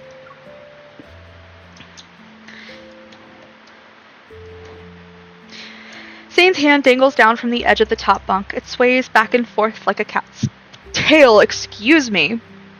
These hiccups are like coming and going. The mature boys win, that they do.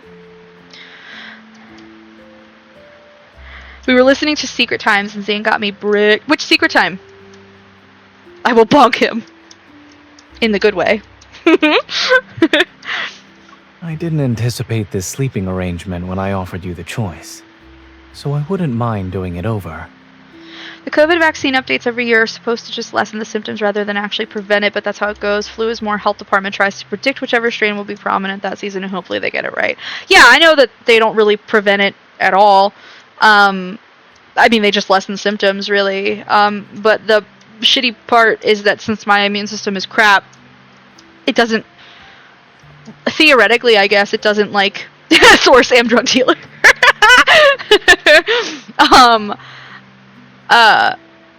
My immune system doesn't like respond great to vaccines, so it like doesn't make the antibodies that like a normal person's would in response to the vaccine. So like they're not as effective for me.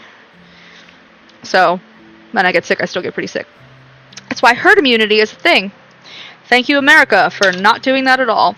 125 affinity and his Oracle one. Oh, okay. Okay, I know the Oracle one. I don't think I've heard his 125 affinity yet, because, I mean, I'm not 125 affinity with him, so... my highest affinity with anybody is 87. I'm raising them all at the same time because I'm weird and that makes sense in my brain to raise all their affinities equally. I don't know why. It made sense in my brain as a harem girly. Who knows? Ooh, my nose is starting to sting. Oh, if I start sneezing, I apologize. Better than the alternative where your white blood cells are anxious corgis carrying Zippo lighters and propane tanks. Yeah, that's true. Yeah, that would be really unfortunate. Indeed. Both suck. Oh, I have a great advice for you. Have you tried having a more positive outlook on your life? That was actual advice I got for my depression. Oh, I've heard so many things. I mean, I'm like so in love. Oh, man. Either you leave or we all leave. No, for real, though. I've heard so many things. So many things for different ailments and... oh, man. Oh, man. It's made me very cynical about human healthcare, especially like working in veterinary medicine. It's very similar in some ways and very different in others, and like I think it's better at how do I put this? Like patients can't say, "Hey, I don't feel good. My stomach hurts." Right? Like they don't have a voice, so you have to do all of these tests to figure out what's going on. So it kind of like lessens that bias of like, oh, this is a hysterical woman, or like, not that I'm saying that bias is correct, by the way. So you have to do all the necessary testing to figure out what's going on. So it's a little bit more objective, I guess I would say. Just don't be sad. Wonderful, I'm cured. Amazing. Amazing. That's all it took. Wow. Truly, though. Truly. Amused by his rather obvious hint, I poke his palm. You're the one who gave me that choice. You should take responsibility for your actions. He said, He pulls his hand back, but I hook it with my finger. Don't you think this is fun, though? After graduation, dorm life suddenly becomes a distant memory. Mm-hmm. His index finger taps the back of my hand. Although his response is simple, it's far from dismissive. He's got that quiet presence, but he's always there, which I love. You must have slept in bunk beds before, right? When was the last time? His hand pauses, then he grips my finger. I believe it was at Mount Eternal. Oh. When I first arrived, the makeshift dormitory wasn't fully set up yet. We had to figure out how to take turns sleeping. If I were MC, I'd be like, foot, meet mouth. I'm a piece of shit. Great. Amazing. But once things got busy, everyone ended up using other tents. We never had time to go back. So how about the weather? His tone grows slightly solemn, and I sense he's drifting back into those memories. I know he doesn't need any comfort, but I can't think of an appropriate response, so I decided to change the subject. Sure.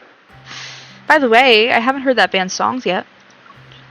Since I've been kidnapped, I might as well familiarize myself with their music so I can feel more involved. Does that mean it's better if we have more of these incidents? The song's melody isn't intense, yet I can hear soaring hope in its gentle narrative. Show him your Pokemon. Who am I showing my Pokemon? Zayne? He'd probably be into that. For sure. It's like glass scattered across the floor. While everyone mourns in brokenness, it rejoices in being able to refract more rainbows. That's a beautiful metaphor. I volunteer to be kidnapped by Zayne. Same. I volunteer as tribute. The song is different from what you usually listen to. I suppose it's because of when it came out. This song was written during the Chrono Rift catastrophe. That was over 10 years ago. Yes. From what I heard, the band hadn't even debuted yet. They were just friends making music for fun. They witnessed the city's collapse and improvised this song in the ruins. They hoped it would give the people around them some strength. Their performance was filmed by passers-by and posted online, and more people started singing the song. I first heard it during the catastrophe, in a hospital corridor packed with people. I detect subtle emotional undercurrents in Zayne's calm narration. I want to see his expression. There's movement from the bedside and a pair of long legs dangle down. Sorry, I'm just imagining the visual. Oh my god, this. I shift to make room while asking a question I already know the answer to. What are you doing? Nothing really. Bite him! You grabbed my hand and tightly squeezed it. I did that? Yes. Just one bite. Just one. Zayne lies down on his side. Facing me, he props his head up with his hand. Talking from the top bunk felt like I was talking to myself. I was listening to every word. I know. But I want Just to a see your small expression nibble. while you listen to the song. Just a taste. Is it what you expected? I need to watch for a while longer. Besides, I was worried the distance between the bunks might affect the sound quality. It's better if we're closer. You can hear more clearly, and I can see more clearly. He's so darling. He deserves only the best. Now throw him off hell in a cell and make him plummet 16 feet through an announcer's table. Shut up. Wait, I should miss the. Hold on. After leaving the van life campground, we stopped in a town surrounded by sea on 3 sides and spent half a day there. Then we continued to head toward our destination. Cypher, that was so funny. No, poor Zayne. Joke's on you, he's into that shit. I feel like Silas would be more into that, but that's okay. Unfortunately, after driving for a bit, Zayne discovers his phone is nowhere to be found. Due to vehicle restrictions during peak tourist season, we have to park our car at the town's entrance. Zayne and I are cycling along the town's only main coastal road. I was gonna say, definitely Silas. We all know what he's about. These two. This is the brat tamer. Silas is the brat enabler. Let's go. Hi, Sakuya. Zayne and I are cycling along the... Okay, I'm so sorry. We returned to the restaurant where we ate earlier. We're missing all the scenery along the way with how fast we're going. You don't seem worried at all, though. It's going to be a problem if we can't find your phone. I back up my data regularly. Even if I actually lost it, I can simply buy a new one. There are 2 kinds of people that are into getting their ass beat by women. The enjoyers and the liars. Amazing. But like, Zayne's so chill, he lost his phone and he's like so like, It's nice to see him carefree. And like, being more mindful.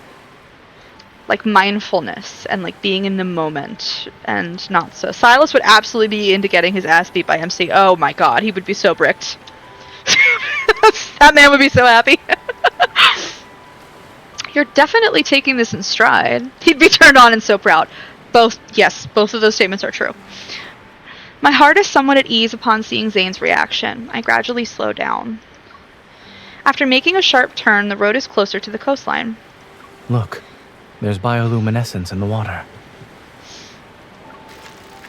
5 minutes into a hookup that's really peaceful, and then they're like, no, hit me in the face with a brick! Oh my god, I can't. Help me. Wait. Waves gently lap the shore, and the dark blue bioluminescence rises and falls with them. It's like the ocean is breathing, and each exhale creates a dreamy canvas of light and shadow. During a polar night, scenery like this isn't something you can see often. Even if it cost me a phone, it's worth it. Do you feel like you've changed, Zayne? What do you mean? The medical profession greatly values efficiency and results, and you've always held yourself to high standards since you were a kid. If this had happened before, you would have immediately thought of countless more efficient solutions that are faster. But now, it doesn't seem like you're racing against time anymore. Zayne turns his handlebars, which angle his bike slightly toward me. Do you think that's a good thing or a bad thing? It's hard to say. I think it's special, though. It's like an iceberg melting into spring water. The form has changed, but the essence is still the same. Zayne smiles and speeds up. He's cycling ahead of me. There seem to be people fishing over there. Shall we check it out? Like he's just so into experiencing life, which is lovely. The town has honest, folksy customs. When we return to the restaurant, its owner recognizes us immediately and hands over the phone. After thanking him, we buy 2 ice cream cones to support their business. The flavor is unique. It's creamy with floral and fruity notes, and a hint of something herbal. Really? His hand covers mine, and he brings my ice cream to his lips for a small taste. What an accurate description. The restaurant owner should write down what you just said and replace their mixed fruit flavor sign. Zayne, we bought the same flavor! Yeah, why are you eating mine? Sweet Indeed. tooth. Sweetaholic. And what's the point you're trying to make here? That you have an addiction to dessert. We make our way back to the town's entrance and savor our ice cream. I can't help but double check to make sure he has his phone. For someone as meticulous as you, losing your phone must be a new experience. As someone with a sweet tooth, I would be horrible at keeping Zayne from eating sweets.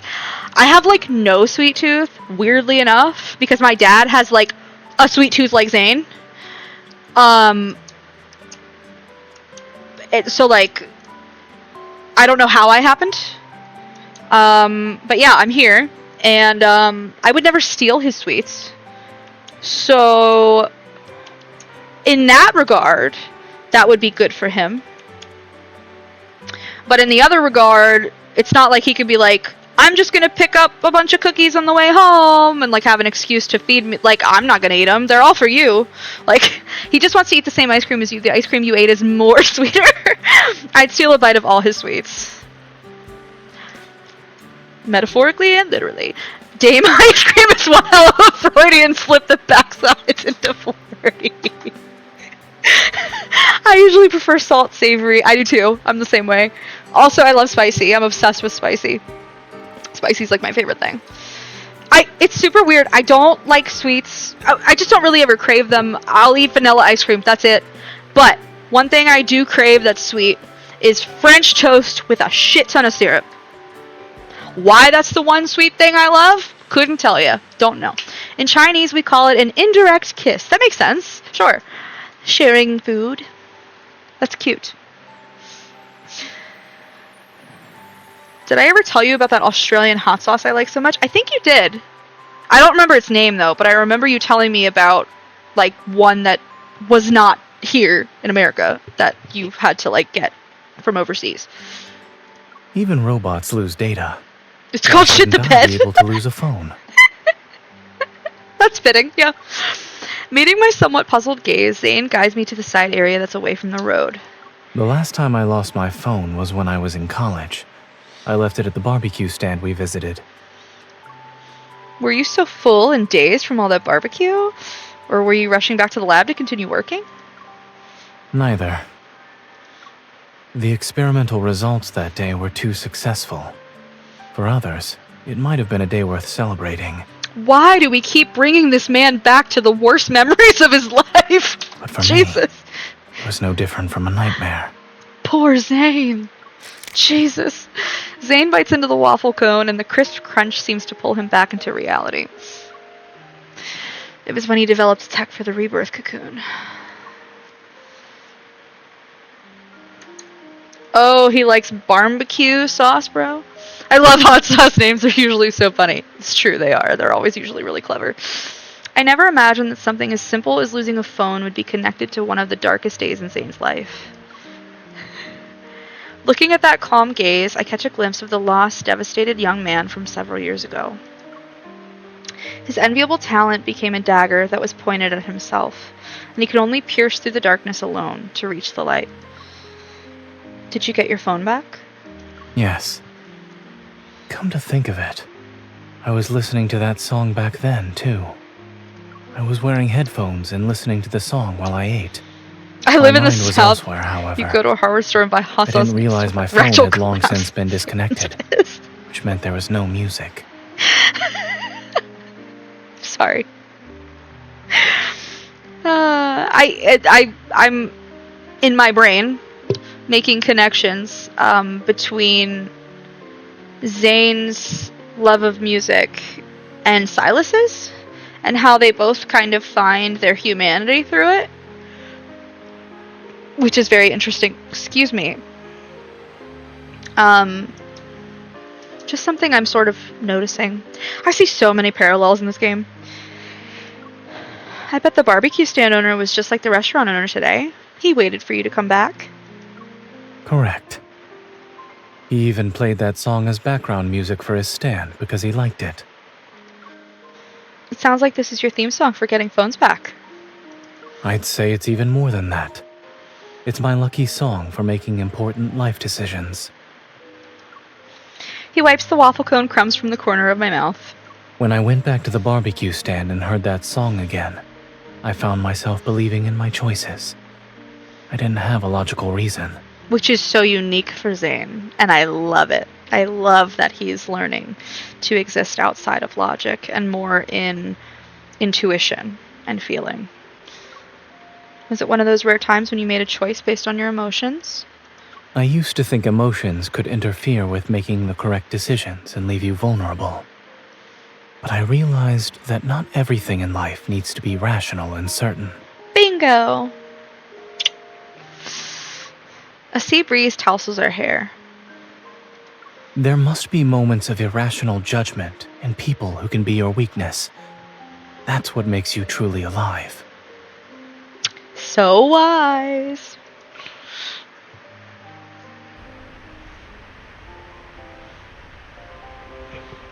Sorry, the number you dialed is temporarily unavailable.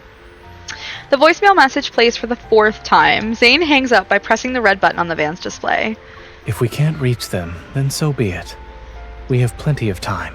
Waiting for a bit won't hurt us. He's so go with the flow. I'm just here and I'm happy to be here and let's just do the thing and just enjoy life and each other and the view. It's just so chill. I look at the car in our way. Disappointed, I put away my phone.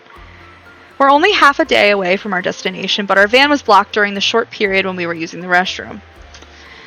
And each other, exactly! There's not a lot of traffic here. If we can't reach the owner, we'll miss our original plan.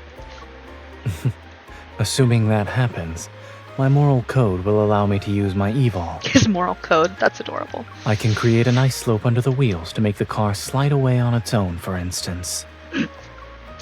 Your moral code is really flexible. Our laughter breaks the restless atmosphere and Zayne leads toward me. Since we can't go anywhere, why don't we do something fun? Okay! He helps me unbuckle my seatbelt and adjust my seat into a reclining position. Then he turns to do the same thing to his own. Both Zayne and Silas gonna use their evil to get around traffic. True. And Xavier doesn't use his enough. Xavier rides the metro. Xavier, what are you doing? What are you doing? He's not in a rush to answer me. Instead, he opens the window halfway before lying down beside me. I thought Caleb would too. That would make sense to me, Sakuya. That's just so he can nap. That's so true. Listen carefully. 'Cause he can fly, yeah. I don't exactly understand what he's trying to do, but I'm happy to go along with it. In the boundless darkness, I follow Zayne's lead and slowly focus on the sounds outside. Insect chirps, bird calls, jumping frogs, wildcats running. The sounds we usually overlook become infinitely amplified. They weave together and transform the quiet polar night into a vibrant symphony. There are so many sounds. Beautiful, isn't it? When Dr. Zayne is busy, he can't even spare a moment for activities that waste time.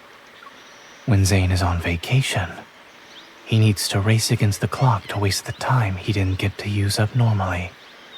That's such a nice shift of point of view for him. Our hands touch across the center console when Zayne suddenly makes a seemingly random comment. Once people realize that even ordinary sounds can disappear, they cherish them more. That's weirdly ominous. What do you mean by that? During the Chrono Rift catastrophe, these sounds vanished for a long time. Yep. I was young, but I was so worried about these changes that I couldn't sleep.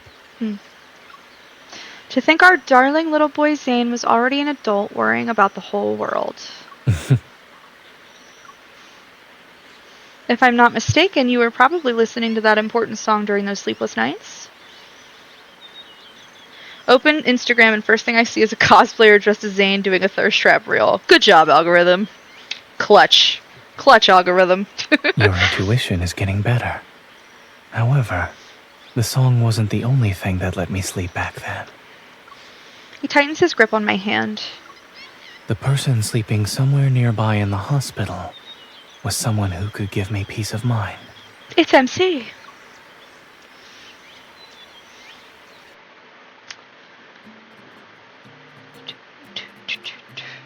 After dealing with various unexpected situations, we arrive at the guest house in River Isle on schedule. The atmosphere from the music festival has spread throughout the city, and even the guest house lobby is packed with people. Honestly, if he was drawn as a 6'7" meatball with really angular outlines, he could pass as a Joe star from what I've gathered by tuning in and out while doing nerd stuff. Zayne, I love you! Sorry. It's just cute. Wait, a Joe star? Is that a JoJo reference? What is that? That's a fucking I knew it was a JoJo reference, god damn it. I don't watch JoJo. And I know that's like blasphemy. The art style weirds me out a little bit. I got weird sensory things with certain art styles. I know it's silly. That's his protagonist's surname. Okay. I should have known that, but I didn't. Tony was obsessed with it. The art style changes between every single part. Yeah, but it's like still got the I mean, hold on. Let me look. JoJo's Bizarre Adventure. Art styles?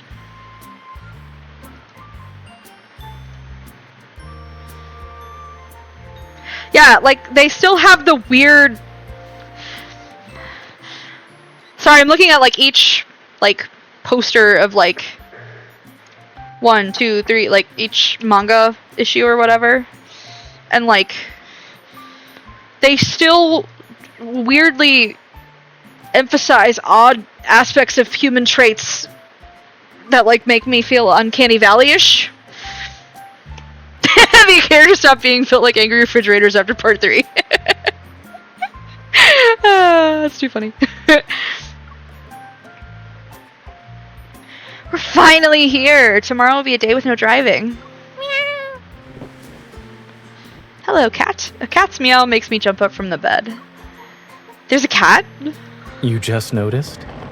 It's been on the balcony ever since we got here. Oh, don't ruin Zayne for me like that. Don't make him a JoJo character. It's gonna weird me out. Don't! No, I'm erasing that from my memory. We can let it stay if that's alright with you. I don't mind.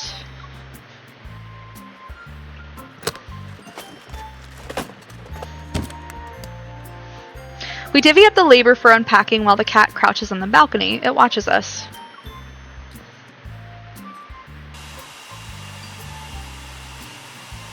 Even when it's time for bed, the cat still shows no signs of leaving and seems inexplicably restless. Maybe it's not feeling well. Should we ask the guest house owner to take it away?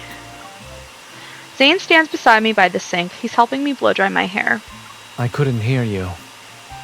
I guess you're asking if we can have the guest house owner take the cat away. I'll message him after I finish drying your hair. I have never in my life had a boyfriend dry my hair for me. Either. Ever. Literally ever. I cannot open China TikTok the moment you open Holy Grail of beautiful lads cosplayers. I can only imagine. I'm sure it's a thing of beauty. Same, you haven't had a boyfriend ever dry your hair? Like, what are these men? I need them. Hello? The way the major characters are drawn is kind of funny if you get into it, because it's like we need to find the enemy stand user, and it's downtown Montreal or some shit with a whole bunch of bland people drawn everywhere, and then one motherfucker wearing an entire Hot Topic stands out from the crowd, and it's like, I wonder where the enemy stand user is. Yeah. From what little I've seen of it, that sounds right. Tony's one of my ex-boyfriends. Tony was super obsessed with JoJo.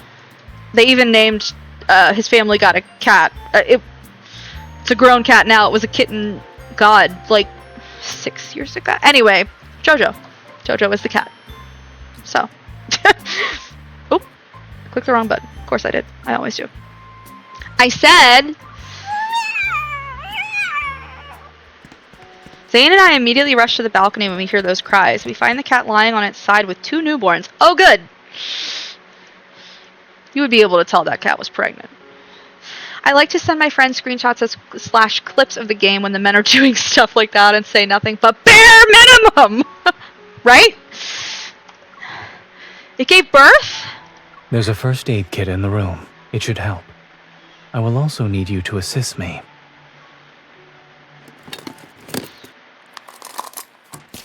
Alcohol swabs. Povidone iodine. Scissors.